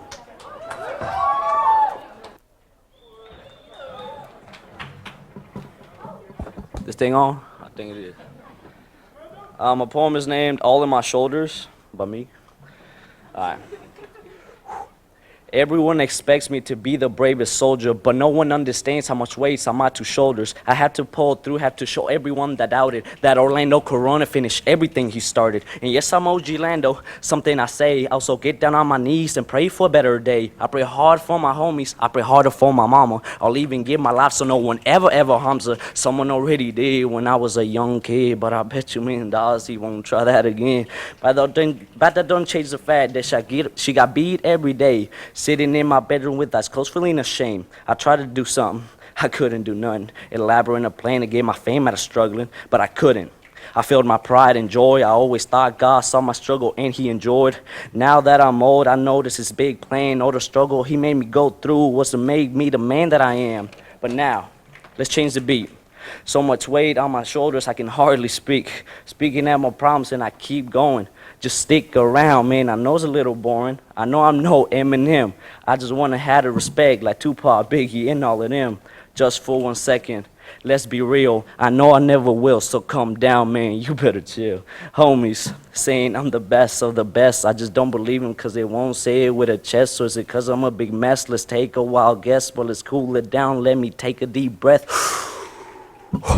Low-key getting tired of spitting fire or the life I once desired. I say my poem like a rap cause that's my style. My heart loves more than 1,000 miles. Let me walk out. I'll see y'all in a while.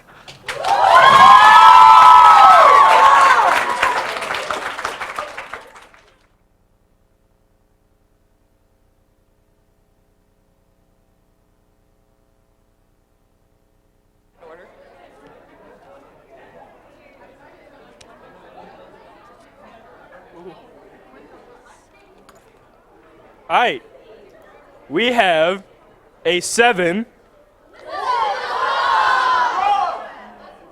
a 9.3, a 9.3, a 9.6, and a 10.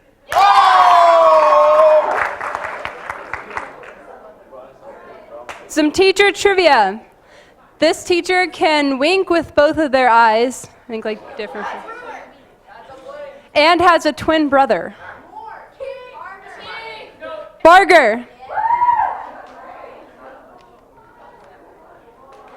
All right, our next poet is senior Megan Anderson, and she's doing the slam because she wants to bring light to issues that she is passionate about.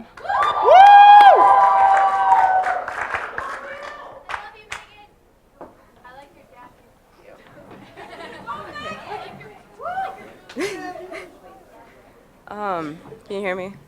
Okay, is it good? Okay. This is called ADD is Real. I'm trying to read, but the page looks fuzzy. I look at the numbers, but the solution won't come to me. Give me a jigsaw puzzle, and I got this. Give me a physics book, and I just can't do it. It sucks. See, I know that I'm fully able, but my brain is just too unstable, so there I sit. My mind is rendered useless, and I'm tired of the excuses. All I want to do is focus on what matters, but in my head is stuck a bouncing Tigger, and only meds calm him down. When I don't take them, my brain starts to melt. I get a heightened version of every emotion I felt. This is real. I never knew this was a debate. When I found out it was, I got filled with so much hate. A man told my grandma, who has a son with this condition, that ADD was the result of a bad parenting position. Others say the kids just don't want to pay attention, and some say and some say it's a pharmacy invention. Are you kidding me right now? All you're doing is making a statement with ignorance. Your idiotic comments are wasting my patience. You go to your deathbed saying this isn't real, but you obviously have no idea how we feel. The struggle we go through every day is just to say that in school we're doing okay. What my mom had to do to get me through grade school, endless hours of impossible homework and trying to keep me cool. The anger I carry inside, the excitement that makes me want to fly, the boredom that chains me down, and the anxiety is an endless drown. Please tell me, almighty expert of a subject you do not know. Entertain this thought before you go. If I love books, then why do I struggle to read? If I like math, then why can I not succeed? Really, I'm just curious. So before you go around spreading your lies, spend a day in my brain, and I hope you sympathize.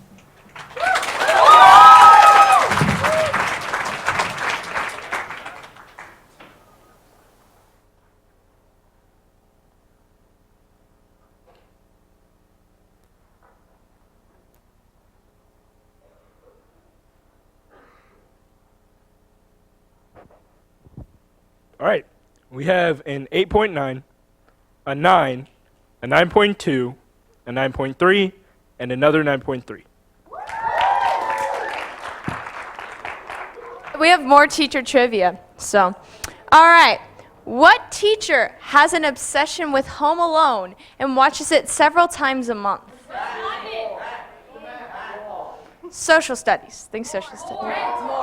It's more. Okay. All right. So our next poet is Austin Heinisch, and he admires Forrest Gump because he just keeps on running.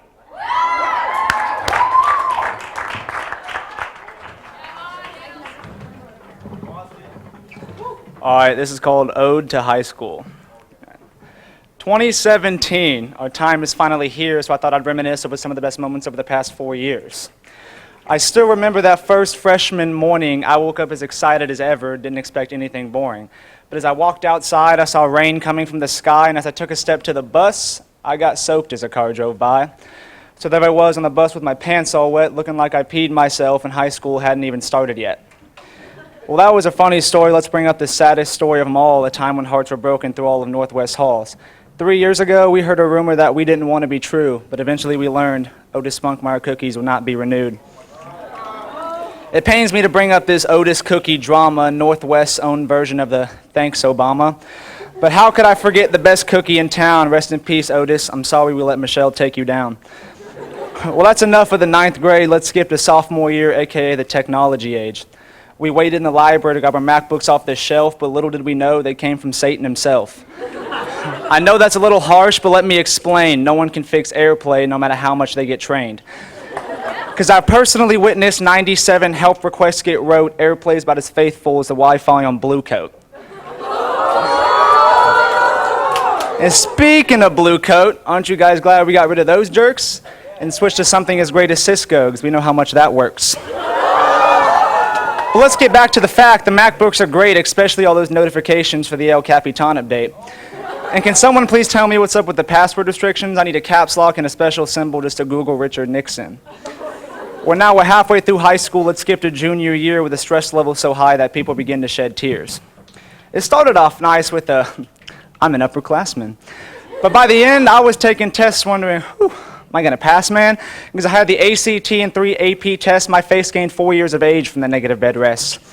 And from the very beginning, they were saying, take college now, you won't regret it. But all it made me wonder was, what's the point of high school with all this college credit? But I guess being a junior did have its pros. I mean, we were one national anthem away from stealing the spirit stick from under the seniors' nose. Don't yell Chiefs. All in all, it wasn't that bad. The hard part was over. We had no reason to be mad. Well, I guess that brings me to now the great 12th grade, the final leg of this wild 4-year parade. Being the oldest has its benefits. I mean, we get open lunch because nothing's better than eating a Pop-Tart on an 8-minute time crunch. And let's not forget the senior breakfast in May. I've been waiting 4 years to eat pancakes on a Monday. What a time it is, senior year, the time where I'm supposed to make my future bright and clear, but back in August that just wasn't the case because the college process is about as painless as a BB gun to the face. Where was I going to go to school and what was I going to do? Dropping out and becoming a rapper seemed more logical as the pressure grew. But looking back at it, all I do is laugh because my biggest obstacle now is just making it to class. Our time's almost up. We just got finals and prom, but the problem is I still rely on gas money from my mom. A lot of people hate high school, but it's really not that bad. I've made some of the best memories that I'm ever going to have. So to you freshmen who are still the newbies around here, slow down, have fun, enjoy your 4 years. Thank you.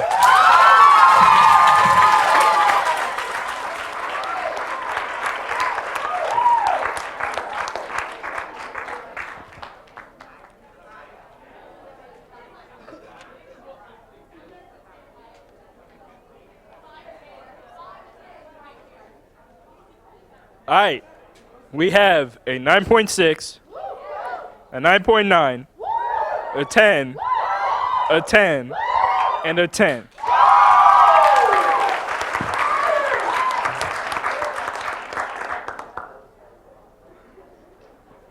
right. This Northwest teacher was the original Northwest rock, paper, scissors champ.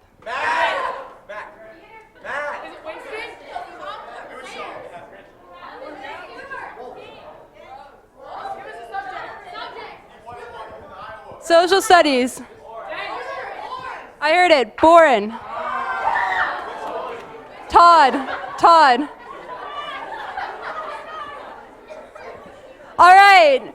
Our next poet, Madison Stieg, is participating in the Poetry Slam to send a message as well as to gain experience.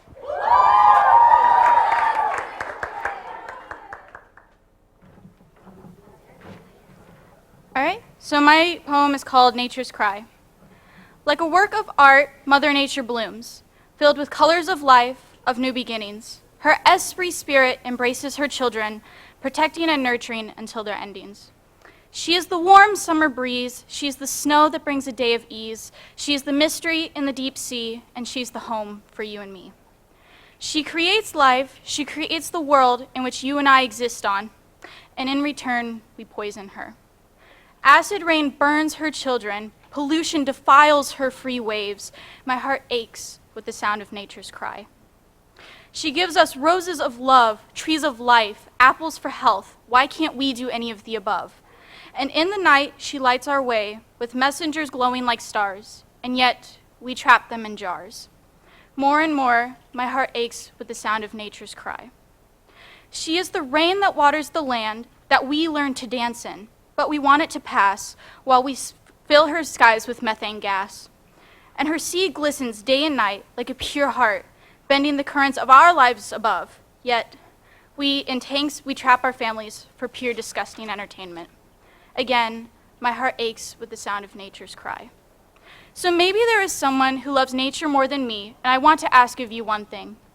Let your mind paint changes across this world, collide with the shore of opportunity, grasp it and help me, because it's not too late to respond to nature's cry. Thank you.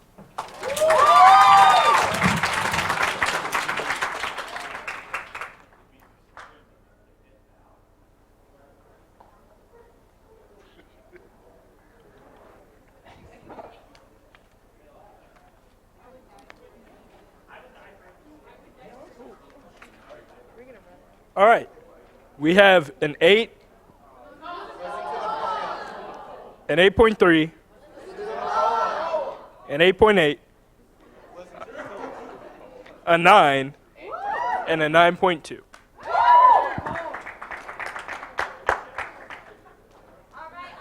Poet is Kalen McKinley, and he is here because he loves poetry and he loves his friends, and both are here today.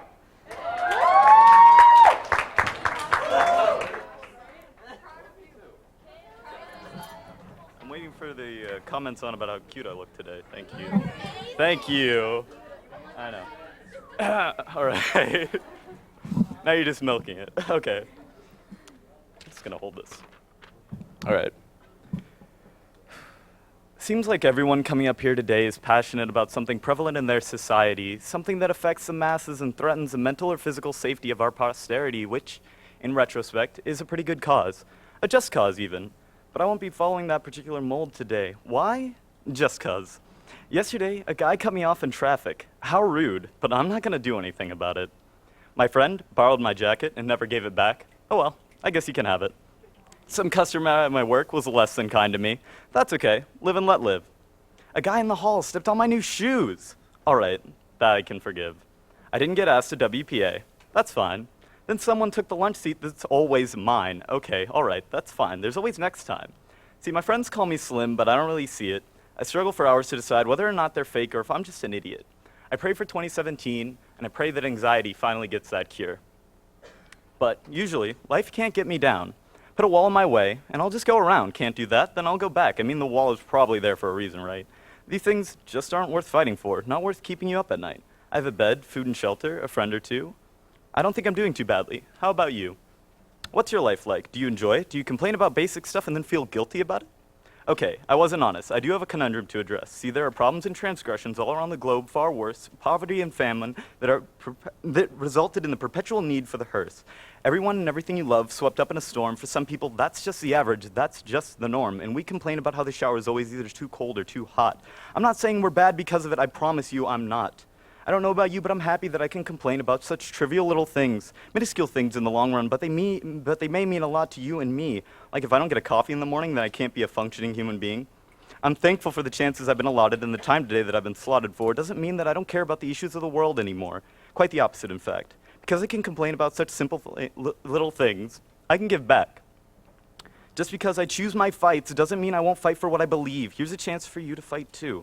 Though it's just a start and in no way a guarantee of what's to come, you can give money, clothes, and basic amenities in the form of donations to those who have none, help get people in and out of our nations on their feet again. In addition, give some things that some hold most precious, and others complain about going too fast. And no, I'm not talking about just cash.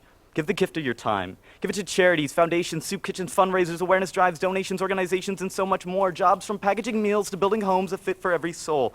I know you're busy. We all seem to be these days. But this is something that affects far more than just you and me. You're not required to, and you're not any less of a person if you don't. You do you, whatever it is you like to do. But I hope that you know just how much it might mean. You know, in the grand scheme, you and I, me and you, all of us together, we could make a bigger dream come true. A better world for each and every one. And maybe, somewhere along the way, just maybe, we'll find a functioning shower dial.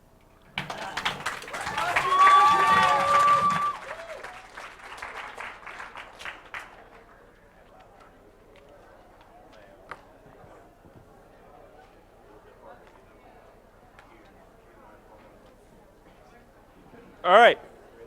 We have a 9, a 9.1, a 9.1, a 9.3, and a 9.6.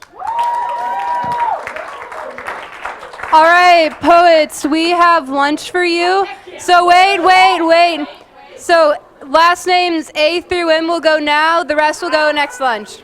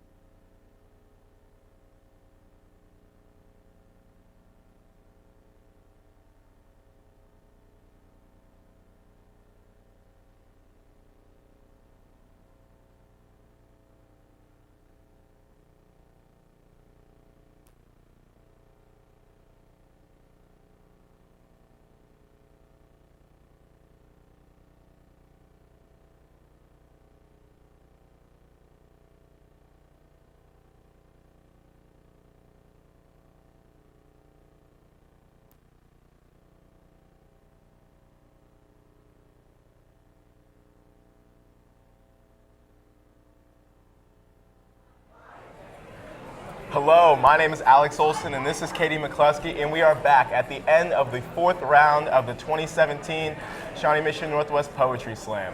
Up first, we had Orlando Corona, who did a really great rap. It was off the hook, it was really entertaining, and it was really great. It really was. And next up we had Megan Anderson. Her poem was very deep, and it was kind of about having ADD and the struggle with that and how she's dealt with that her whole life. And I thought it was really powerful, and she's definitely not the only one with those struggles, and I thought a lot of people could relate to that. And so that was really strong of her to go up on stage and be able to do that. Up next, we had one of my good friends, Austin Heinisch, aka Young Hein. He kind of did a poem / rap about just, it was kind of to the class of 2017. It was really great. Everybody loved it. He got 3 10s, did a great job. Everybody loved it. The crowd loved it. The judges loved it. And I can speak for myself, but I'd say we both loved it. Oh yeah, for sure. 10 from me. After that, we had Madison, and she wanted to talk about nature's cry and kind of like giving back to the earth, which was really cool because a lot of the poems are personal and kind of about life experiences, but she wanted to talk about something greater, which is like the earth, and I thought that was really cool that she was so passionate about that and staying together. Okay. Up next, I had Kalen, and Kalen McKinley. He did a great job. He really talked about helping others. He talked about kind of our first world issues aren't as great as maybe in a third world country, or maybe a middle class person doesn't have the same struggles as a lower class person. Well, so you did the last one too. He really just talked about doing that, helping others. And then Donna Moore, she had a really great poem as well. It was very entertaining. I thought it was really powerful too. You could tell she put a lot of work into it. Yeah, I really enjoyed it. This was a really great round. So we have 3 more rounds left, and I think it'll be really great. Yeah, we're really excited for the rest of it. If you've missed anything and are really excited, the link is up, of course, on YouTube, so you can go back at any time. Make sure to like, make sure to subscribe. Subscribe and like. That's all for us. Have a good rest of the day, Northwest. Yep.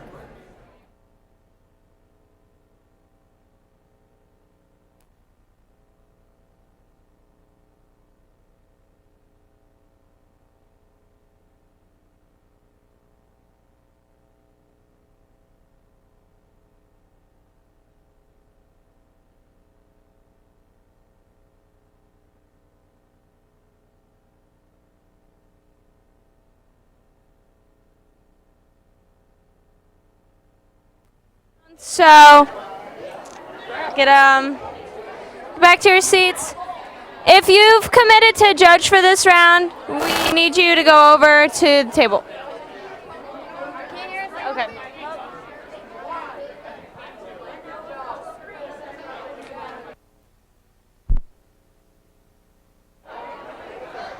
If you're a poet that's not competing in this round, please come over to like this area. Cool. Thank you.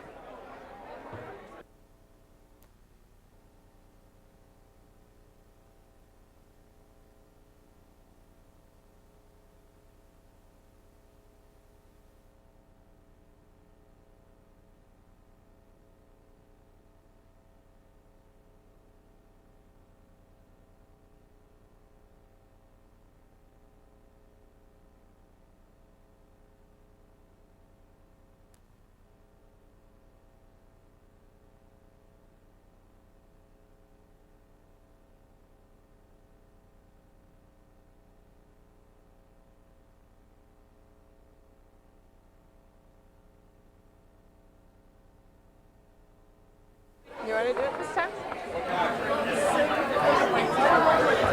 Welcome to the Poetry Slam. All right, so we wrote a little poem for you guys just to make sure you guys got the rules. So, welcome to the slam where the poetry is lit. Here are some rules we hope that you won't forget. Our judges over yonder will score our fine poets. We take out the highest and the lowest. And one last thing, please respect our poets. Snap, not clap, to let them know it. All right, so our first poet for this round is, what? Oh, I think. Our first poet for this round is Deanna Moore, and her inspiration is London. She's like everything she loves about teachers. So, go London.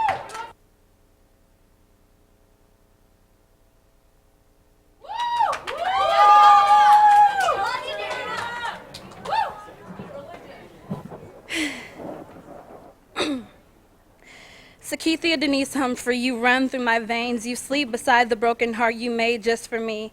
You watch my memories like movies just released. You tickle my depression that you helped to grow. You read all my thoughts that you didn't know. You watch your reflection and the tears I cry for you. You read the books of words I never said to you, like I love you and I'm gay. And all the words filled with hate, but when I realized I only have one of you, it was a month too late. You see, I didn't realize that a month later I would experience such a horrible heartbreak that I could feel myself cascade into nothing. You see, you never really know pain until you realize you're just a shell of someone else you modeled yourself after. And when that shell breaks, you have to find yourself and cope with death. And honestly, it's too much. Combined with the be average and the 6 a.m. alarm, all this stress, all this mess will be the end of me, and I'll be in someone else's heart watching their memories. But while you're here inside of me, I will play the best of our memories like a YouTube video of a kitten with a ball. I will play for you, I will play them all. I will cry myself to sleep because some of those memories were buried really deep. Some of those memories are drunk in hateful words. Some of those memories are marks I made on my skin, but others were the joy that I will never feel again, like laying on you while watching Doctor Who. Some of it may seem small to you, but to me it's obsolete because now all I have is that one memory. No amount of Photoshop can bring you back into my life, and no matter how badly I miss you, all I can do is cry. Because you only get one mother, and you need to cherish that time because I would give it all just to spend one more second with mine.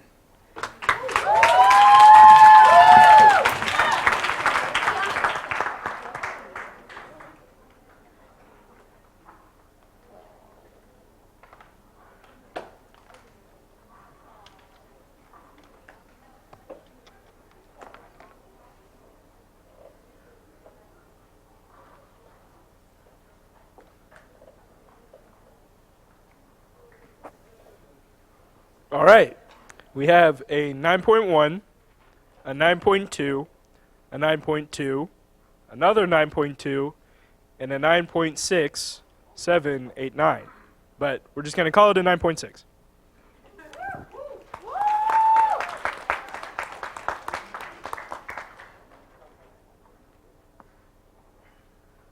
Hey, let's try some trivia.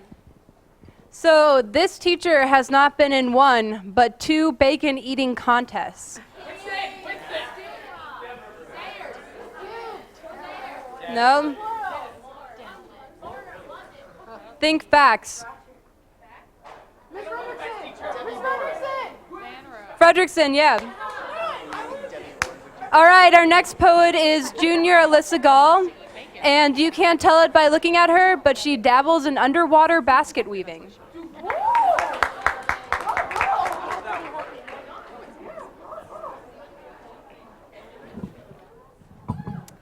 Okay. The mind says, call me Lady Midnight. I am your worst nightmare. I watch from the sidelines, you try to escape my touch, but I seep in like black fog, a stuck cog. Your indecisions are my handiwork. Better mask that pain with a wall of no emotion, 'cause my potion is a drug you never want again. I am your deep thoughts in the dark, a vicious shark. I am an attacker at your heart. Beware, I am there. Causing that sting of loneliness, that steady stream of stinging tears. My dears, call me Lady Midnight. You try to avoid me with happy thoughts, cheerful people, ringing laughter, but behind all that, I live on. You scream at empty walls, unreturned phone calls. I'm holding the remote. Those weary eyes staring back at you in the mirror reflect the darkness I exude. I sow sadness into your skin so it starts to bleed out of your pores. So sore you are, tired from feeling like no one cares. The tears on your souls are made from my claws. And your self-doubt? I can help you there, making you believe that what you conceive is always going to fail. Call me Lady Midnight. The shadows bend at my will, and never forget that mental pain is a game I play for fun. Rolling the dice so it rattles your skull. You want to escape, but you can't run from a part of yourself. Call me Lady Midnight. I am your disease.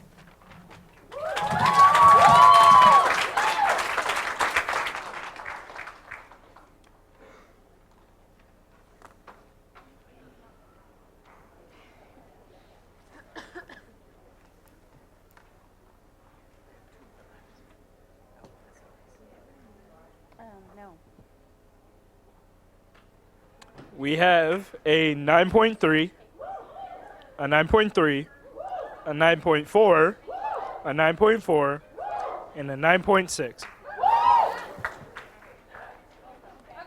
Little more teacher trivia. What teacher was all state in 2 sports, football and basketball? Okay, it's actually a para. It's a para. Dunbar. It's Dunbar. All right. So our next poet is Nathan Fry, and the state of our world inspires him to write so he can change our disharmonic world. Yeah.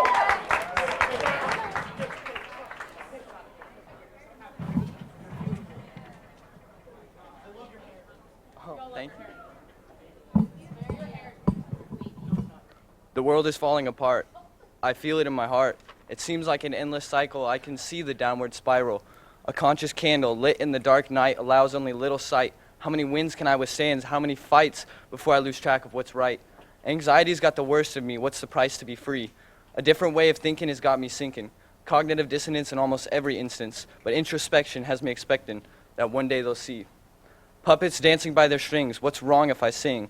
We're treated like cattle, but nobody wants to battle. Stand up and fight, make a sound, change the world around. But what can you do? What can we? Even the princess woke up from a pea. Lead us into harmony, not wars with your army. Be loving like from above me, but don't let them plea. Selective pacifism is what you should believe, because sometimes you have to fight to bring about peace. The education system also needs some fixing. The logic that's taught has always been fought. Knowledge from the ancients are covered up by their agents. The Sphinx was built in 2500 BC. That's a guarantee. Have you ever heard of the Dogons in Sirius B? They were 100% correct astronomically.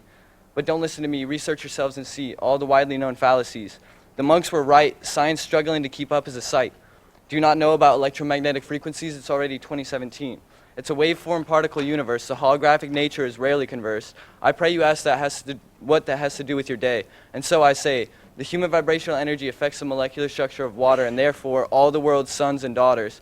Every day there is a war of energy. Come sit next to me. We'll talk about love, why to be kind, and how to be free. And that is how you fight the times, according to me.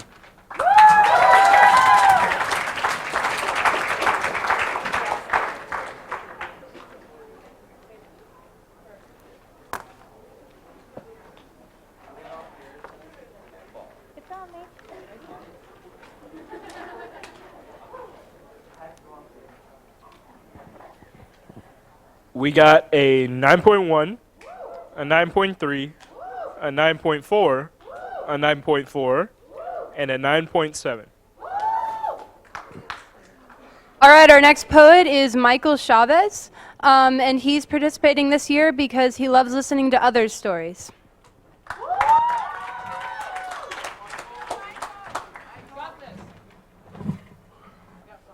Hey, now before I begin this, seniors, we are about to get ready to leave. We've been through so much, and we've lost a lot. We lost a brother back in August. This is for you, Trayvon Mays. Rest in peace, brother.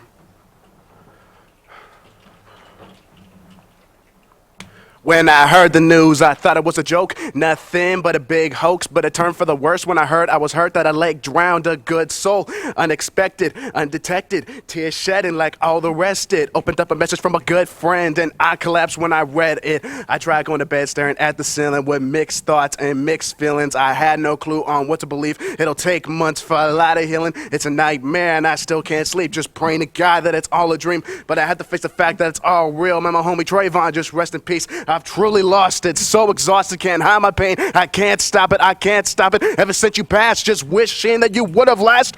We wish that you were here, wishing you would appear. I tried having a good day, but all I saw were tears. You were there for me when I was down, lifting me up when I hit the ground. A lot of things changed, never ever stay the same. I try to smile and not to frown. I know that you're in a better place, but why did it have to end this way? I send prayers all day and night to the family and friends of Mr. Mays.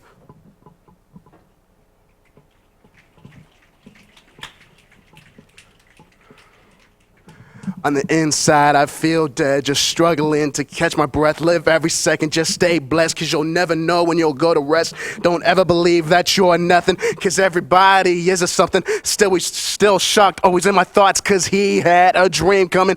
Very hardcore in the sports. That dude that always wore shorts. It's very weird to say this, cause it's not like that anymore. I would do anything to bring him back. If I had to die, I'd do that. All these emotions drive me insane. Straight up in the brain, we need him back.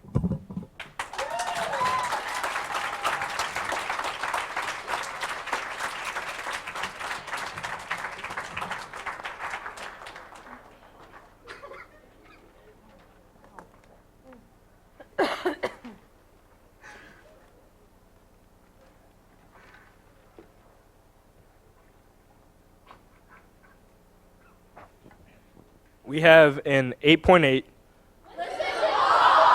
I agree. A 9.7, a 9.8, a 9.9, and a 10.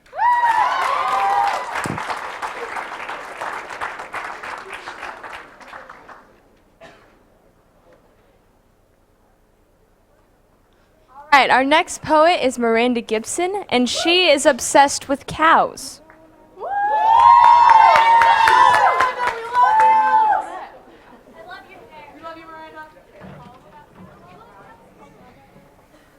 Okay.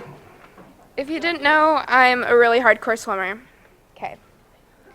25 yards at age 10. 50 yards. Now at age 16, I'm racing 500 yards in just one race. An average man can go 3 days without water. Just try to get me to go 1 day without getting into my chlorinated heaven. On average, I'm in the water 3 to 6 hours a day, dreaming of that gold medal and those wonderful goggle lines around my eyes. Competitive swim tans are so cute, right? What about those bruises and cuts you get from diving right onto the lane line somehow? But the best part, the 5 a.m. practice on Fridays, then going to school and getting up so you can do weights at 6:30 a.m. on Saturdays instead of sleeping in. What about the best part of when your sport goes unnoticed unless Michael Phelps is swimming in the Olympics? Honestly, I swim because of the people. I would have given up when I was 8 if I knew it was going to be this hard. Giving up those school events so I could be in the pool down the hall isn't the dream for high school. In elementary school, you dream of those nights where you just get to hang out with friends or where you hang out with anyone in the afternoon after school. Instead, I get to hang out with the greatest homies in the pool for hours while our coach understands the commitment I chose. I spend hours looking at a black line 5 to 14 feet below me that haunts me for hours. I slam my hand into the lane line feeling like my hand is broken, but I can't stop. I chose this. No one forced me into this. I chose this because of that feeling when you look at the clock and you dropped half of a second, or sometimes when your relay qualifies for state. That's the reason I go all year swimming, giving up my summer and my social events. The feeling of when you make the hard set and you feel like you could do anything in the world, or that feeling when your coach says, "Wow, you actually did a good job." Or, "Wow, you actually did a good start." Yes, the practices are grueling and I feel like I never have enough air while my coach tells me to stop breathing every stroke. Sure, it sucks, but today I'm going to win. I'm not racing the person to my left or to my right. I'm racing my best time.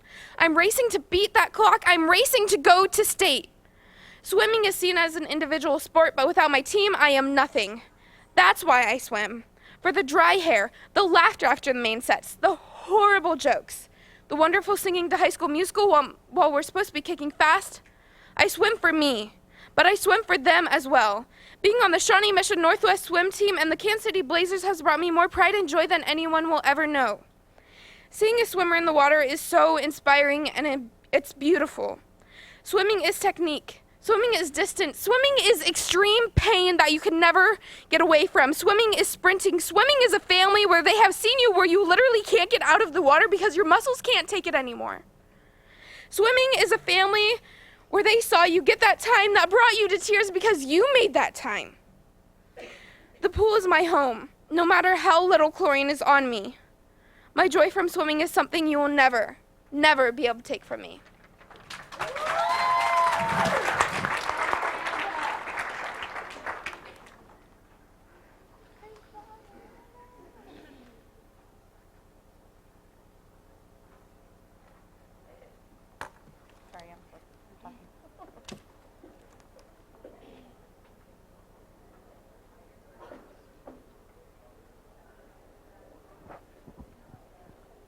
We have a 9.1, a 9.2, a 9.3, a 9.6, and a 10.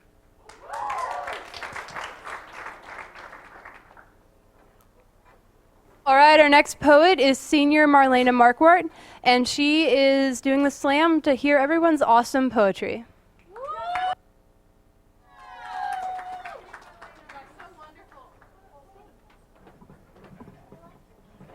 Thank you. All right, this is We Are Not Atoms. We are not atoms. You see, if you weigh the protons, neutrons, and electrons and then weigh the atom they form, the atom is less than its individual parts added up. An atom is less than the sum of its parts. We are more than the sum of our parts. We are not atoms. In the nucleus of the atom, there are protons and neutrons. Protons repel each other like two north ends of a magnet. They shouldn't be together, but the nuclear force keeps them together. They make each other uncomfortable. You make me comfortable. We are not atoms. Technically we are, but we do not behave as such. We behave as rays of light being scattered across the atmosphere. On our fourth date, I explained why the sky was blue, and you let me interrupt you to sing my favorite songs, coming through the radio waves. We are light waves bobbing and crossing paths, bumping each other and pulling apart, bump and pull and bump and pull and bump and pull, but never repel. We dance through the universe and illuminate everything we fall upon. Light from the sun takes 8 minutes and 20 seconds to make it to Earth. We take a little time too, but all good things do. Thank you.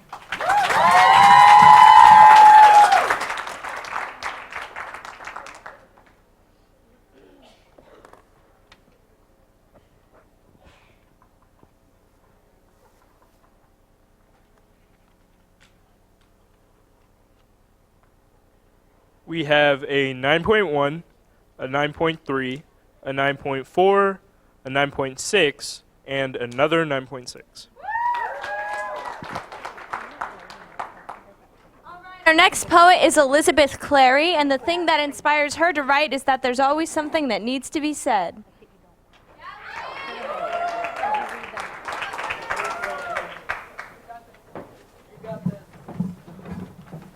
Hi, guys. All right, I'm gonna be facing around, so it's okay.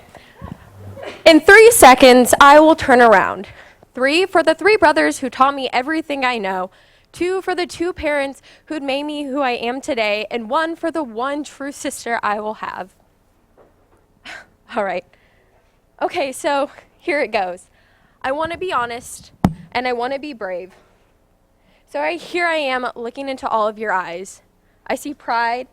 I see curiosity, judgment, and stress. Some are thinking about now, some are thinking about 30 years from now. So in 3 seconds, things will change. 3 for 3 of us thinking about our futures, 2 for 2 who are thinking of tomorrow, and 1 for the one who's living now. Now, I have a question. London, do I get a participation ribbon for this? Because I've been getting one since 3rd grade, and if I don't get one, I'll have to face the real world. So stop giving me this blanket as a ribbon. Society has been giving it to me since the day I was born, swaddling me with it. I don't need it. It's getting hot under this blanket and my lungs need fresh air.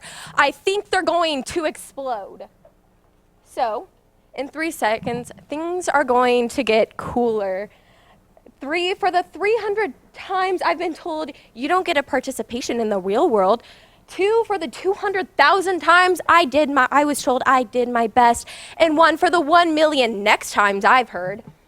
But next time isn't so far away. What do I mean by next time? Well, what about the next time someone crosses me, or the next time I fail, or the next time something scary happens? So it's a good thing that I torched that participation ribbon, because it can protect me from the fact that our world we live in is not as pretty as I was taught, that society will always try to carve me into what it wants to be, that terror rules too many of our lives. Negativities hover over all of us like this giant gray cloud that is blocking the warm sun more and more every day. I miss the feeling of those warm rays on me, leaving me pink in the slightest amount of time, wishing I'd worn that sunscreen like my mom said. Well, but now I'm always left in the dark shade. always trying to cover me in its dense rain, made of the tears of the people who fought for our freedoms, for our spoken words. So much can change in 3 seconds. So much can change in 0.3 seconds, like the looks on some of your faces, how some started with eager eyes and now are glazed over. How some started with boredom but found some poet who touched their hearts and found some understanding. Or how some new slang word just hit Twitter and it's about to get lit. Or how this poem has changed so many topics, you don't know how to feel. In 3 seconds, I will turn back around. 3 for the 3 people who will give what I said a thought. 2 for the too many people society destroys. And 1 for the one too many participation ribbons we've been given.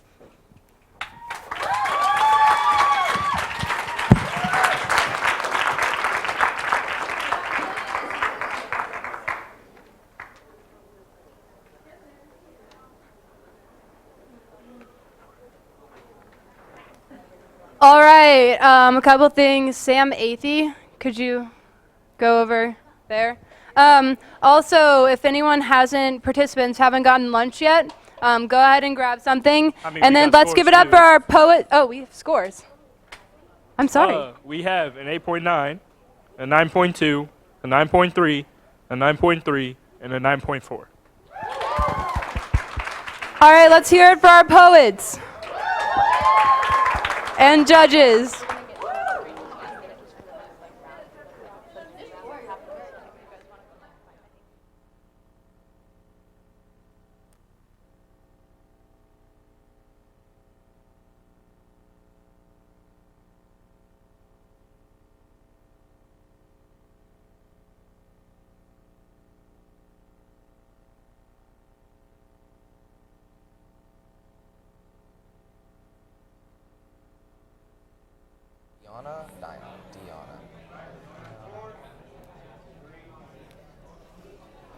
Hey Cougars, me and Jake are back with your second lunch slam poets.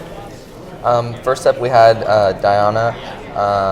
Her poem was about heartbreak and memories of her mother, and it was very deep, and I honestly felt every word that she was saying there. Definitely, she got really emotional in there, and she had friends to come help her out with that, and she did really, really well.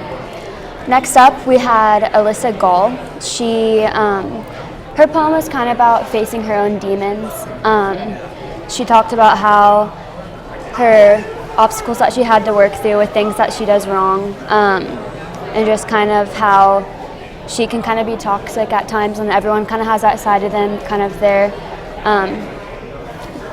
lesser side, and she kind of brought that out and hit it head on, and yeah. Then we had Nathan Fry. He came out very confident and powerful with all of his words, and his finishing line was talking about, he said that that's how you fight the time, and when he said those last words, the crowd, you could tell that they felt what he was saying up there. Definitely. After Nate, we had Michael Chavez. He actually took a different route with his slam poem. He kind of made it into a rap, and his poem was about mostly the loss that our class and the school had earlier in the year, Trayvon Mays, and how he had such a big impact on him and others around us in the school, and just how much he missed him, and just the emotions that us as a school and that Michael alone has felt through all of that loss. After Michael, we had Miranda Gibson.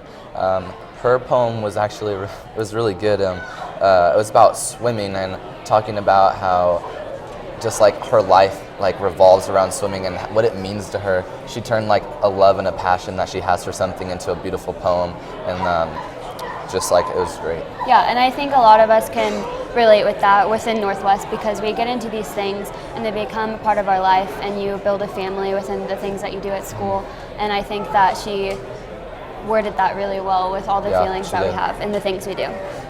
And after her, we had Marlena Marquardt, and she talked about how us as individuals were more than just what we look like or, what people see when they first look at us. We have inner dimensions and just all different things that make us who we are, and just that we're all equal and kind of unique.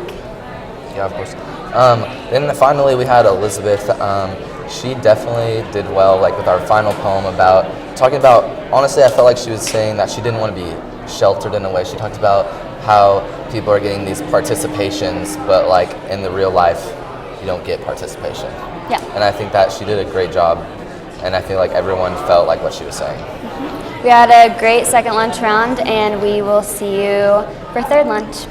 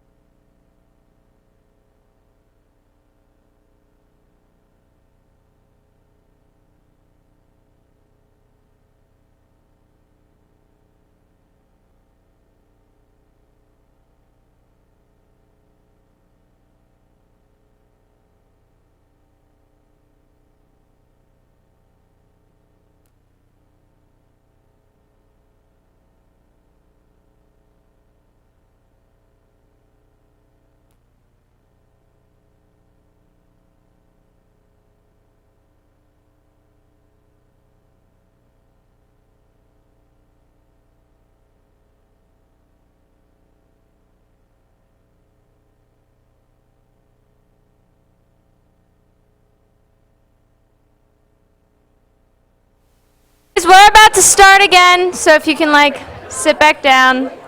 Just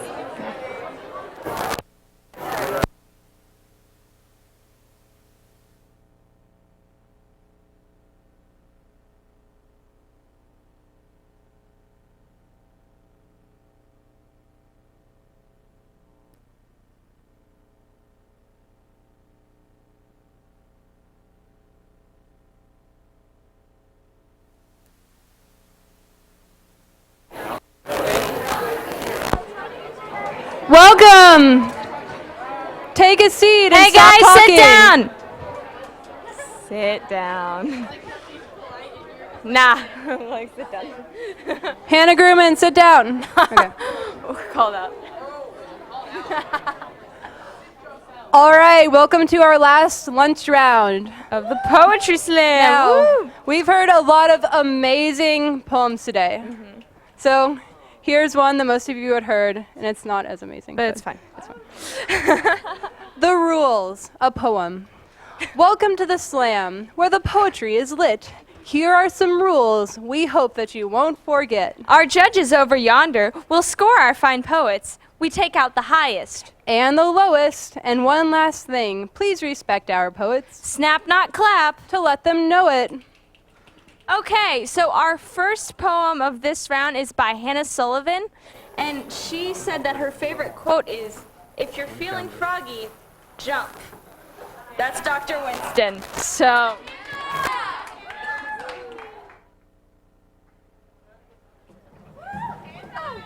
Hey. So a little background, I got the idea for this poem from my English teacher, Miss White. So shout out to Whites for getting me in here. So this poem is called Note to Self. Note to self. Ponder what self is. Self-worth, self-esteem, self-service, self-blame, self. It is I, me, Myself, singular person, doing what I can to help me. But what if self isn't singular person, but singular being, like team? Surrounded by people with your same goals and intentions, then me becomes we, and all of a sudden it's what can I do for us? What part of myself can I sacrifice to make you better for us? I was raised in a way that taught you before me, or in this case, we before me, but what happens when everyone's gone and all that is left is I? There is no I in team. Suddenly, all that sacrifice has been forgotten, and selflessness has turned to selfishness, but maybe it wasn't I who was selfish, but you. You before me. Note to self. Ponder what you've learned. There is no I in team, but if you look, there is a me. And maybe sometimes it can be me before you, and maybe sometimes it is me before you, but why does there even have to be a you? Sometimes it can, and sometimes it is me. Just me. Note to self.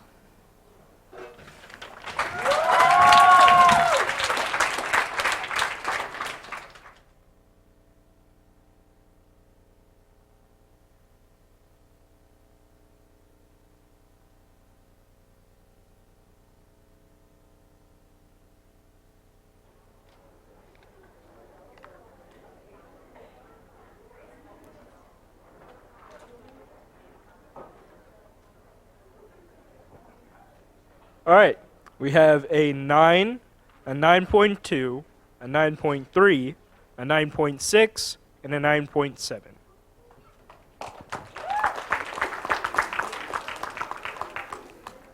All right, our next poet is sophomore Anna Schmidt, and a fun fact, she loves her 4 chickens.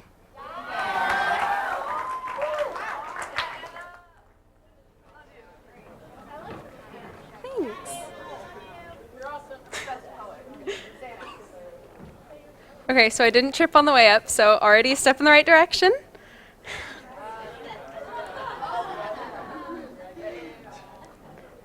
I'm tired of trying to be the perfect girl that everyone pushes me to be.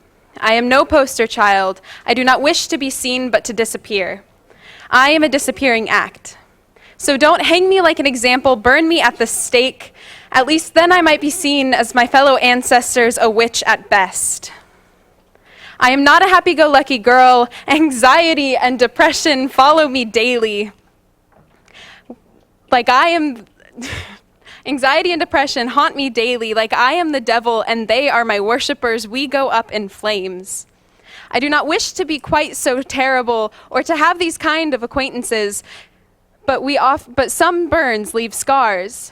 My whole being does not revolve around others' well-being. I often wish to be the underlying message in someone's writing. The most memorable passages are often negatively influenced. Yet I hide behind apologies, and yes, they are genuine. It hurts me to hurt people, but hurt is what I do best.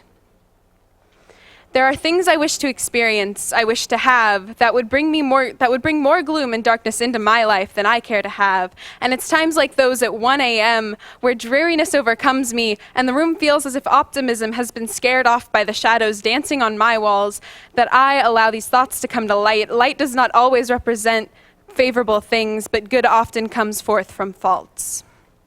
You see, there is so much more than meets the eye. A phrase overused but somehow still relevant. Sometimes I feel irrelevant. I do not always want to disappear. I am easily overlooked, but I still have a love-hate relationship with disappearing acts.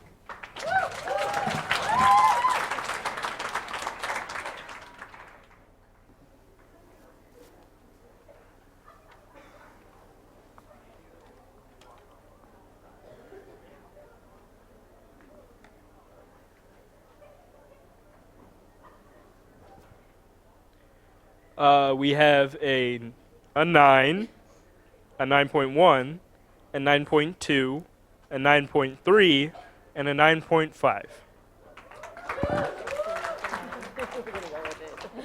Right. So our next poet cries when he sees flowers.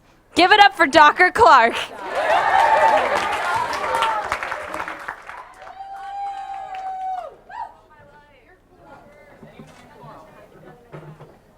Guys, I really do cry when I see plants. They're just so pretty.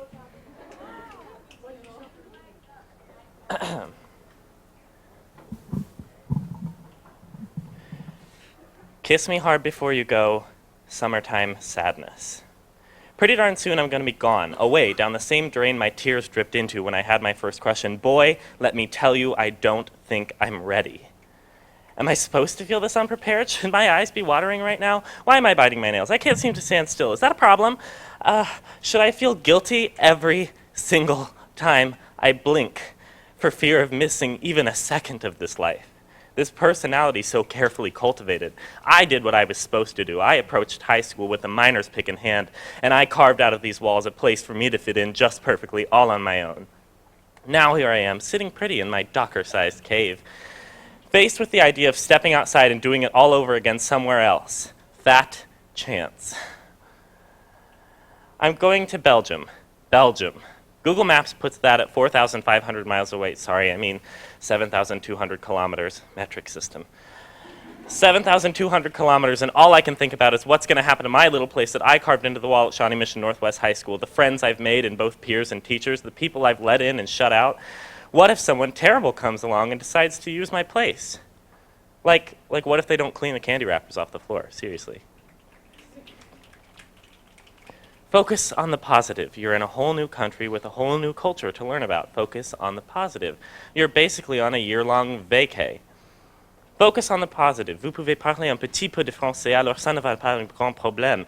But instead, I think about the culture shock and friendlessness. Instead, I think about how I have to go to high school again.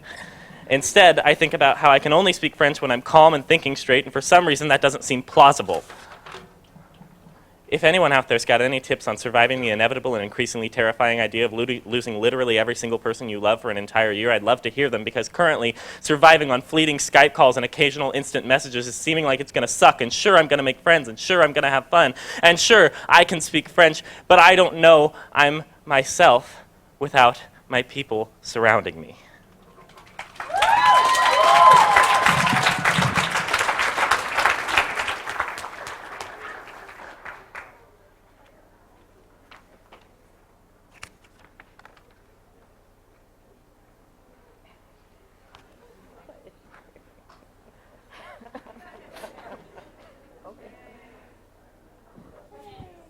All right, we have a 9.5, a 9.5, a 9.6, a 9.8, and a 9.8.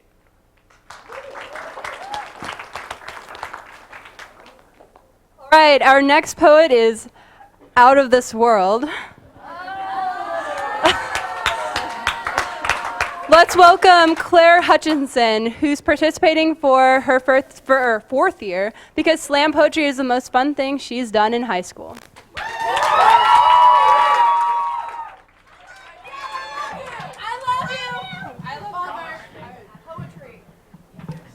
I just wanted to give a shout out to all the freshmen and first time poets who are coming up here and doing this, because I've been doing this for 4 years, and every time I get on a stage I still get really shaky, so proud of everyone who's putting themselves out there.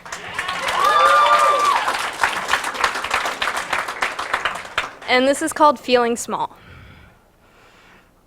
I'd like to be an astronaut, but the thought makes me feel small. I'd rather be an alien, something to marvel at, new and exciting and out of this galaxy. The problem with believing in Vulcan is the fact that we can't even get humans to Mars. How are we supposed to find somewhere else when we're confined to our own solar system? We don't even know all that much about our own oceans. Why do we let ourselves think so small? The problem with believing in Mars is that it's been 37 years since we've touched the moon, 37 years since we let ourselves believe in touching the stars. I don't want to go to the International Space Station. I don't want to go to Mars. I don't want to stay in the solar system. I want to take the distance of 37 rotations of Earth around the sun, stretch the miles, square them, convert them to kilometers, and multiply by tens until the astronomical units start adding up. Only then will I know that I've gone far. But how do you get SpaceX or the government to fund a mission to seek out new life and civilizations? How do you boldly go where no one has gone before when every penny is going towards building a wall? The problem with believing in democracy is the overwhelming silence of the majority. The problem with believing in progress is that history repeats itself and we can't see it until it's too late. The problem with destroying our own planet is that we don't want to push out into space. The problem with being human is that I can't ever seem to learn my place. The problem with being a dreamer, being a poet, an artist, a writer, the problem with breathing is that eventually we're going to have to start paying corporations for air because oxygen and nitrogen will be precious commodities with an overflow of carbon because argon and helium will be all gone without medium because while green energy stands on the sidelines, we use fossil fuels to cloud our atmosphere like we are trying to choke ourselves out like none of us really want to be here. We dream of intelligent life because we are lonely, reaching into space with one hand and crushing each other with the other. We would like to believe that we would be accepting of alien life and cultures, but we haven't really mastered the art of accepting the life and cultures of our own fellow Earthlings. The problem with believing in Vulcan is that we are under the impression that they would want to go anywhere near us, that they would accept our offered hand with all of its scars and atomic bomb marks. Why, when we sit at the brink of destroying our own home, destroying each other across oceans, would someone else open their doors to us from across the stars? The problem with believing in Earth is that every time we get so far, we trip and fall and have to start all over.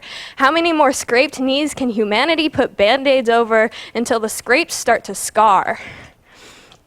I don't want to be an astronaut. The thought makes me feel small. But I don't want to be an alien, a refugee of somewhere war-torn where the strangers of faraway places lock their doors and turn their backs on us. Because it's not their problem, it's ours.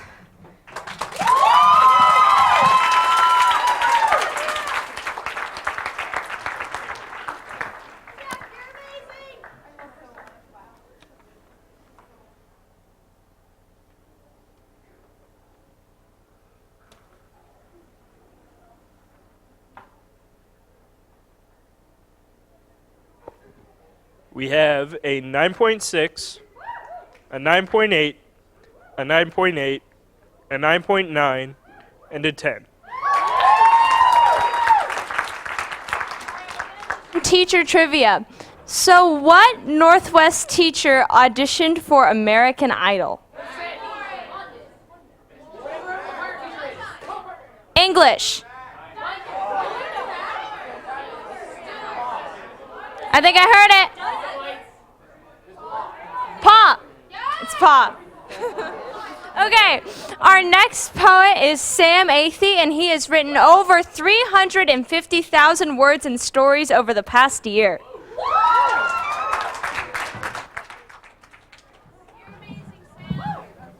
How y'all doing?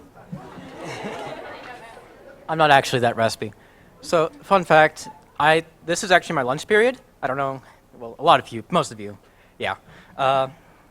I went and got pizza out there, and then I brought it in here, and then suddenly there's better pizza. So I have a piece of pizza sitting over there, all alone. If anyone. That it's the worst school kind, but you know. Okay. That's not my poem. All right, poem will be okay, let's get going. I won't bother with another any more introduction. What kind of poem should I perform for you here today? So many possibilities. Perhaps I could talk about the current political climate, a sprinkle of salt here and there as I throw shade at the party of my opposition. It is an apt time to speak of politics, after all, but I have this strange feeling, as I'm writing this right now, that there will be many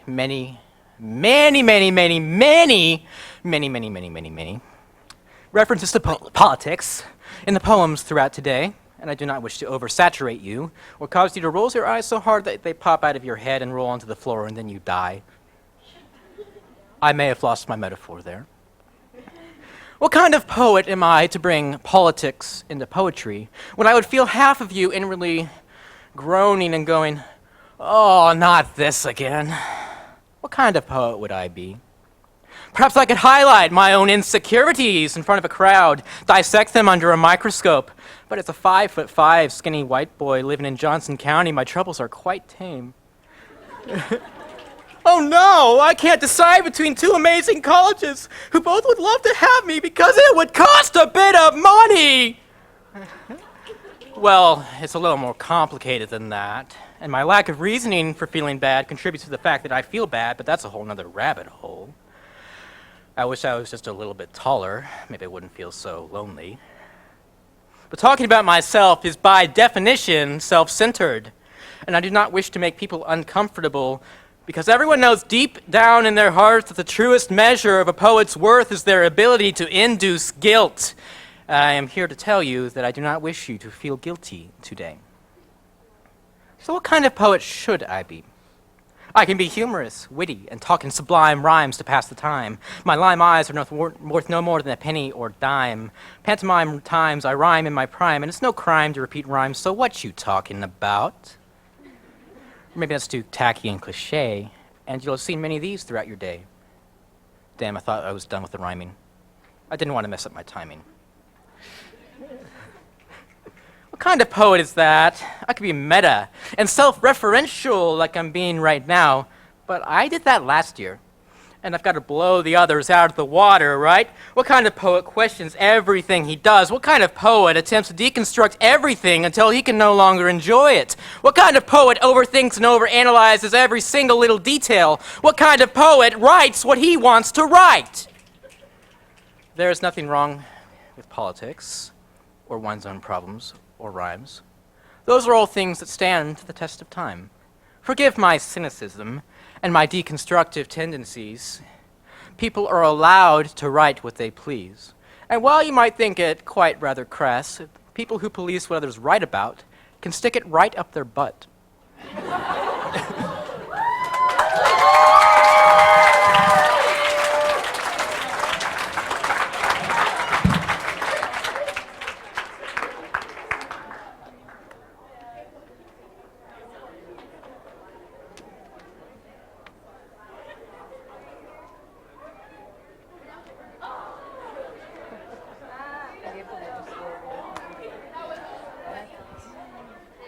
We have a 9.3, a 9.5, a 9.6, a 9.8, and a 10. Okay, so that's it for this round of the slam. Give a round of applause for all the poets that went this round.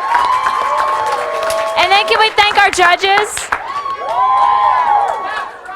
All right, so that's it for now.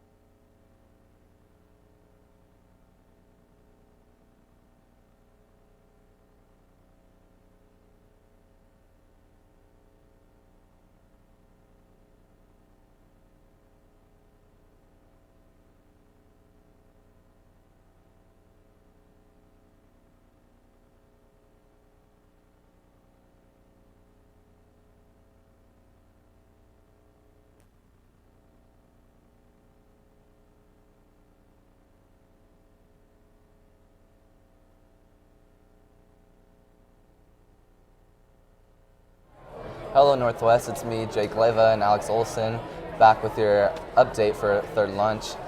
First off, we had Hannah Sullivan. Her poem was called Note to Self. Alex, I think her poem was so good. It was about just like being yourself, kind of like taking a step back and just being you. Definitely. Up next, we had, I believe, Anna Schmidt.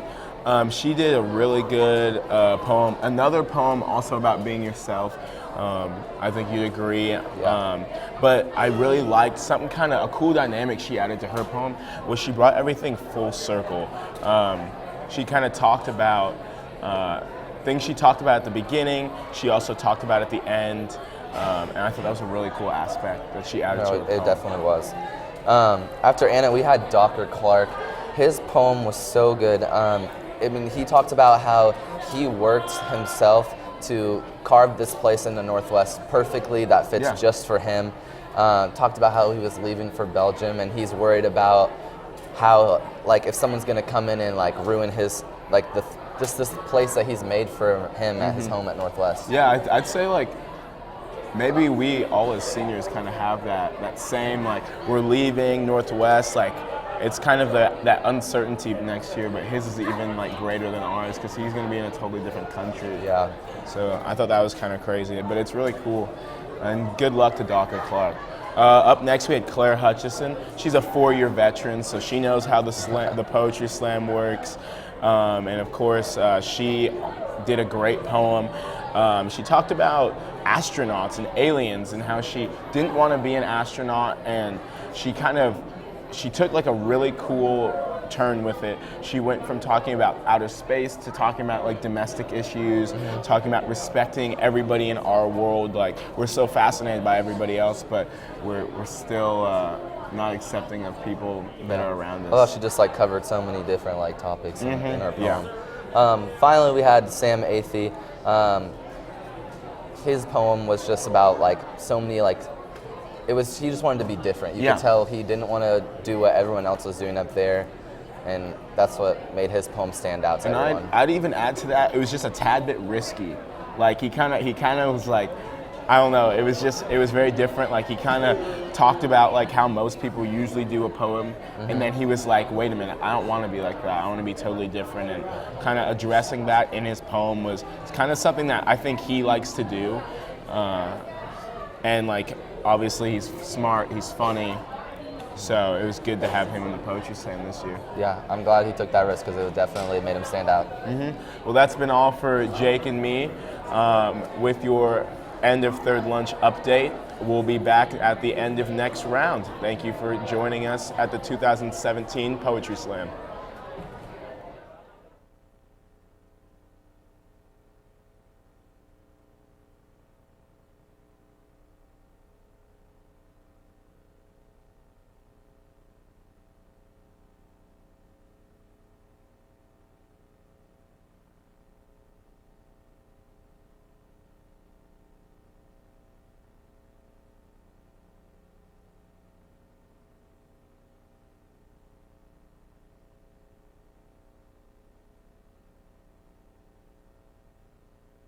Turn the mic on. Turn me up. All right. Hello?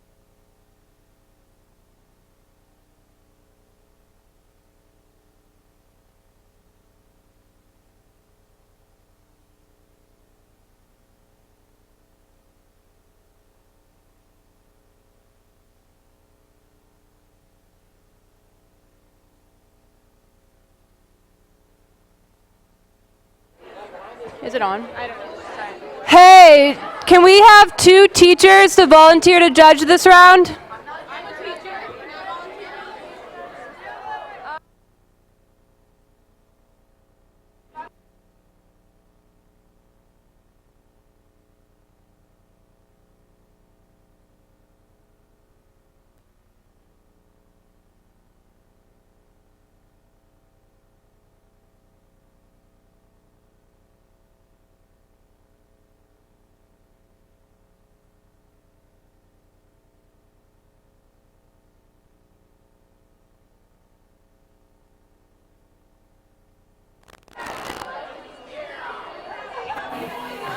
All right, welcome to the 5th round of the Poetry Slam. All right, so we have some rules, and we would like to go over them with you, and none other than a poem.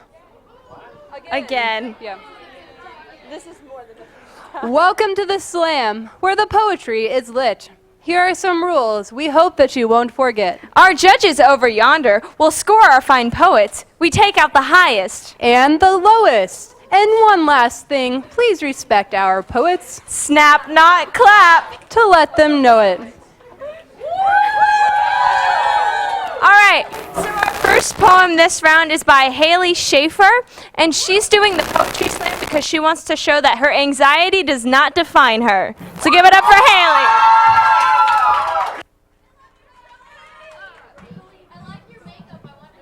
Okay, Caleb. Okay, so my poem is called Society. Society, wow, that's all I can say. Too much to think about what's wrong today. That child is crying, these teens are dying, the kids are lying, are adults even trying? All she does is cry as she wonders why. She will sob quietly, wondering if it's just anxiety. That boy is depressed, he is way too stressed, he doesn't know what to do, he wants to start off new. All they want is to fit in, but all they can do is fake that grin and watch them bleed. This is not what we need. People are changing and it's not for the good. All they do is wonder where it went wrong. Can they start off new? Can they become strong? She sits there and cries. He contemplates if he wants to die. They both wonder why, with tears dripping from their eyes. Is it worth it, they wonder, as they watch their worlds split and they are torn asunder.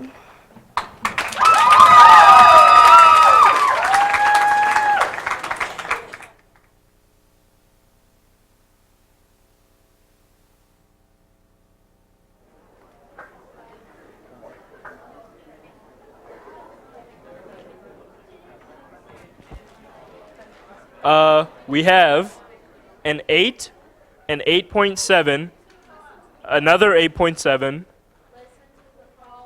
a 9, and a 9.2.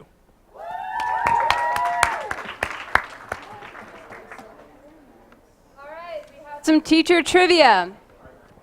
Which teacher played cymbals in their college marching band?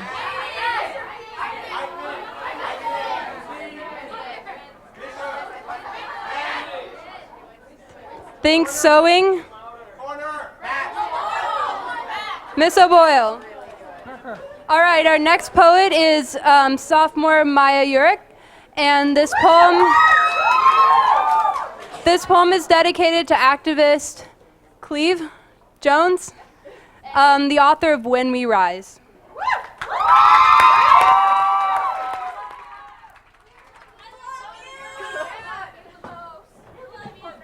Okay, so London didn't give me a piece of paper, so I'm just doing this off of memory, which is great, because you can't see my hands shaking. They're really raw from all the snapping I've been doing today, am I right? Okay, so this poem's called Liberty and Justice for Whom, and after writing it, I learned that With Liberty and Justice for Whom was a book by Charles M. Gay, who spends 486 pages studying capitalism, which was really disappointing, but I'm too uncreative to think of a new title, so it still stands.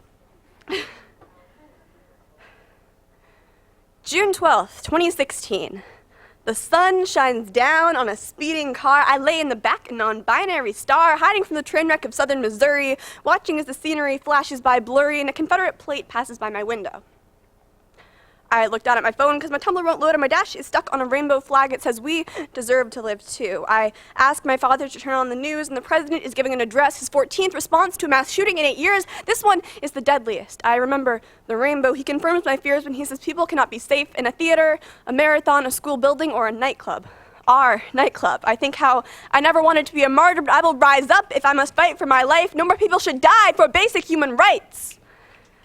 My father yawns and turns the channel to Bach. I sit in the back seat in terror and shock as I watch the world spin on. 'Cause this is how it's always gone. We die in the streets and bathrooms and clubs from bullets and AIDS or just from getting beat up, and the world moves on. The world moves on.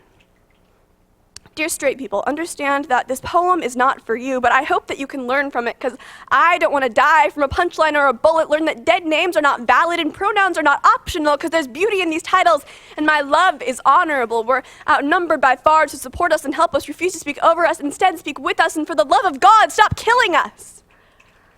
We are dying in numbers in nightclubs alike, hate crimes, martyrs, and suicides. As the world keeps on spinning, we lie awake thinking that could have been me, that could have been me, that could have been us. I think I'll fill these empty arms with scars and watch the world burn from afar, but no. In these times, we try not man's souls, we challenge their legacies and gender roles. Tyranny like hell is not easily conquered. As our lives are entrusted to bigoted monsters, pain is dreaming of freedom past these closet doors. Trapped in houses, not homes, drafted in civil wars with love that is targeted from womb to tomb and people banned from even a restroom.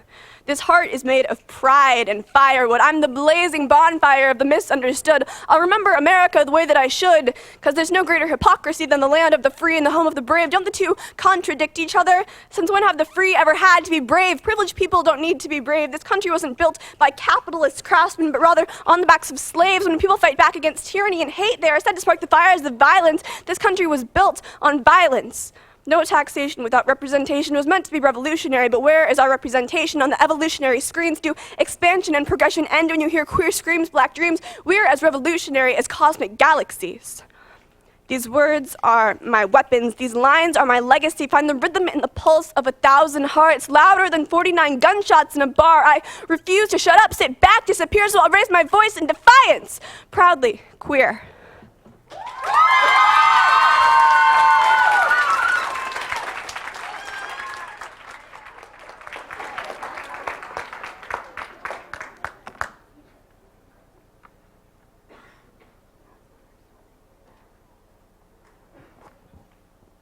We have a 9.3, a 9.3, a 9.7, another 9.7, and a 10. Okay, so we have a little more teacher trivia, but this one's kind of dark. Okay. All right, which teacher found out their dog died after seeing Barry the dog on his dad's Saturday to-do list? I heard it. King. Someone said King. Yep, we're good. All right, so our next poet is Seth Petrich, and he's doing the slam because he loved the experience last year and he wanted to be a part of it again.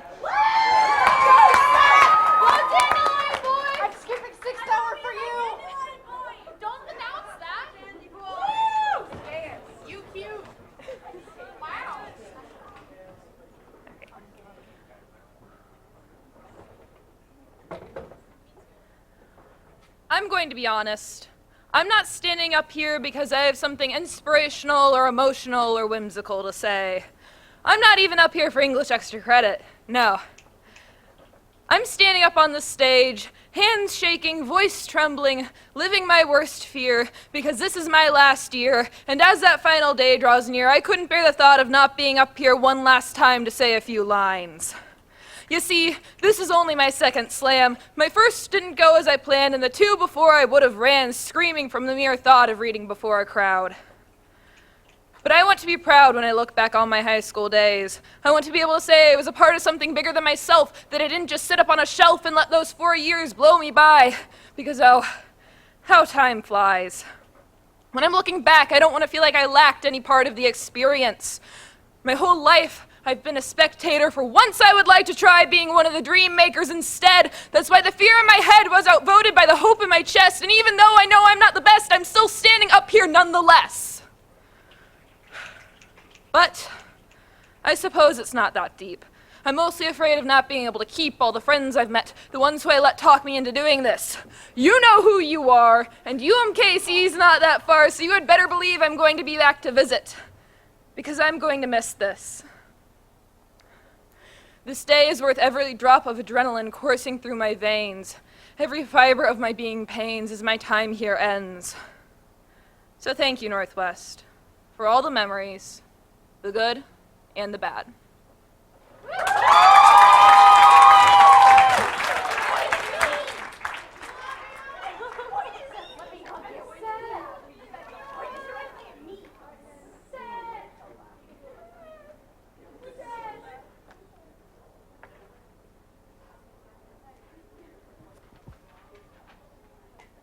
We have an 8.5, a 9.1, a 9.4, a 9.5, and another 9.5.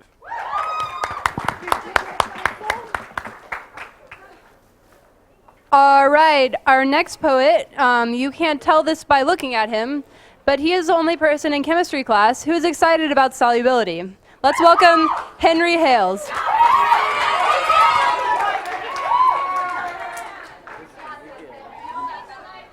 You guys are cool. Don't tell me what to do. I'm sorry if you've heard me scream prior to this. Also, hi, Blaine, I love you. Frankly, I'm afraid. Afraid of what this poem has become. Afraid of how my list of fears gets longer every day. Afraid that if I keep talking, someone's bound to realize how I'm only bold in words and thoughts. In 4th grade, our teacher told us the chain is only as strong as its weakest link, and I wish so desperately I could use that to explain my physique, explain to my friends how I am a link in the wrong family chain of sons and daughters. But I'm afraid of excuses. 2 years from back then, 6th grade, I spent at home. When you asked me why I left, I told you I was afraid. Afraid of what fears lie ahead, and I'm so lucky I didn't know back then that the more I opened up, the more you worried. My poor gardener, you see, is aware that within my mind, seeds of terror get light from the smiles of concerned loved ones, those bright smiles, and water from the tears brought about by the thought of rattling metal wheels. Be it on hospital floors at 9 a.m. or be it on train tracks at 9 a.m. or on hospital tiled floors, the noise, the clatter, crawls up my spine like the mere concept of anything at all with 8 legs and more eyes than I care to count. And 8 legs is bad, but half of that is no better when bounding forth with a snarling snout of sharp canines, leaving their mark across your hand when you can't even leave your own in a matter of words. You tell me to wash the wound out with water. You doing, my thoughts are swimming. The water is deeper than where my feet should be, as if I'm already being dragged under by something, someone in the back of my head. A shadowy outline of a vaguely human shape, a false conscience in the back of my head, pulling me from my utopia, my automatonophobia. Ticks. That man, that figure, tick, in the back of my head, where light of brightest day grow seeds of blackest night. Tick, my mind, my jungle, my ticks, manifestations of how my mind kicks to show when its weakest link clicks against the stronger links of the chain. 3 years from back then, 7th grade, I spent with you when you asked me why I came back. I told you I was afraid of my weakest link.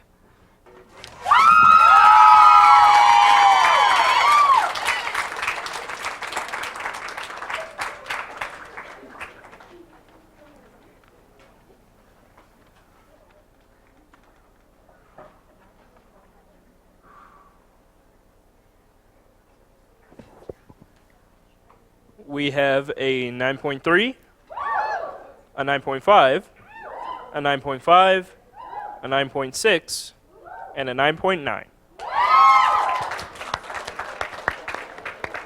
All right, so our next poet is Grace Miller, and this poem is dedicated to her family.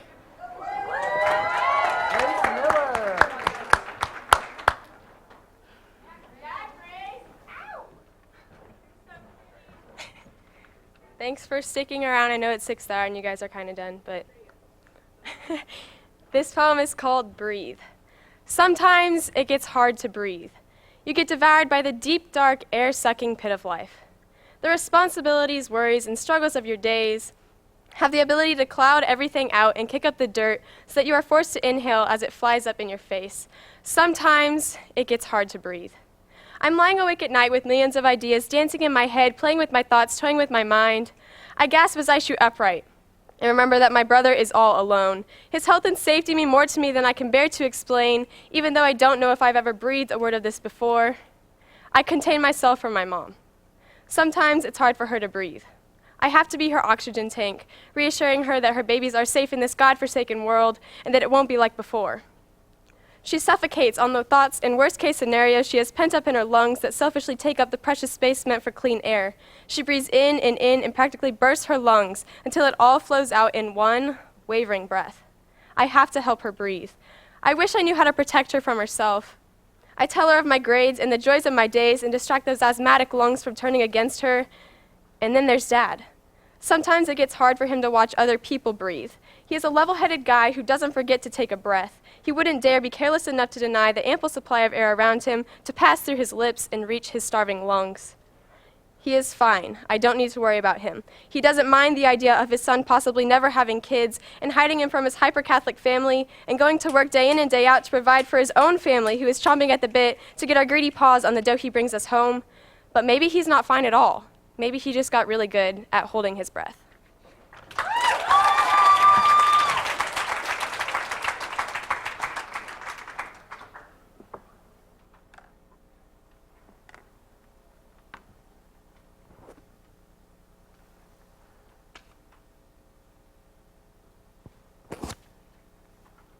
We have a 9, another 9, a 9.3, a 9.6, and a 9.7.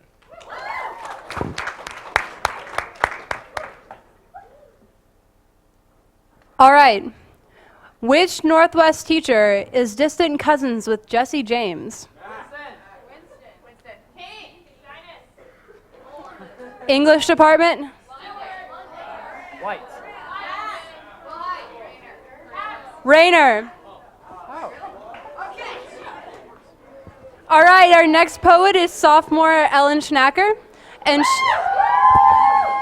she's doing poetry to help her come out of her shell because speaking in front of people terrifies her, but she's gonna do great.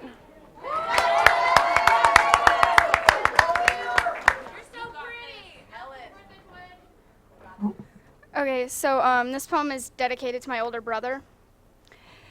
You are my first memory. I remember screaming and crying and you jumping down to see if I was okay. And through 2-year-old tear-filled eyes, I stared at you, unable to tell you that no, I wasn't okay. I broke my foot.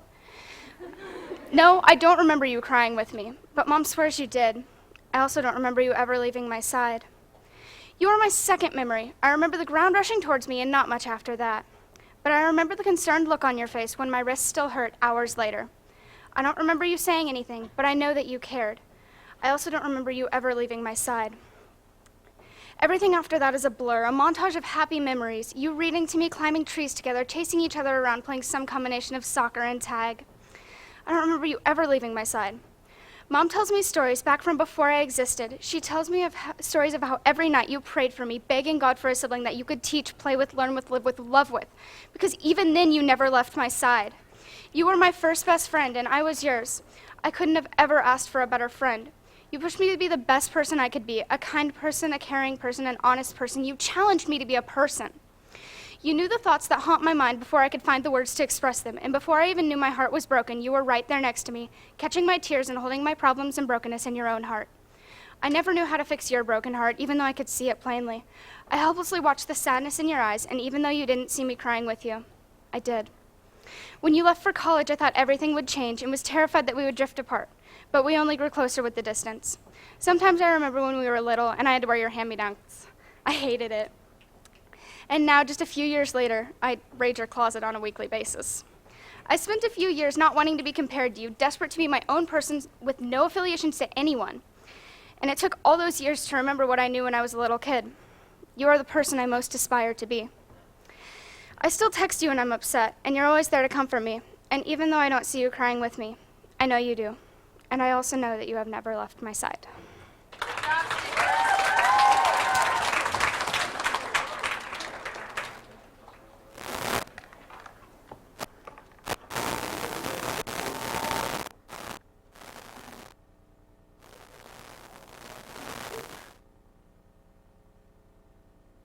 have an 8.5, a 9, a 9.1, a 9.3, and a 9.4.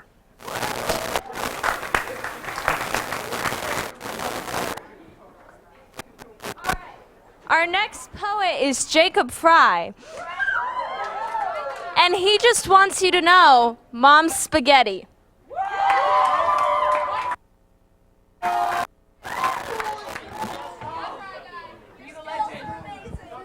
All right. Quick shout out to Julian Kofour. Follow him on Webkins at JulianKid420. Also, shout out to my boy Nathan Fry for giving me 2 rocks. I know what they mean. All right. People don't know the real me. People always making me how they want me to be. Adding stuff, changing the recipe. Sometimes they get lost in the sauce. I feel like I just can't get my point across. Hold up. I'm gonna make you crisscross. They put me in hot water, but they ain't ready for this slaughter. Go back to ragu like it's my alma mater. Put some salt in the pan or else a stick, that ain't the plan. No salt, no lifespan. Don't call me linguine or I'll make a pie like Sweeney. After that, I'll disappear like Houdini. You call me a phony, but I ain't no macaroni. My dad's a Swedish chef, so don't act like you deaf. You know these rhymes are for real, so go and please kneel, because with these rhymes, I'm about to make you do a cartwheel. So you may be asking yourself, Lil Boy RD, why you on the shelf? Well, let me tell you. I'm gonna make you cross yourself. Yeah, you guessed at it, I'm spaghetti the best at it. You act like you better, you act like I'm your debtor. So if you'll please, just listen to my chain letter. I'm sick of being overdressed, being ignored like second best. I'm already so stressed. Add marinara or a meatball and I'll satisfy all. Watch out, or this rap will be your downfall. Cause I'm in it for the long haul. Now my raps are closing to an end and I know I'm about to transcend. Before I do, please let me defend. So next time you eat some spaghetti, please never forget it. Be sure to respect spaghetti's effect. Cause without it, even just a little bit, your food would taste like an armpit.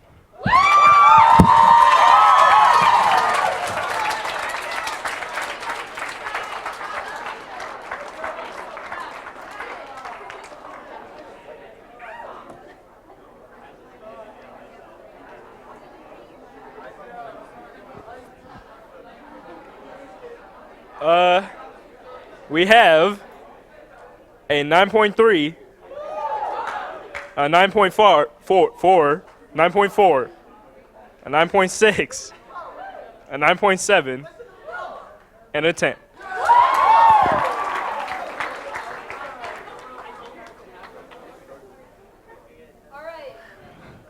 This Northwest English teacher was a math major for a year in college because they wanted to teach high school math. I heard it, whites. What? Yay, math and English. Okay. So our next poem is a duo with Abigail Terrell and Hannah Moose. And they wanted me to read their favorite quotes. Abby's is, there are 3 ways to do something, the right way, the wrong way, and the way I do things. And then Hannah's is, another one.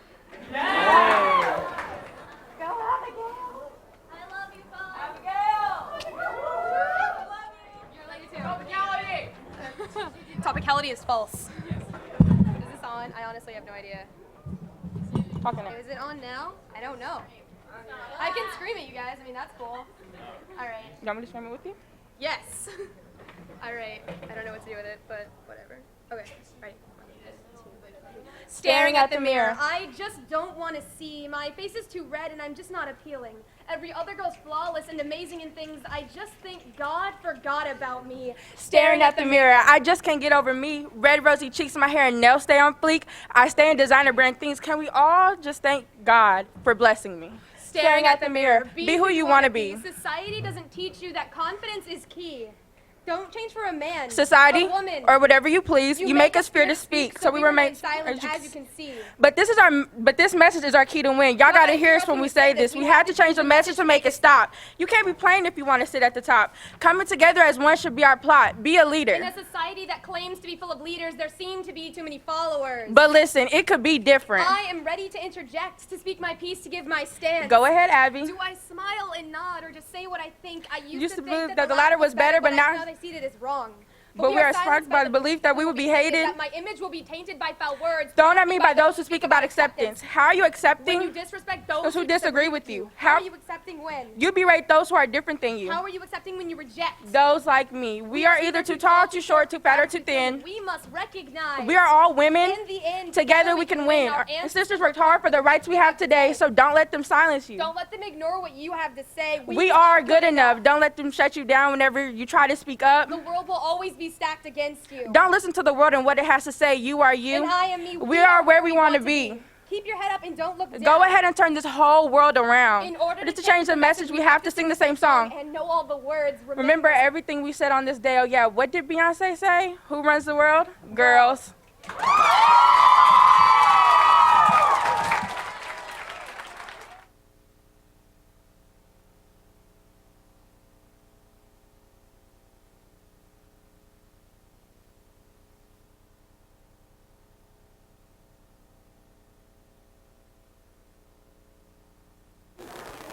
We have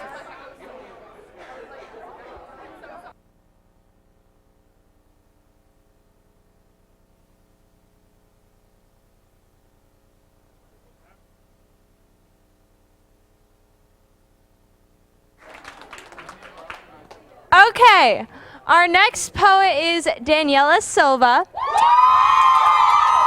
And she admires her brother, Anna Martellero, RuPaul, Sarah Kay, Bob Ross, and you.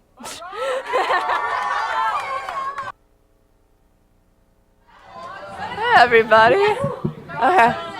This poem is called Borders. November found me waking up to a country that no longer felt like it could belong to me. November found me my body, an apology, my skin, a statement, my family tree, a liability. I've spent the last few months having some difficult conversations. I've heard it's hard to believe in something you have never experienced, so maybe it makes sense that people don't want to see the other side of the argument. They want the monsters to stay under somebody else's bed. It's easier that way, safer. So as our new president issues an executive order banning numbers of Muslim immigrants from the country, never mind that statistically speaking, a white man with a gun and a vendetta is much more deadly than a Muslim refugee, so many people are silent. So now when I talk to people who disagree with me about immigration, I will tell them about my father. He has lived here for more than 30 years legally, but he's not a citizen, and now I'm afraid he could not go home if he needed to because this country wouldn't let a brown man with a green card back in, that the list of banned countries will keep expanding and expanding until we are standing like an island alone. My father does not look like he is from here. This does not mean he does not belong here. See, he grew up all too like this, no stranger to protest. He marched too when he was my age. In Brazil last spring, we impeached our president. Now we watch the TV screen glare at the people he marched for and next to like we're angry at them for the promises they broke. He tells me, querida, stay angry. It will always be better than apathy. I am the blood of a rabble-rouser, revolutionary. My left arm is liberty and justice for all. My right is orden y progreso as the daughter of an immigrant. I know that people don't leave home without a reason, and yes, sometimes the reasons are happy. My father made America his home because he fell in love with my mother, and when you love someone, they become your home, but sometimes home has become a prison cell. Sometimes home has become a graveyard. Sometimes the war has scuffed its feet up on your doorstep and invited itself in until home was gone bleeding out on the riverbank. So I will not tell you the stories of refugees and their children who went on to be lawyers and artists and doctors and lawmakers who went on to spool together the very fabric of this nation, fight and die for this country, because I shouldn't have to tell you a success story just for you to think that someone else's life matters just as much as yours does. The only qualification for human rights is being human, and compassion should not end when your borders do, and your compassion is not compassion when it doesn't extend to people who don't look like you. This country does not belong to you any more than it belonged to your ancestors when they landed here. No amount of money will let you own a place, a promise, an ideal. This country does not belong to you more than it belongs to me, to the people of like me, to the daughters of immigrants, to the children of refugees, to the descendants of the witches you could not burn, to the defiant we, and we the people that demands America live up to its promise, liberty and justice for all of us today. Anne Frank is an 11-year-old girl in Syria with soot on her cheeks. This is not about if they come for you, they will come for me. This is about how on Holocaust Remembrance Day, never again should mean never again, never to anyone.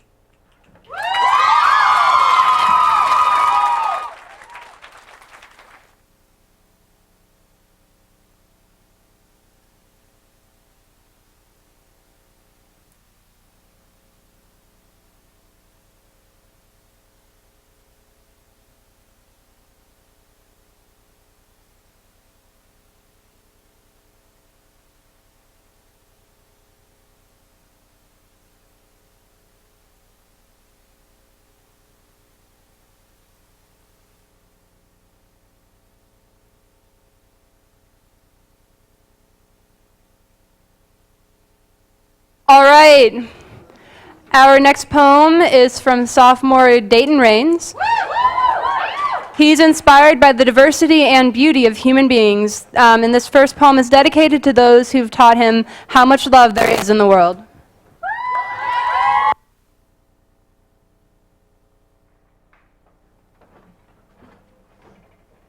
All right, when I found out that I was the last person to go for the preliminary round, I have to admit, put a little bit more stress on the shoulder than I would like, but I'm going to try really hard to make this a strong finish for you guys.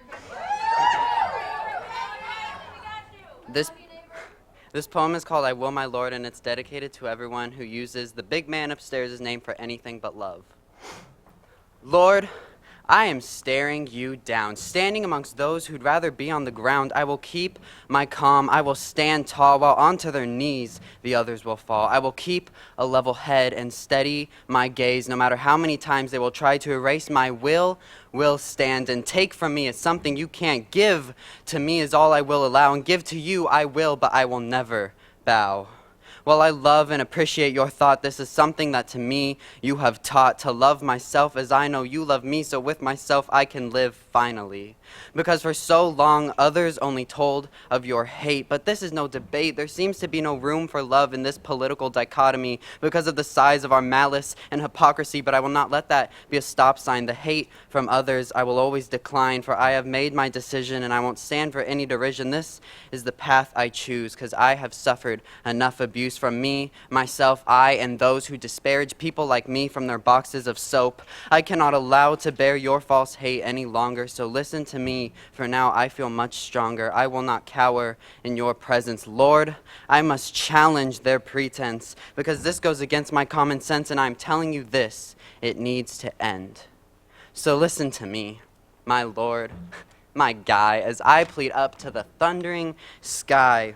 Know that I will never get on my knees, but I also refuse to stand for any more suffering, because we, the people who are each one and all, do not deserve to limp and crawl. I will not accept a resignation. Lord, do not let them force us under your supposed submission. Teach them, please, what to love really means, because lately people are just picking and choosing, and don't you realize it's your name they're abusing to justify, to crucify who they deem unworthy. Lord, they have used your name of absolute good to crush people like me beneath their iron foot. Tell them how it is a sin to kill a mockingbird, because all we want is to be heard. Lord, I am staring you down with my head up above this crowd. Know that I will take your hand and your heart in mine, because don't you think it's just about time? Thank you.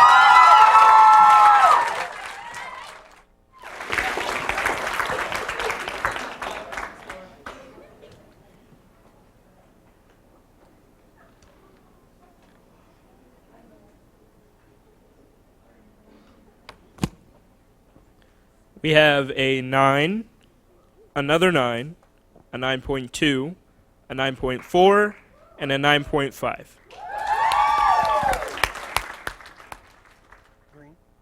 Check, check. Our next poet is inspired by Captain Underpants because he walks around in public with just underwear on. Let's welcome John Ramirez.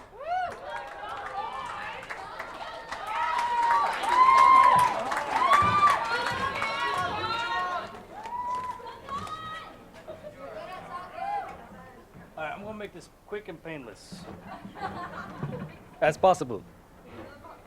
All right, my morbid poetry. Roses are red, violets are blue. I made a poem that's just for me. 1, 2, you don't know what to do. 3, 4, you're on the border floor. 5, 6, you need a fix. 7, 8, you seal your fate. 9, 10, that comes looking at your door. Ooh, shit. Talking mushrooms, talking mushrooms. Death comes for us all. It all depends on how high you fall. Death is nothing to joke about. It is fear of where you will go. Well, the ones alive don't know where they go when they die. Yet the ones that die do know where they go, but are tormented from not being able to tell the living. But if I die before my time, I want to be a ghost and haunt this school. Death follows and lurks around you, waiting for you to mess up. Death takes no shape or form. Death does not discriminate. Death can come at any time and at any moment, even when you eat lemon and lime. And yes, I'm trying to find things that rhyme. Death can also come in your dreams. Like, if it were me, I prefer to die awake. Because then I will know the pain I feel isn't fake. Let this be a reminder for those that are reckless, that live careless, because death is restless. For those that know me, you know that to take anything I say serious. So So do what you guys have been doing and have a good day. So now I leave it to my colleagues to brighten your mood. And judges, I will feed you to my brother. If he makes it. If not, I'm done.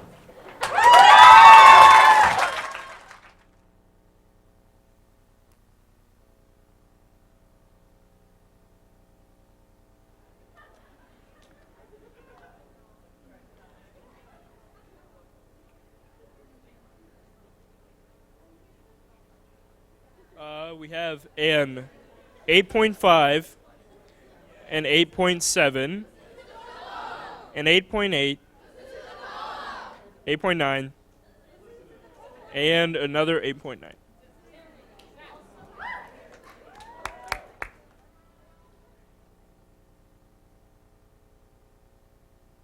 Right, so our next poet is Jordan Durkee, and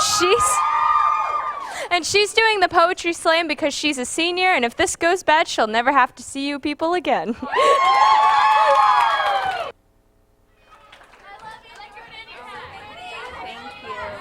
Oh, I'm gonna wet my pants. Okay, so this is about racism and my mom, because that's like the only two things that matter to me, I guess.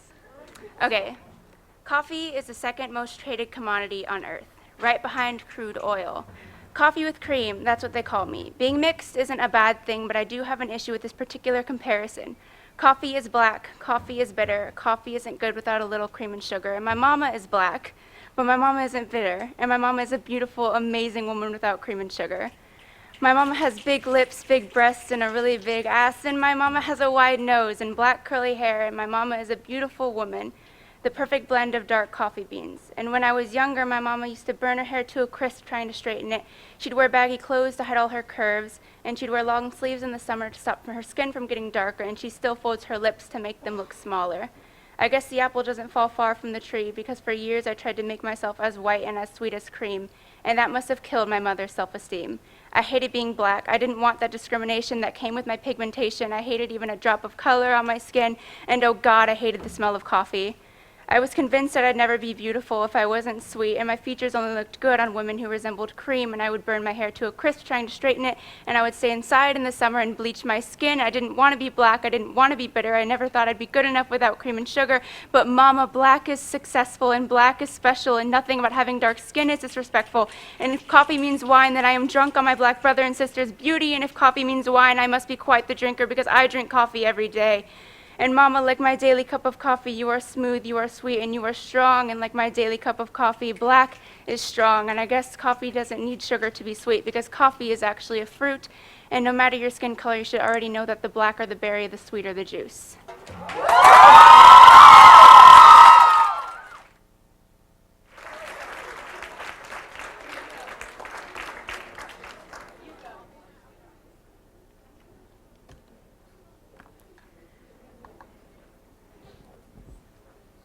We have a 9.6, another 9.6, a 9.8, another 9.8, and a 10.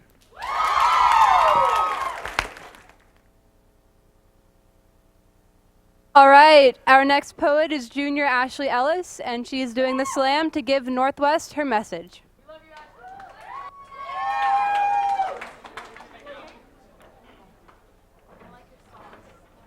Thanks, they're better than my shoes.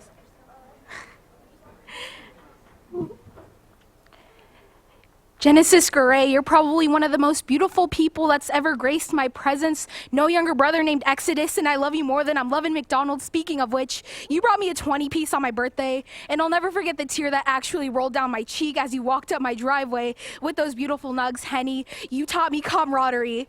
Jenna Marbles once said, if we all stick together, love each other, then we're glue, and if by glue she meant a progressing society, then yes, if we all stick together and love each other, then we're glue, but it's hard to be glue when everyone's out to get you. Your offensive slurs are solvent or whatever dissolves glue, and if a snowflake is someone who only wants for everyone to feel comfortable in their own skin, then I guess I'm a snowflake. Because honestly, what you wave around your head threatens me. What hangs off the back of your truck makes me uncomfy. More than the word uncomfy makes me uncomfy. Because all I can think about is a group of dudes who would want to use and abuse me and you so terribly that they were willing to make a new country to do so.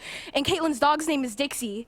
And Dixie's the best diddly darn pup you'll ever meet. And Dixie's generation can be the one that doesn't care, which is why Dixie uses they, them pronouns, and anyone's gender, sexuality, or shoe size shouldn't matter. My icon Macklemore says whatever God you believe in, we all come from the same one. Culturally, America is subpar. Maybe it's because we don't do anything about subreddits like r/raping women, r/killing women, r/misogyny.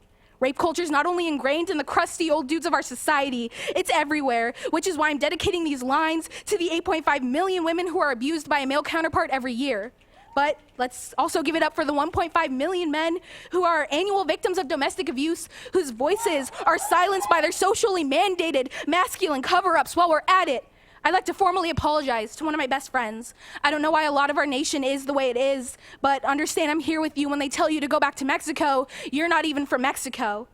But everyone cannot always wrap their brains around the fact that there's more to this wonderful world than America, Mexico, and China. Islam is a religion of peace, and if you can get away with attending church on Easter, Christmas, and one random Sunday in the month of July, then they shouldn't have to succumb to anyone's standards of headwear. I can't even start with the way our nation has addressed the Roderick Heffley massacre. All I can say is we need more loaded diaper and, yes, less yellow Power Ranger. At the end of the day, I'm only 16, slightly edgy and yelling at you, but it doesn't take a genius to see that something's happened to ethics, humanity, the ability to scroll through Twitter and to genuinely smile. If we all stick together, love each other, then we're glue. We are the glue. All hope lies in you. My dudes, FDR, said the only thing we have to fear is fear itself.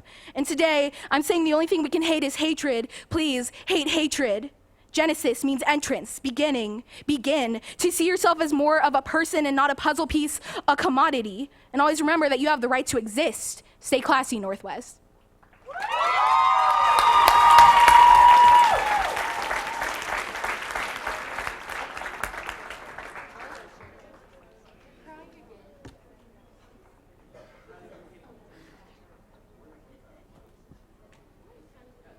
We have a 9.5, another 9.5, a 9.6, a 9.8, and a 10.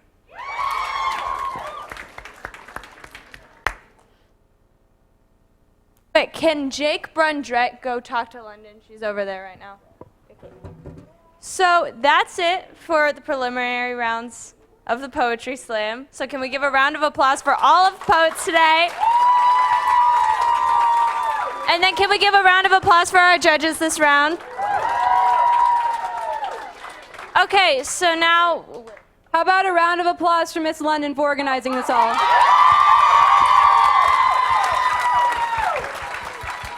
so now we have some time, we have like a couple minutes, so we're just gonna do some speed rounds of some teacher facts. So, okay. What teacher taught a class in a 10th century castle in Nuremberg, Germany? I heard it. Massey. It's Massey. Come get your candy, it's up here. Yeah. Okay. All right. Which teacher is named after Miss America Vonda K. Van Dyke? Miss Morris. Okay. Which Northwest teacher, if they weren't a teacher, would want to be the star of a Broadway musical? Someone said it. No. Dinus.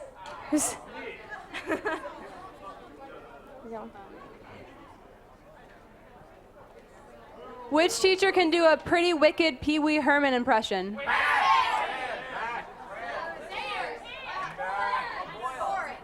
Think facts. Fredrickson. Okay, if she didn't work for Northwest, she would own a lawn or landscaping company. Counseling department. I think I heard Fontaine? Someone said it. I don't know. All right. This teacher was the national winner for entomology, which is insect collecting in high school, with a collection of more than 400 insects.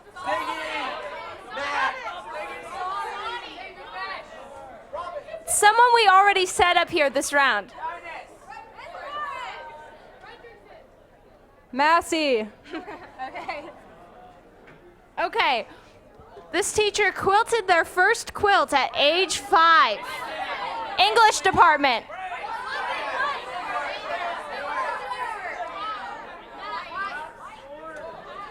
Still not hearing it. Have you heard it? Nope. It's English department. Nope. It's Moberg. All right, which Northwest teacher aspires to be the next great American novelist? Fran. It's Fran. It's Fran. Which teacher thinks he could survive in the wilderness if he had to? It's English again. It's Pabst.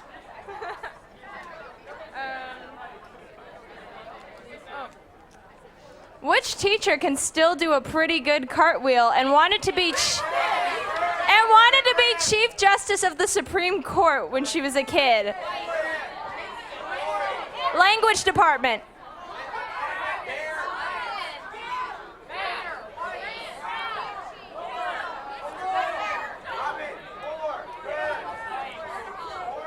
Jones.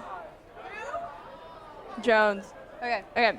And then which teacher last one. was baking by age 3?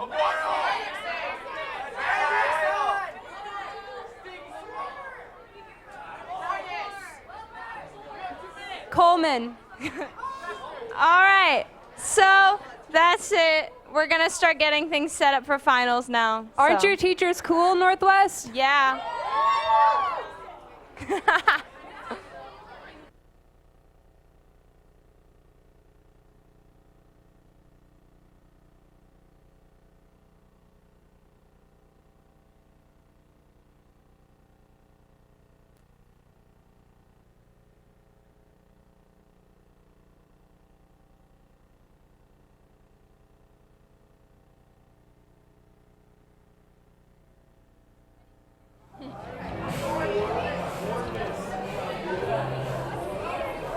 Hey guys, we're back. It's Katie and Alicia, and we just finished the end of the preliminary rounds.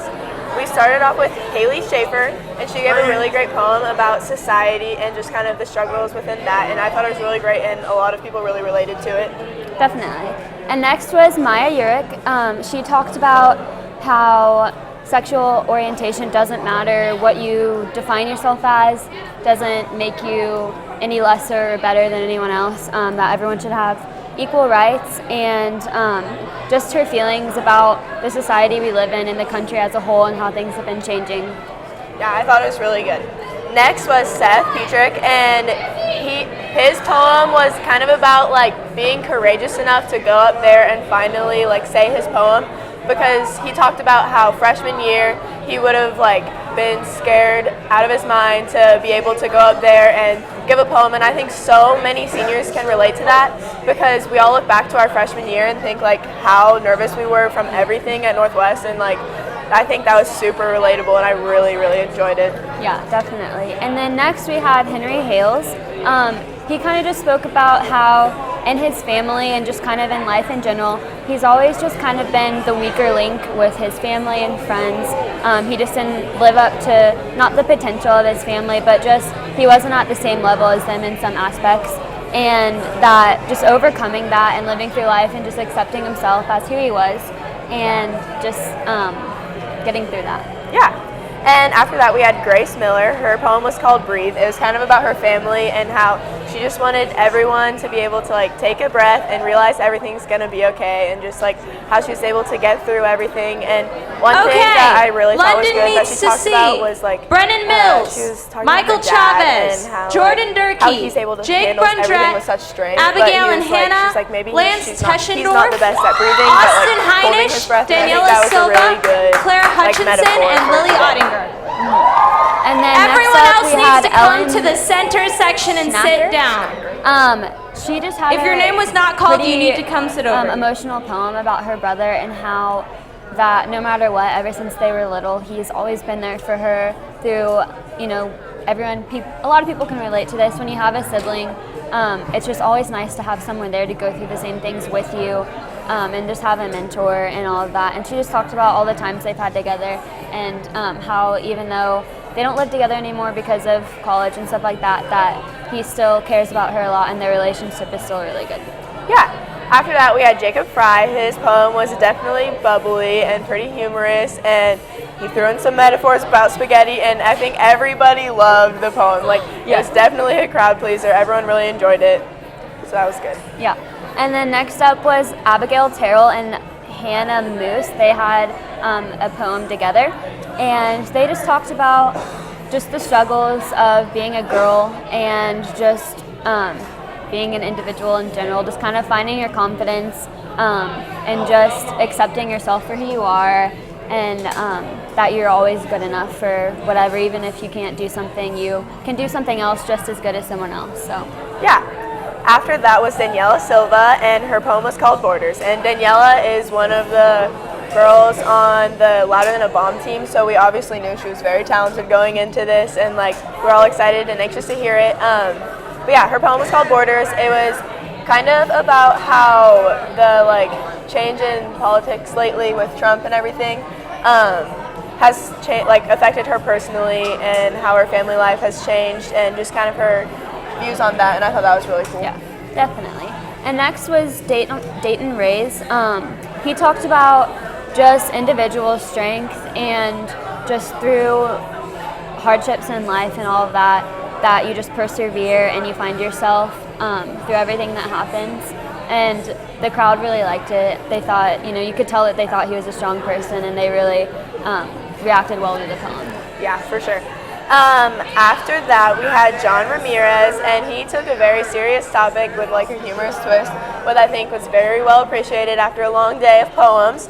But yeah, his poem was kind of about all the things he wanted to do before he died, and like how to make an impact on everything, even just here at Northwest, and like on with his life, and how he wanted to appreciate like life for what it was, and I really liked that. Mm-hmm. And then next we had Jordan Durkee. She made it a point at the beginning of her poem that it was about racism and her mother, because those are her two biggest topics that she likes to talk about. And she made the metaphor of coffee, saying that she was a coffee with creamer because she's a mixed African American and white female, and that her mom is all African American, and that just how no matter what you are, you're beautiful and you can accomplish whatever you want, no matter what you look like or the nationality you have. And she just talked about the national climate now and just how things are going in the country. Yeah, I thought hers was definitely really powerful. Last but not least, we had Ashley Ellis, and hers was mostly about self-love and self-appreciation. And she started off the poem with like talking about how one day she got a box of 20-piece chicken nuggets and how a tear ran down her face, and that made her happier than anything. And just like things like that should be able to make you happy, even if other people like think otherwise, and how you shouldn't let other people's opinions persuade you. And that was definitely a crowd pleaser. I think everybody really enjoyed that. But that's all we had for the preliminary rounds. Now we're on to the finals, where we're just announced, and we're really excited because we had a good day of poems, and these people are obviously really talented. Yep. Right. See you for the finals.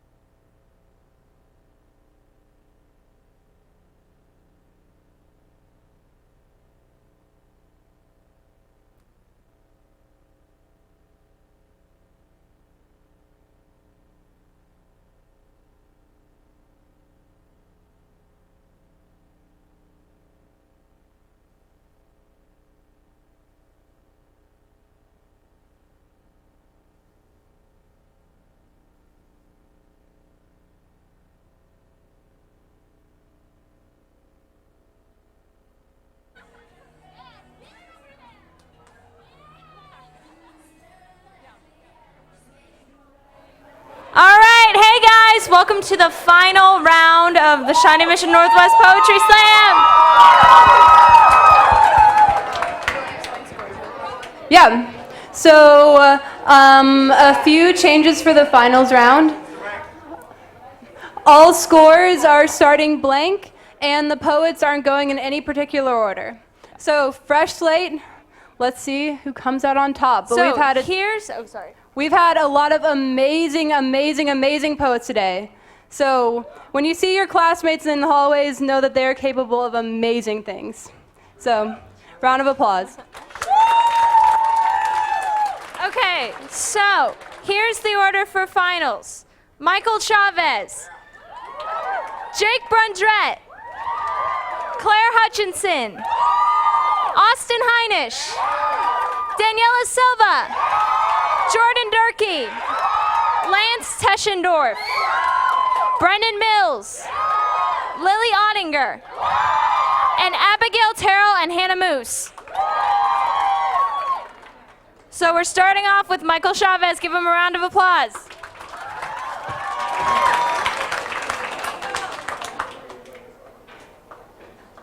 Yeah. Oh, what's up, man?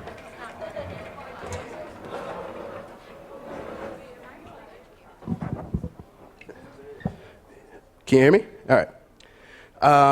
This one is called Gone for Too Long.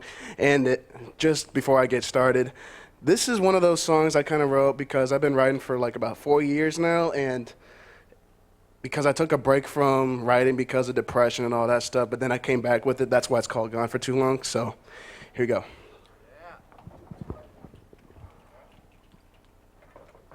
It's emotional, by the way. Yeah, I'm back, what's up with it? For all of those who thought I quit, I'm too legit to just quit. Even though I've committed a lot of sins, I'm like a tank, I ain't staying down. I'm still equipped with a few rounds. Even though I've taken so much damage, I'm still on a quest to receive my crown. I'm still here, have no fear. It's okay to shed a few tears. I brought smiles and I brought pain. I get it now, I can see it clear. There's people in the world that still hate, even me, so I do relate. All humans are parasites, we hard-headed and we make mistakes, but me? I've been messing up. Yeah, that's right, I'm fessing up. God gave us all purposes. I don't care if you can't stay blessing us, and that's real talk, that's what I believe. Everything you do, he sees. He's seen everything that I've done, from drinking to smoking weed. I ain't perfect, but who really is? 18 and I'm still a kid. Growing up in this time is hard for me with a bunch of fakes and hypocrites. Everybody that I love just dies when I want to believe that it's all a lie, when all I want to think about is wanting to die. Yeah, that's right, thoughts of suicide, but nah, I ain't giving in. I ain't gonna let my demon win. Anger gets the best of me and it hurts a lot. It's so intense. We aren't gods. We all got flaws. Killing people and breaking laws. Music has saved me and my lyrics could save us all, though I have brought a lot of hurt. So much is so absurd. Things that y'all didn't deserve. I'm truly sorry you heard it first. You can tell the world that I'm back. I ain't got no time to slack cause I've been gone for too long. You can call all of this rehab cause I'm back.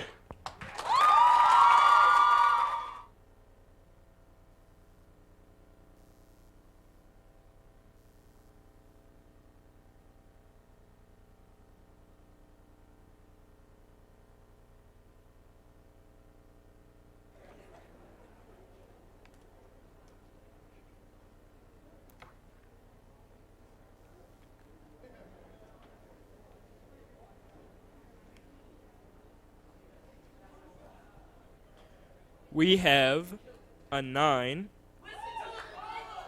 a 9.4, another 9.4, a 9.6, and a 9.8.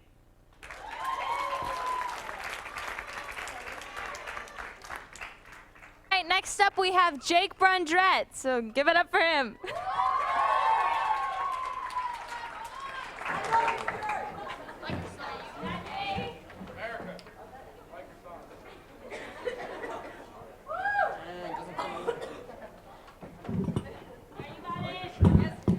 Okay. School, you see, a tool that I am grateful for. The ability to find the sine, cosine, tangent. Watch out, life. I possess the knowledge to destroy you. And you back there, don't even think about touching me. I will level you with the history of the Schmalkaldic Wars in Central Europe during the time of the Protestant Reformation. Armed to the teeth, I set upon this world. You see, with all this schooling, we lack the true feelings of life. Not to know when our lives are crumbling around us, not told what to do when interacting with a girl. But one thing we are great at is building. From houses to roads to armies to feelings, we are builders. From day one, we built the love for our mothers and fathers, how they are the ones we call home. The adults we run to if there's a bully or a scary shadow. The adults that will sacrifice anything for us just to make sure we don't shed those tears. But we too will soon be the adult in someone's life, where it is us that will calm the beat racing out of their chest, but even as adults, we are still children.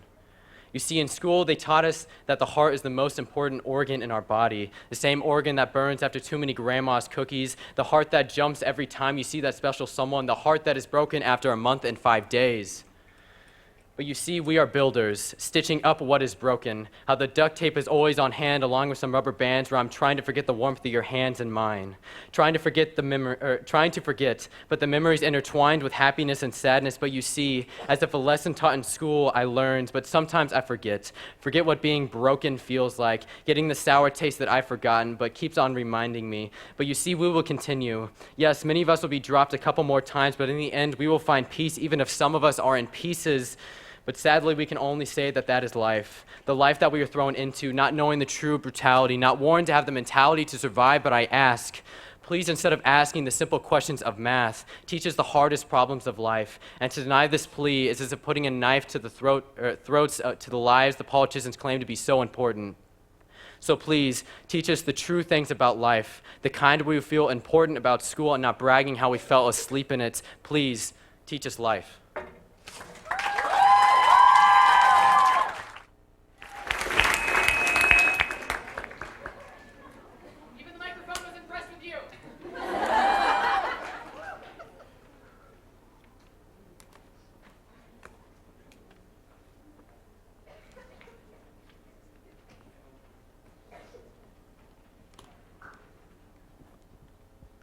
We have an 8.8,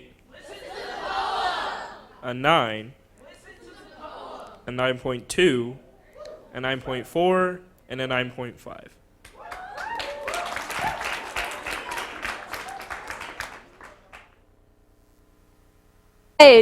Our next poet's talent is astronomical. Let's welcome Claire Hutchinson.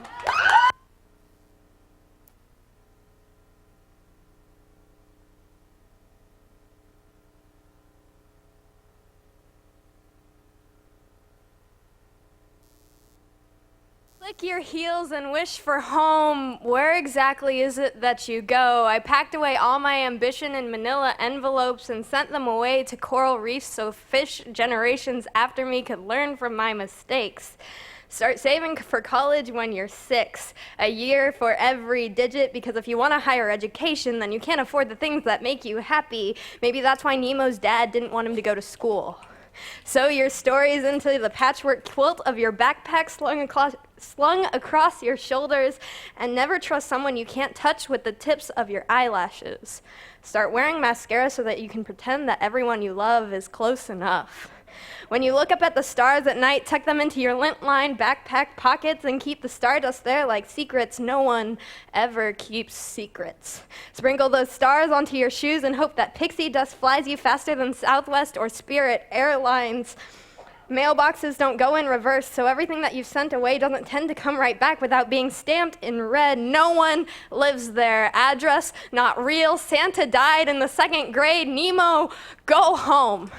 Nemo, go home. Cross my heart and hope to die, for I have lived 1,000 lives, each dotted by a constellation that takes me right back to the deepest shades of blue. How different are astronomers from oceanographers anyway? We're all searching for things that everyone else is scared of finding. We're all searching for things that don't exist but have to. Destination, still figuring it out. Destination, a desert built from a river that ran out a long time ago, from everyone that ran out a long time ago, a delta of broken dreams peppered with sandcastles of stories that never saw completion. Destination, Roswell. Because I've always loved road trips, and maybe UFOs will be more comfortable than the back seat of my Corolla. Destination, home. Maybe these heels will figure out what that means by the time I finish counting. 1, home. 2, home. 3,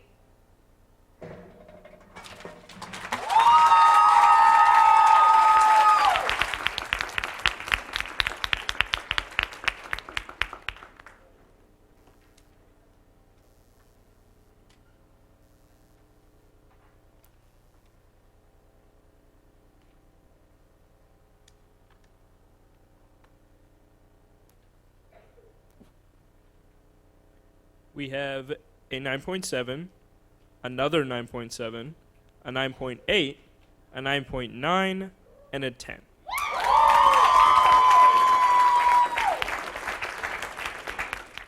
Hey, our next poet's favorite quote is, "If you ain't first, you're last." Let's welcome Austin Heinisch.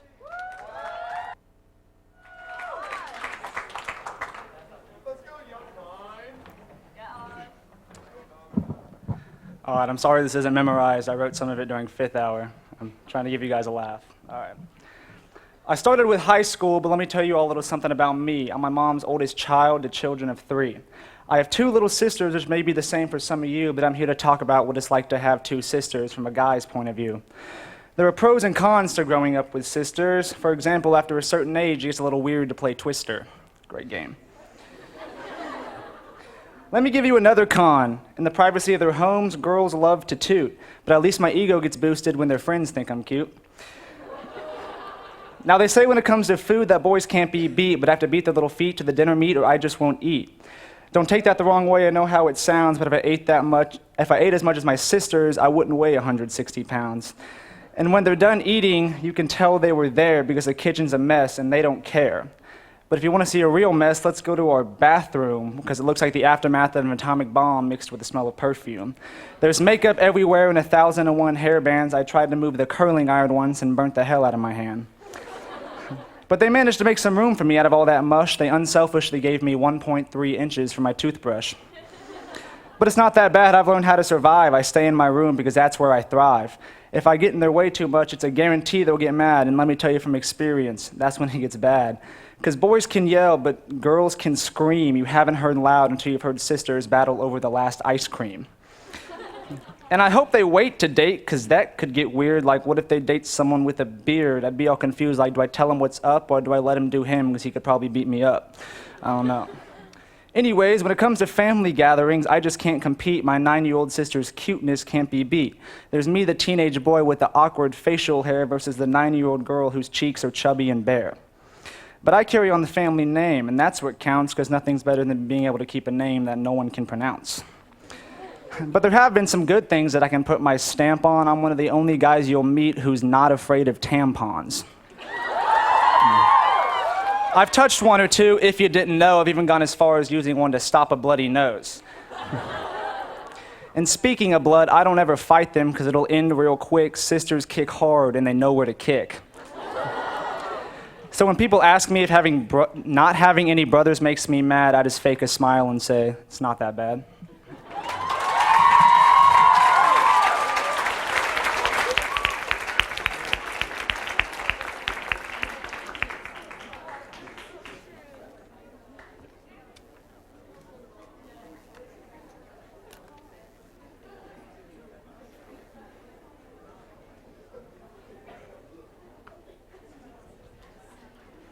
We have a 9.1,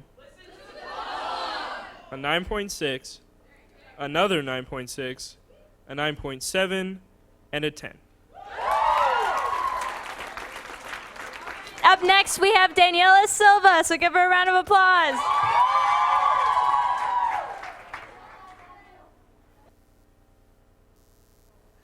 Okay.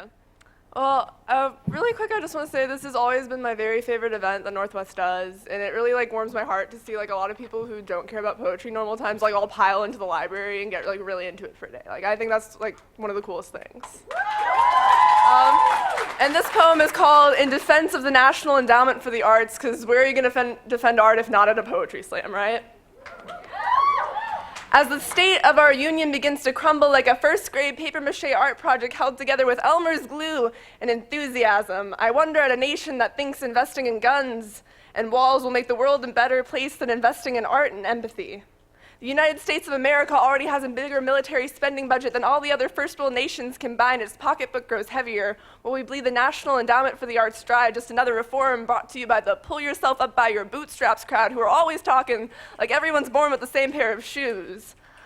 Because that's the way you hit rock bottom, right? You keep building up until the ceiling collapses in on you, but that's a different poem, one with a lot more bite. So I'm here to tell you not to worry, that art will never die, because trust me, we've tried. We tried to kill it in cliches. We mugged it in the alleyway the day we started telling artists that their dreams were impractical, but it still kept kicking. And I am long past the point of worrying that I will run out of poems to write, so I do not worry for art like I worry for a city gasping for breath through the smog, or a woman walking home alone at night with smeared makeup, or children going to bed in a country turned to a war zone. See, art is a hydra. You cut off its head and it grows 3 back more in its place that are singing.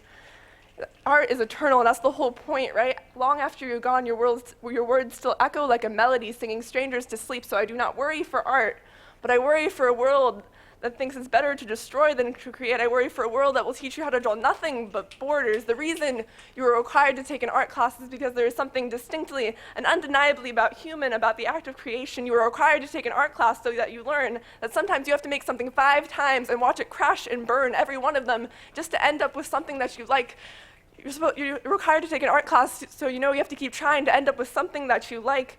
As a really good English teacher once told me, literature aims for your heart. Everything else aims for your gut. So this is why we tell stories, and this is why Shakespeare wrote sonnets all those years ago when the sun revolved around the earth, because it was a completely different time, and yet he still wrote things that are able to make you laugh and cry and feel something today. Centuries later, after the world has turned beneath our feet, he wrote stories we still think are worth reading and analyzing and discussing. He wrote words that people still get chills over. He wrote words that still inspire people. So I think it's true that some things are timeless, universal, because art is important, art is powerful. The reason this whole room is possible, that 60, 70 some high schoolers can get up on stage and talk about their feelings while their classmates scream in approval, is because of the National Endowment for the Arts and programs like it. The thing about art is once you put it out there, it does not just belong to you anymore. I've got as much ownership over my favorite song as the person who wrote it does, because I know every word, every downbeat, because I sing it at the top of my lungs. The thing about art, and the reason it is important, is because it forces you to sit on the other side of the argument. It asks you to cry for someone you have never met. It asks you to fall in love with places you will never go. So here I sit and write this poem, and I think better to write than to erase, better to sing than to scream, better a poem than a white flag.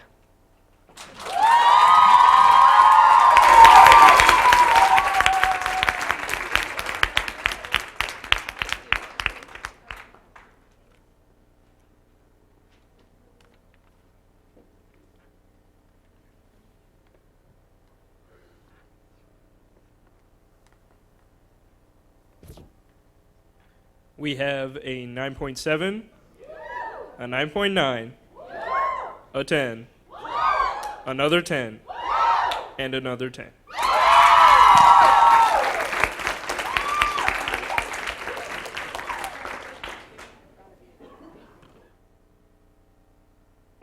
Our next fantastic poet is Jordan Durkee. Let's welcome her to the stage.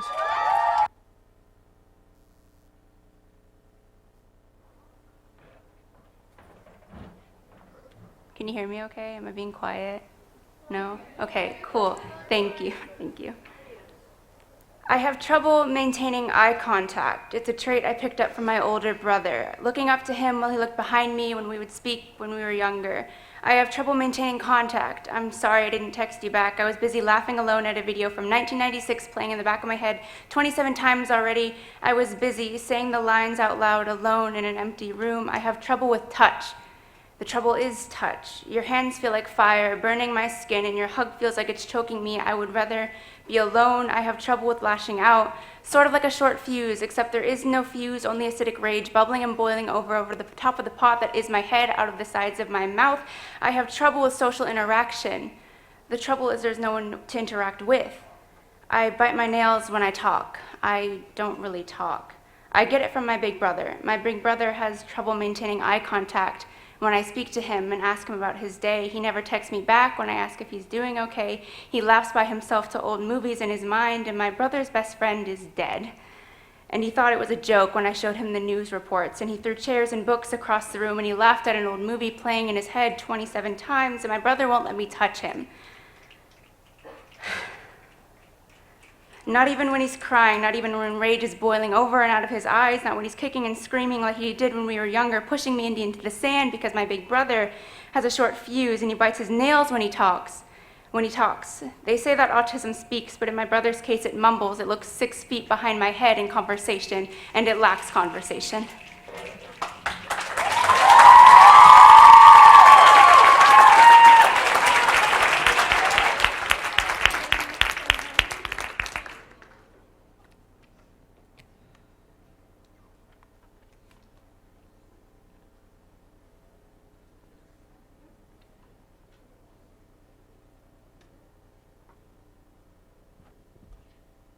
We have a 9.8, another 9.8, a 9.9, a 10, and another 10.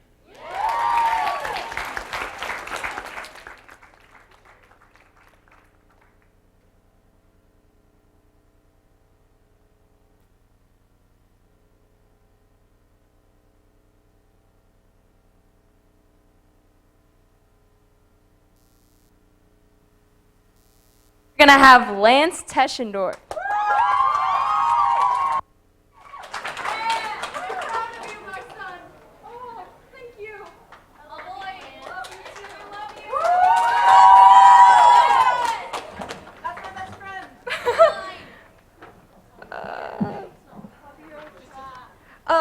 So this isn't gonna make much sense to a lot of you that don't know me, which is a lot of you.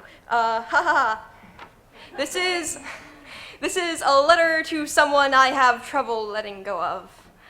Dear Isabel, you were named after your great-grandmother, the one your father loved, the one your mother promised a great-granddaughter to, the one that let you and your little sister play with her walker, the one that used to join in on your childish laughter, the one that taught you death is real and it takes people, even your great-grandmother, the one you love dearly. Dear Isabel, the name never sat right with you. Since the beginning, you were always trying to change it. You didn't know.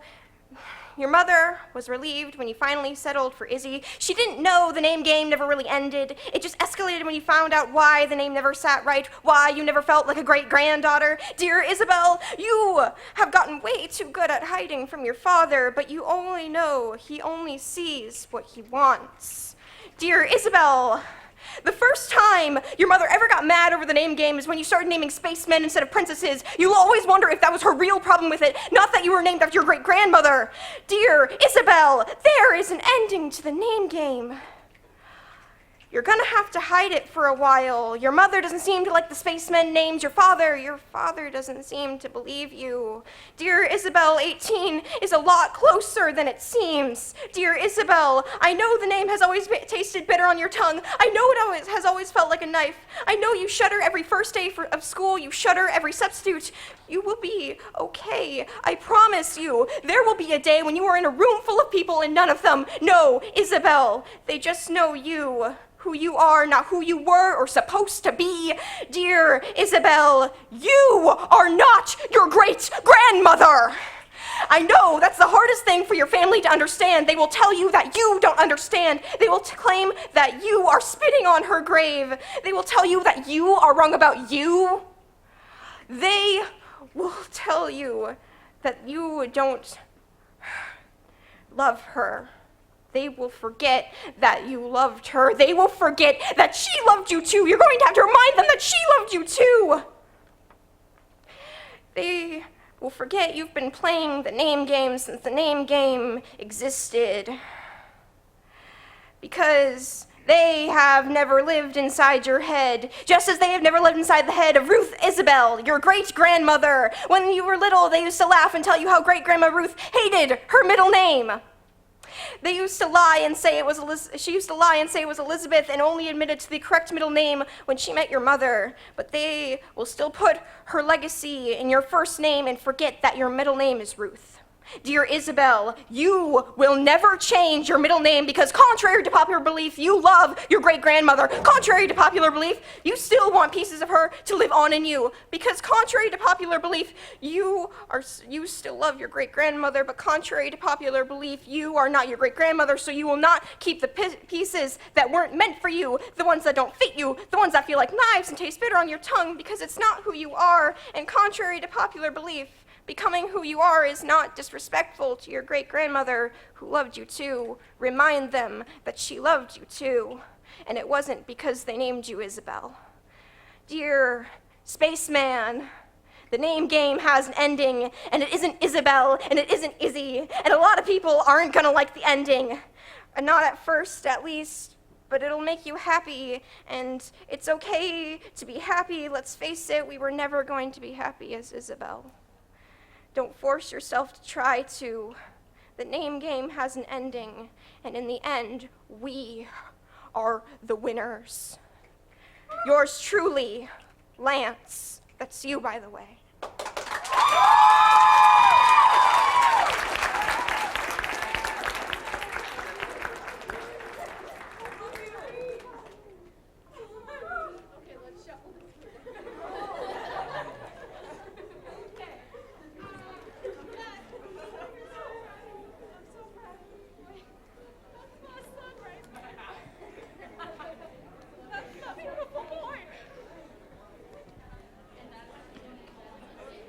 We have a 9.6,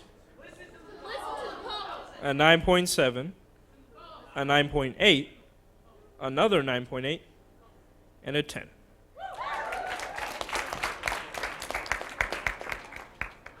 All right, let's welcome our next amazing poet, Brennan Mills.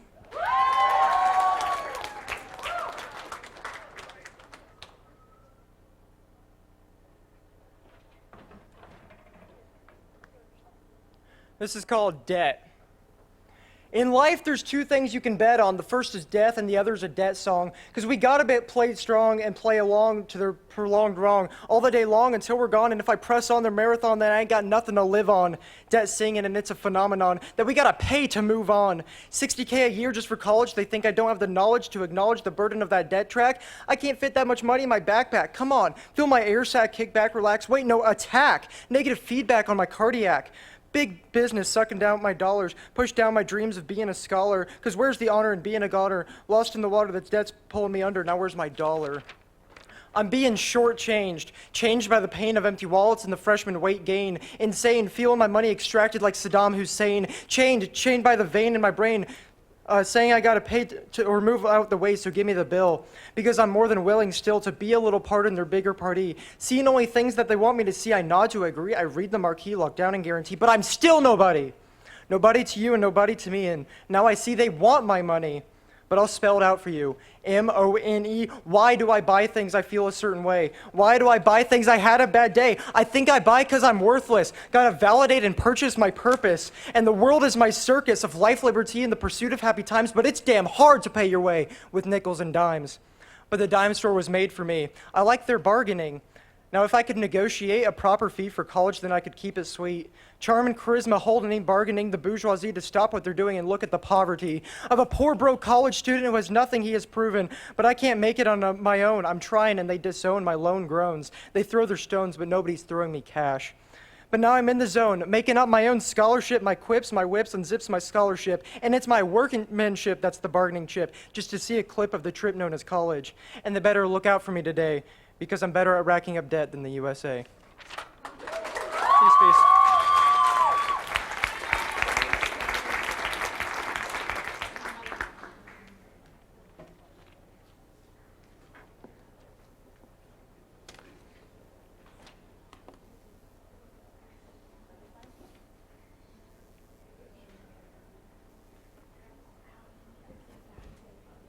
We have a 9.6, a 9.6, a 9.7, a 9.8, and a 9.9.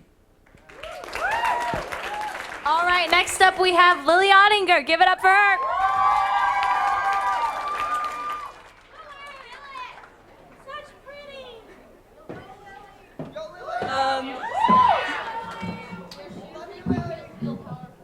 Hi. So this poem is dedicated to a lot of people. It's dedicated to my debate partner, Julian Gafour. He's one of the most hardworking people I know.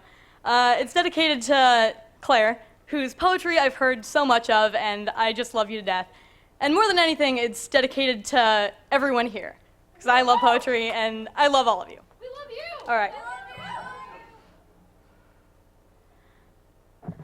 And I remember we were standing in his bathroom and I couldn't stop sniffling, and there was vinyl and razor blade and Lady Gaga was playing, but there was this welt of boiling terror in my stomach and my poker face started slipping, and I say, I'm sorry. I'm sorry, I have to go home right now. My mom wants me home. I have a test tomorrow. I have to go. And then I'm back in psychology class. And this kid asks if being gay is classified as a mental disorder. And I want to shake him because in Unit 1 we learned that gender isn't an independent variable, so it should be obvious that swapping between girls and guys can't make anyone experimental. The boys who want to date me tend to start conversations by asking if I'm a lesbian. And sometimes I think that's part of the appeal, like an experiment, like I'm in a quadratic equation. He thinks he can factor, he offers softness in his eyes just as easily as he'd called me psycho. At the Poetry Slam last year, a girl I used to make preschool macaroni mosaics with says hi, like a comet that returns every half of a lifetime. This year, she was in my psychology class, and in English, we learned that the gay poet Elizabeth Bishop left the US to escape ridicule and met her wife in Brazil. And I remember why I started writing poetry. I packed middle school diaries heavy with verses about girls who I never wanted to learn my name, like a pickpocket sketching the Hope Diamond. When I kissed my best friend, it felt like a chemist's glassware smashing on linoleum, and I'm reminded of some words of Winston's wisdom. Warm and fuzzy, like a cat in the microwave. So this is for the psychology class I walked out on. I'm sorry. I had to prove that I still had the ability to escape, because too often I feel like something that belongs in a cage. So this is for the boys who can't decide if I'm a night terror or straight out of a dream. Just know that I'm not straight in any sense of the word. So this is for that one kid from physics class. You once told me that I should never fight an ugly person. You say that they fight the hardest because they have nothing to lose, and I think about how I've never seen a girl who I didn't think was beautiful. And how I've met too many gay kids who feel unlovable but are still afraid to fight back, and to the people who tell me I inspire them. Your bite is just as powerful, your punches just as potent. They'll call all of us the crazy ex-girlfriends, so what do we have to lose in telling the truth, even if it's ugly? My psychiatrist prescribes me medications to treat hallucinations and paranoia. They also make colors dimmer and feelings duller. They make me want to stop fighting back. She says, Lily, that's the closest you'll get to being like everybody else.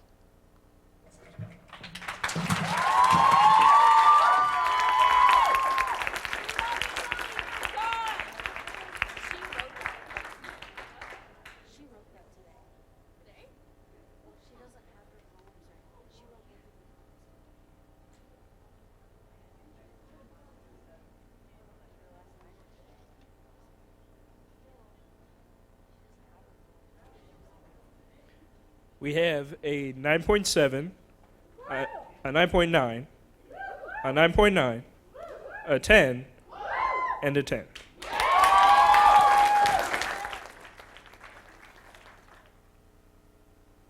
All right, before we hear from our last poets, let's give a round of applause to all the people who competed today. All of our judges. Mrs. Stiggy for letting us use the library. Our amazing administration. And lastly, Miss London for organizing this all.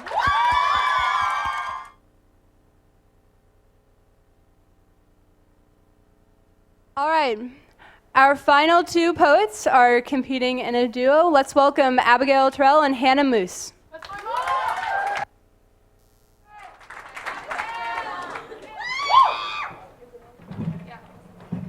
Does it work this time? Is it working? Someone tell me. Okay, cool. You got it. Awesome. You ready? 1, 2, 3. What if? What if everyone laughs? What if I mess up? What if we were confident? It's a funny thing. Not everyone has confidence. How can I look into the eyes of my biggest fear and laugh? But I cannot bear to look into his eyes. It's a funny thing. Watching, feeling, losing confidence. Never have I felt something so strong. It feels so wrong. But what does confidence even mean? It means to be strong when others can't. It means to be assured that you can do What you set your mind to. It means to believe everything will be okay. Because every storm runs out of rain. But just because the seasons change doesn't mean the flower inside of you has to die. Don't let the thorns around you. Puncture who you are. It's a funny thing. Don't you think? Confidence. So easy to explain, but so hard to do because it makes the scary things easy. But the easy thing's hard. But what if we could just say what we feel and be who we are without losing confidence? What if? What if everyone hates me? What if? What if everyone stares? But who cares? So what? So what if people see? So what if people laugh? Who cares what everyone else has to say? Trying to please others is an uphill, never-ending battle. It's unattainable, It's so unreasonable. People waste their time, image, money on pleasing others. And not themselves. Don't change who you are. Don't feel like you need to please everyone. Choose whose opinions matter. And whose don't. Don't restrict yourself to being only one thing. Diversify. Amplify. Personify who you are. Society wants you to believe that you need to fit in.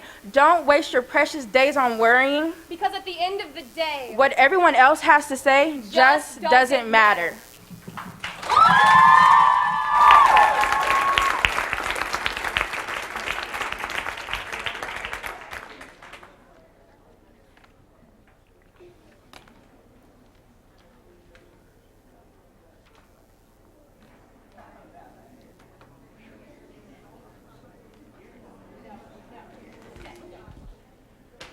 We have a 9.5, a 9.7, a 9.8, a 9.9, and another 9.9.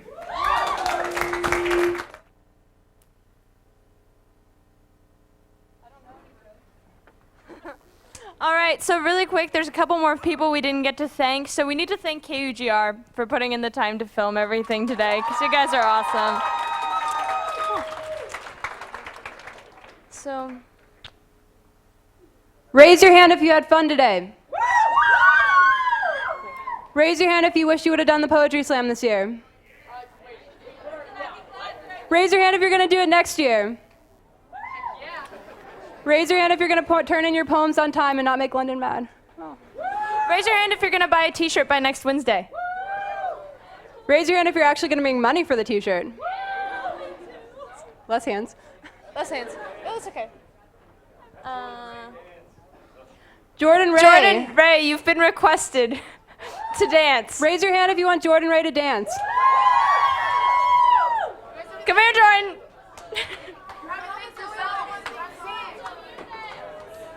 There we go. Come on, Jordan.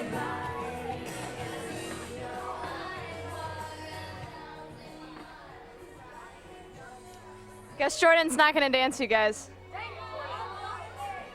Jordan, Jordan, Jordan, Jordan, Jordan, Jordan.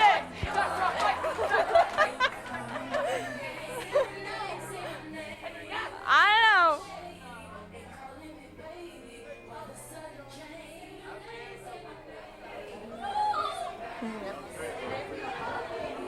Does anyone know any funny jokes? Just come up here. Just come up here.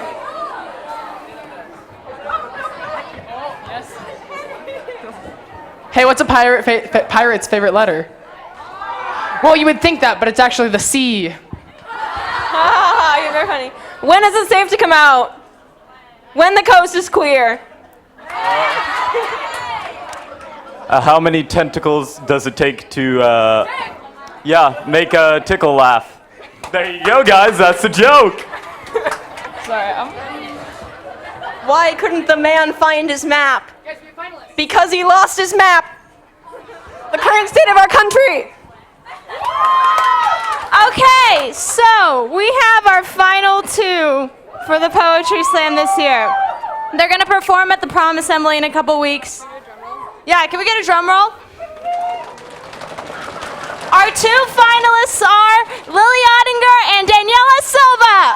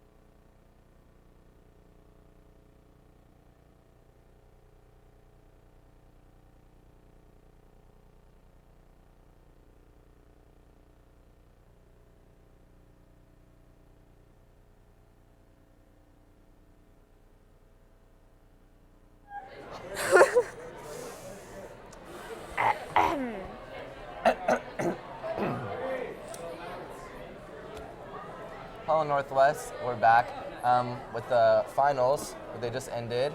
Yeah, the final list was Michael Chavez, Jake Brundett, Claire Hutchinson, Austin Heinisch, Daniela Silva, Jordan Durkee, Lance, Brennan Mills, Lily Ottinger, and Abigail Terrell and Hannah Moose. And everyone did a really great job. They all rewrote a new poem and recompeted this round. And we came up with 2 winners for the whole thing, and those were? Lily Ottinger and Daniela Silva, and they will be going at it at the prom assembly. Yeah, so I know we're super excited for the prom assembly to hear what they have to say. We know it's going to be super great. Everyone did such a great job today, and we wanted to thank everybody who watched. And so if you did enjoy it, subscribe to Shawnee Mission Northwest KUGR channel because we need as many followers as possible. Thank you guys.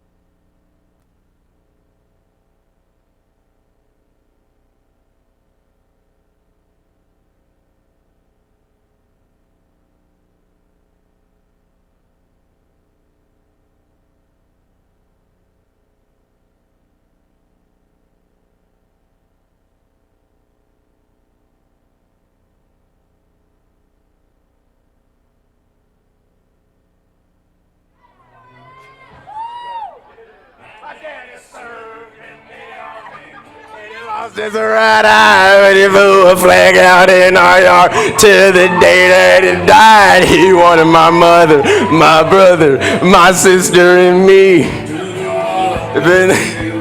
The land of the free is falling under attack. In the back. You can see it clearly through our big black eyes. Man, they lit up your world Like the 4th of July. Thank you. At the top of his list.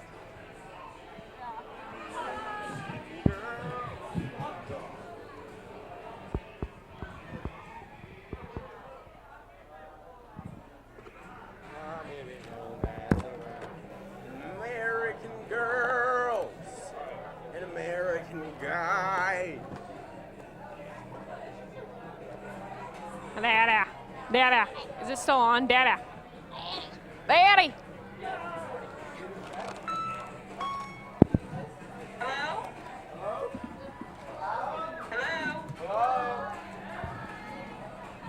I need Jacob Fry to the office.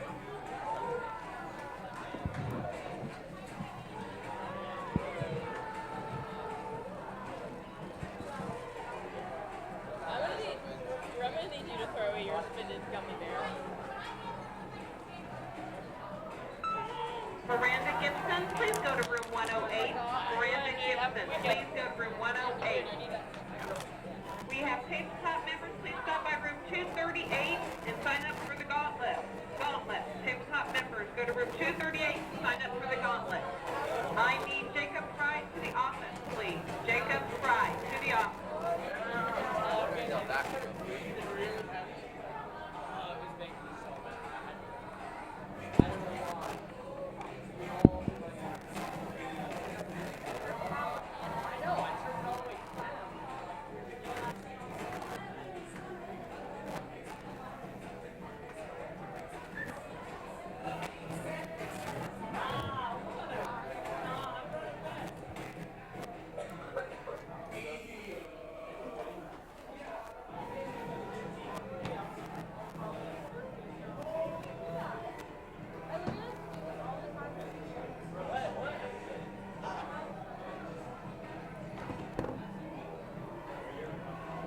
Can someone find another trash bag somewhere? Yeah, hold on. That's what we need. It's a weapon. It's a weapon.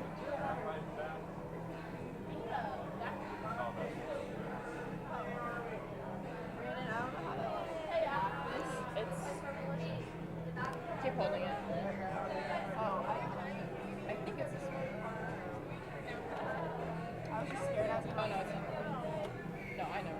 I just fold until it. Sorry.